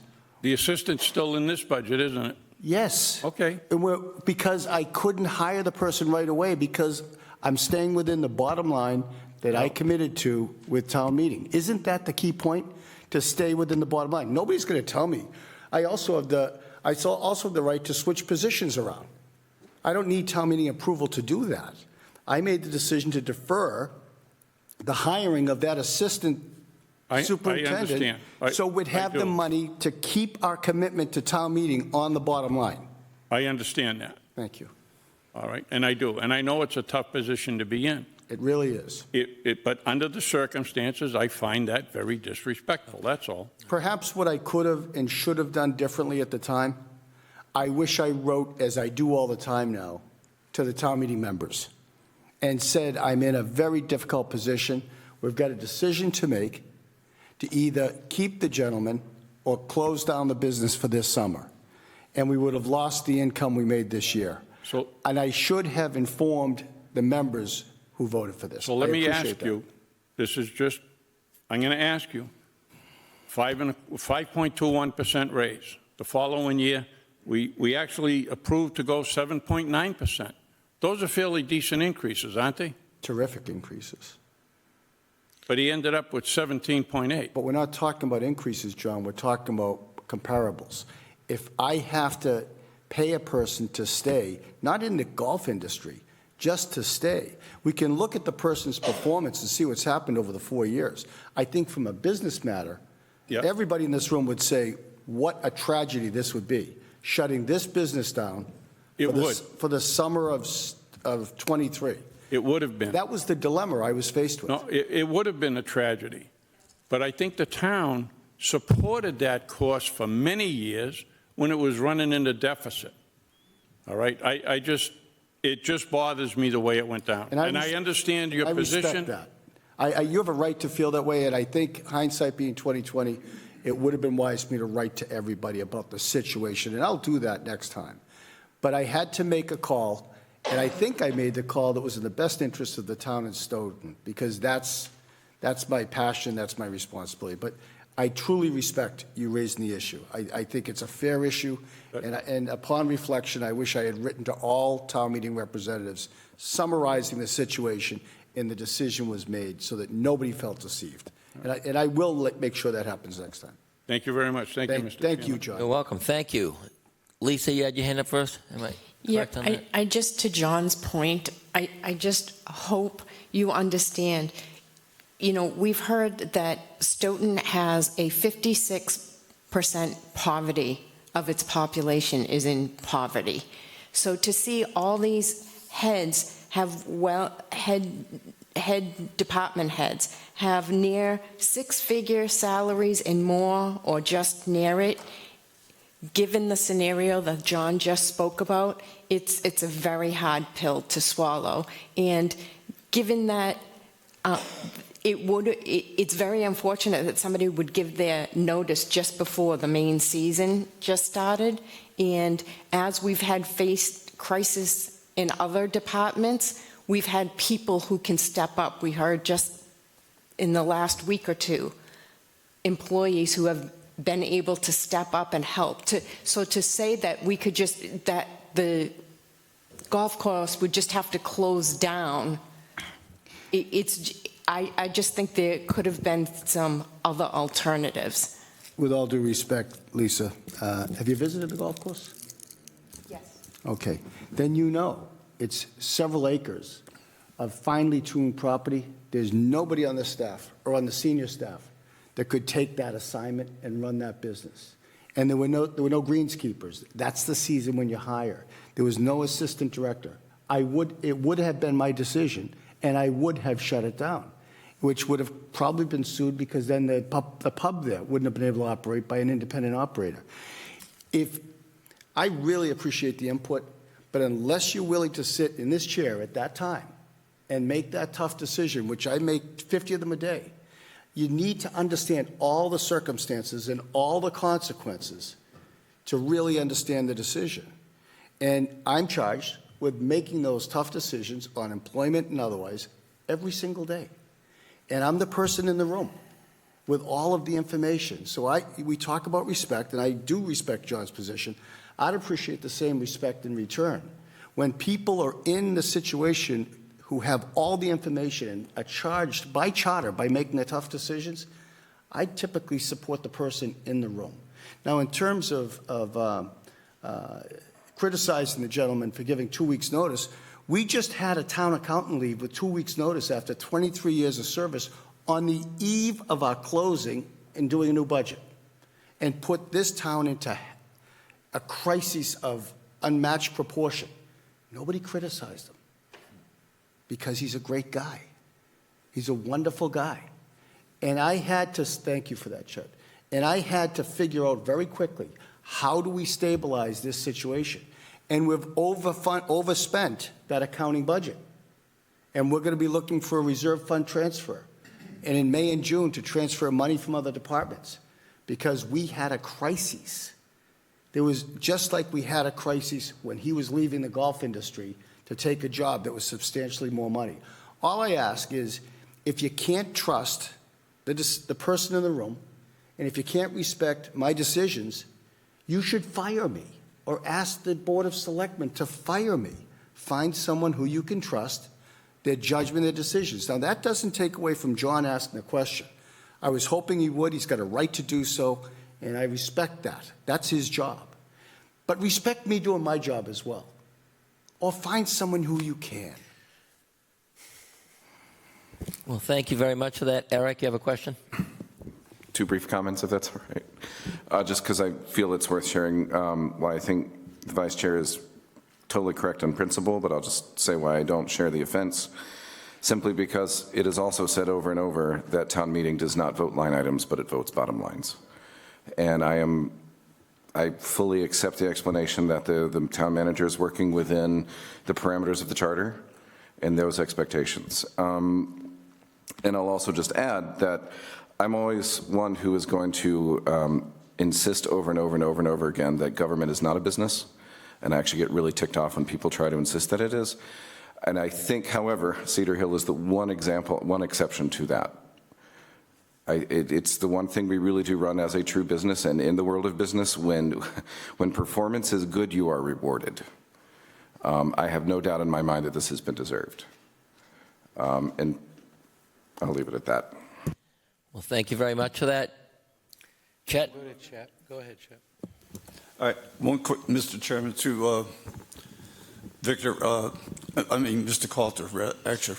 The only reason why, if Victor left, right, we'd have to shut down the golf courses because we can't hire people with the qualifications that he has for pesticides, for chemicals, things like that. I mean, he's certified and all that stuff. And that's what you need to have the greens, the fairways, putting greens, all this stuff pristine, so you keep the amount of golfers that are going there.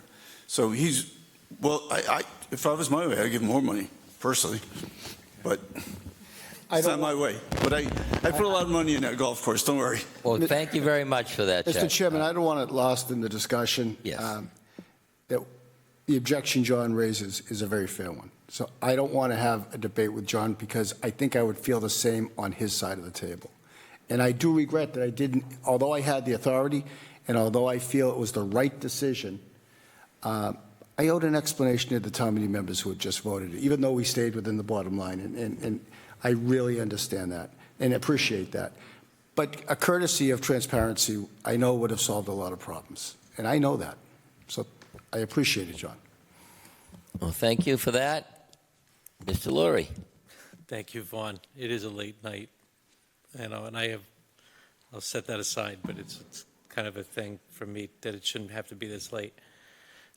So through you, I think that, the conversation, I think we need to kind of separate a couple of things. I don't think, while I thought everything that the previous speaker on our Finance Committee brought up a lot of valid points, I don't think it's proper to bring up last year's 2023 deliberations, even though I thought it was spectacular, the work that went into those deliberations. I don't think it's proper to bring forward into this year because it happened after town meeting, and then we're really talking about the 24 and 25 budget. And even though we don't like the way it happened, I don't think it's proper to kind of bring forward all of that stuff. But at the same time, I don't think that pointing to the charter about the position is necessarily the best argument, because I'm talking about just the argument. I'm not talking about, what happened and your authority, because I actually believe you have the authority to do what you did. I actually have no objection to that because it is the way we vote. We vote a bottom line. But guess who makes that vote? It's town meeting. The form of our government is town meeting. It's not a select board form of town meeting. It's not a town manager form of government. It's not a school committee form of government. It's a town meeting form of government. Our body serves them. So it's a check and balance kind of thing. I think we all respect each other, but we also have this contention because it's a check and balance arrangement. That's what we're hearing right now. To the budget itself, I just have a problem in general about running a golf course, because I could understand, if you have the skills to run a PGA golf course because you're at that level, it must be very frustrating to work in municipal government, because the way in which I kind of think about municipal government is that it's sort of like security and retirement security in the job, but you don't have those big lunges or those big spikes of jumps in income the way you do in the private sector. So the private sector is very unstable. You don't know whether or not you're going to keep your job one year to the next. You have to tuck away your own 401k. You got to do all these things. It's very erratic, but you do get those spikes in income. So you have to make a decision. Am I the kind of person who needs to be in the private sector, or am I a municipal person who enjoys the stability of government? I think career counseling is out of order at this point. It's not career counseling. I'm just saying, it's not. It's just. Mr. Laurie, can we kind of stay on topic? All right. The topic is try to stay on the topic. amount of money. The amount of money that's asked for is a lot more than he was getting last year. He actually already has a lot of the money increased from last year. I don't have any problem with the town manager doing what he did. I don't even know if we took away the money now, whether or not it could be changed after town meeting anyway. You don't So have it's that almost right, sir. Do you have a question, Dave, or I'm just trying to get to the? You have a question or comment? I just want to set it straight. You know, what we've heard is a lot of noise about, you know, who has the authority to do what. And Mr. Chairman, I do have to leave very soon. I just want to make the point. I would invite the gentleman to read the charter once again. It is explicit what the role and the authority of the town manager is. Now, if we choose to change it, change it. But then we should, in advance, call a special town meeting for every week, because these decisions are made in every single week. The way the gentleman over there asked the question was very fair and very reasonable. Now you are ignoring your own town charter in lieu of what you feel should happen. No one has yet answered the question. What would you have done? But yet you're questioning my integrity, my ability to do the job. All right. So my answer is that Thank you, if Mr. you're not the, you know, that if you put us in your shoes, so that's kind of the context of it. If we're in your shoes, the way some of us feel is that we would have to make the decision, gee, maybe we need to find somebody who's looking for the kind of environment that we have in Stoughton. That's kind of, you asked us to do that. Okay. So, you know. Is that your comment, Dave? Okay, perfect. Joel, actually, Chet, you already spoke. Joel's next, right? Yep. Joel? Would it be okay if I asked a question about the budget? That would be great. Oh, thank you. Great, thank you. Could you tell me, or Liz, if you could answer the question, do you know what the retained earnings are right now on Cedar Hill? Cedar Hill retained earnings was $696,000 and a little bit of change. And with that, he made plenty of money, in essence, and we'll be taking some of that money to cover his capital, which is on Article 27. Article 27 takes some of the money for capital. Yeah, I understand that, but I wanted to know how much money was in retained earnings, like if it was like a negative amount or whatever. So we're okay. Thank you, Liz. Thank you, Mr. Chairman. And just to cap very on that. welcome. Sorry. Okay, do we have any other questions or comments from the committee? Article 10, no, I made that up. Article 6, the town budgets, FY25 Cedar Hill, and Article 6, Cedar Hill Enterprise Budget. Do we have any more questions or comments from the committee? Hearing none. Just the same thing with the, as far as the article, but Elizabeth said she's working on the article. Yes, Elizabeth said that we'll get those numbers. Questions or comments from the public? Town budget FY25 Cedar Hill, Article 6, Cedar Hill Enterprise Budget. Cynthia Walsh, please identify yourself for the record. Cynthia Walsh, 1096 Park Street, Precinct 3. Perhaps you can tell from my address, I am a direct abutter of the course. I've also been a member of the Cedar Hill Golf Course Operations Committee for 46 years. I've been a town meeting rep for 41. So I have a little bit of background knowledge. I think that it's really important to judge people by the results and not nitpick how we got there. When I hear that kind of retained earnings amount, as a town meeting rep, I'm thrilled. As an abutter who wants the golf course to remain a golf course, I'm thrilled. Thank you very much for that. Any other questions or comments from the public on Town Budget FY25 Cedar Hill or Article 6 Cedar Hill Enterprise Fund Budget? Hearing none. Next item on the agenda, Article 27 Cedar Hill Capital. We have cart and equipment storage tent, $30,000. Item B, course renovations, $40,000, and greens roller for $18,000. I would like to ask right off the bat, Well, you got Greens roller. Did you get that? The one? Greens roller, yep. Okay. C, greens roller. And it's page 24. This is to be paid through retained earnings, is that correct? Thank you. And I wanted to clarify again. Any questions or comments? Do you want to present anything, or you want to go right to questions and comments? Just very quickly on the storage shed, that started off as a $350,000 request to build a space metal building to store all the carts. After weeks of debate and deliberation, I convinced Victor that we could use one of those Four Seasons tents that have a lifespan of about 15 years and would store all the carts, and that our DPW could pour a asphalt slab instead of a cement slab. And so we've got it down, I believe, to $30,000. And that's the type of conversation we have every day on every dollar we spend in this town. It would have been so easy to just go to biz and say we need a $350,000 storage shed, and it would look better, but we can't afford it as a town. So I congratulate Victor, and when we finally reached an accord on the $30,000 versus the $350,000, he said, we'll make that work.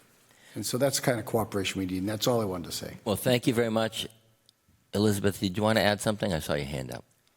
Yes, please. Just as I mentioned last night, we wanted to add item number 4 to this article, which would be the fire suppression system, along with the doors at $70,000. I also sent in a a reserve fund transfer earlier today for you to consider, Yes. so we can start the project immediately. But you're going to add this to the town, There's a problem with that. the town meeting? So I told Elizabeth that, and being an expert in state law, she told us I was wrong, so perhaps you could ask her to describe that. Well, then, I will ask, because the article, and over the years, we've been told, the warrant has been closed. There is nothing in there for that system. And the warrant has been closed by the board, and we've been told that you can't increase the scope, putting the fire suppression budget in here. And I did see, and I did glance through the transfer request that came in, and I know you were talking about, well, we'll do the retained earnings, and we can try and add it to here and then pay back or whatever. I also noticed that the transfer was for $70,000, and the approval last town meeting was $30,000. So even that's gone up. But, huh?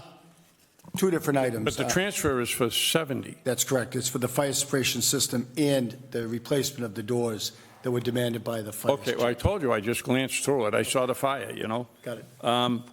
But in all the years I've been dealing with town meeting and so forth, I've been told once the warrant's closed, you can't just be open it. Now, what you might be able to do is you could submit that to your board and see if they'll insert it in the special that they're going to have within the annual. Just an idea.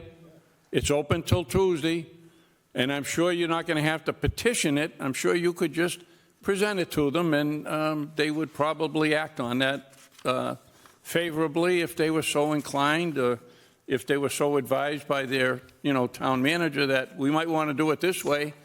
That would just be a suggestion on how you might want to handle that. That's a wonderful suggestion. Thank you.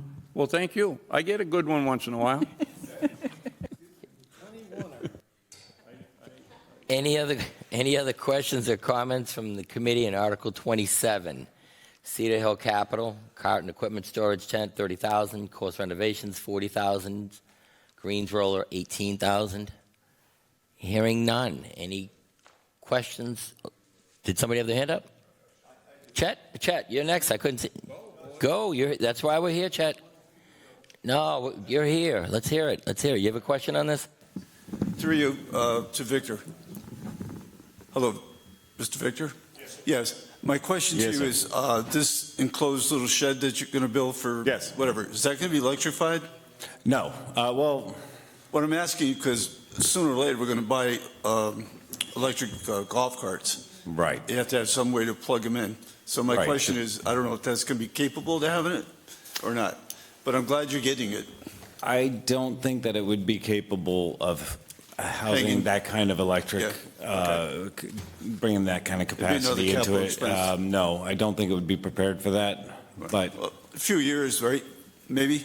Yeah, later on down the line. I mean, Tom and I had numerous conversations and went back and forth, and some of the quotes that we were getting from $650,000 to $1.25 million.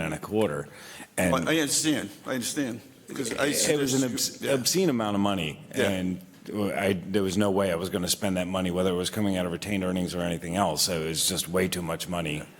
When it's more than our budget is, it was definitely the wrong idea. So I'm just kind of curious, that's all. Thank you. Yep.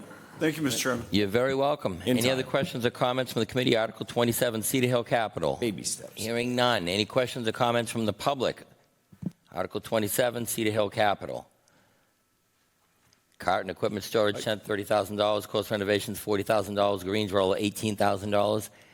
Hearing none. I have one more question. You have one more question, Mr. Anzavino. I just want you to, I know we have the retained earnings showing as 696, 336.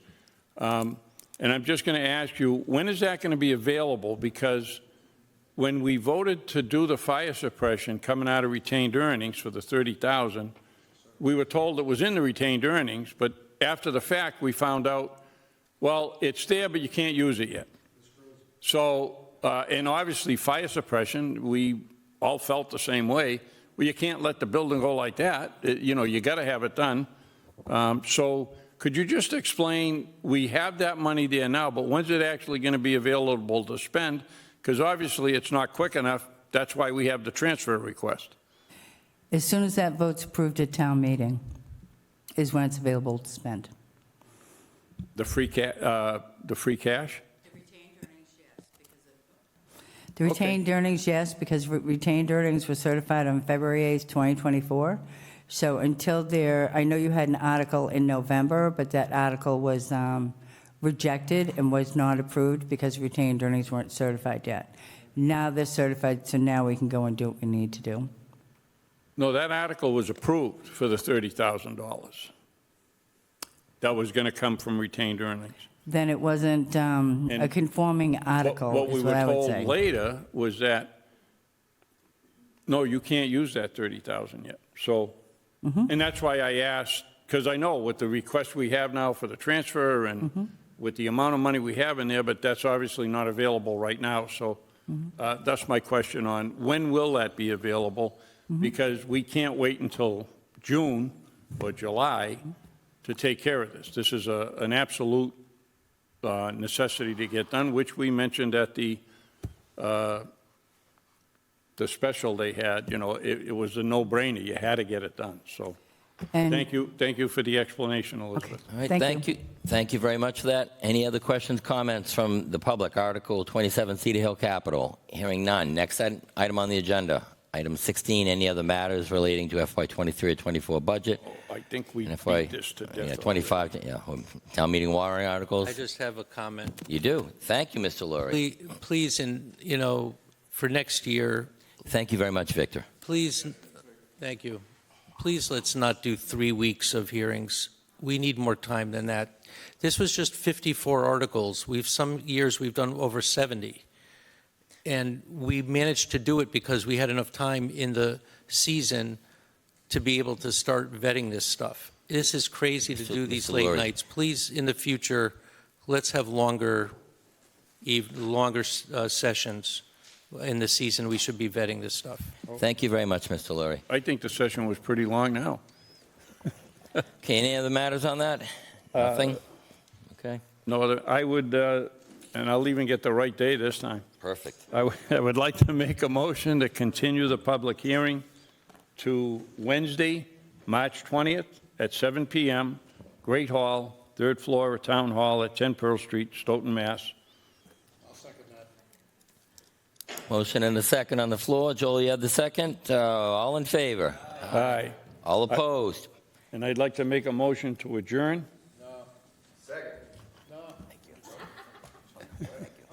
Don't go, don't go. I know it's late. I know it's We have a motion and a second on the floor to adjourn. All in favor? Aye. All opposed? Hearing none, we are adjourned. Thank you very much for watching. Have a wonderful evening.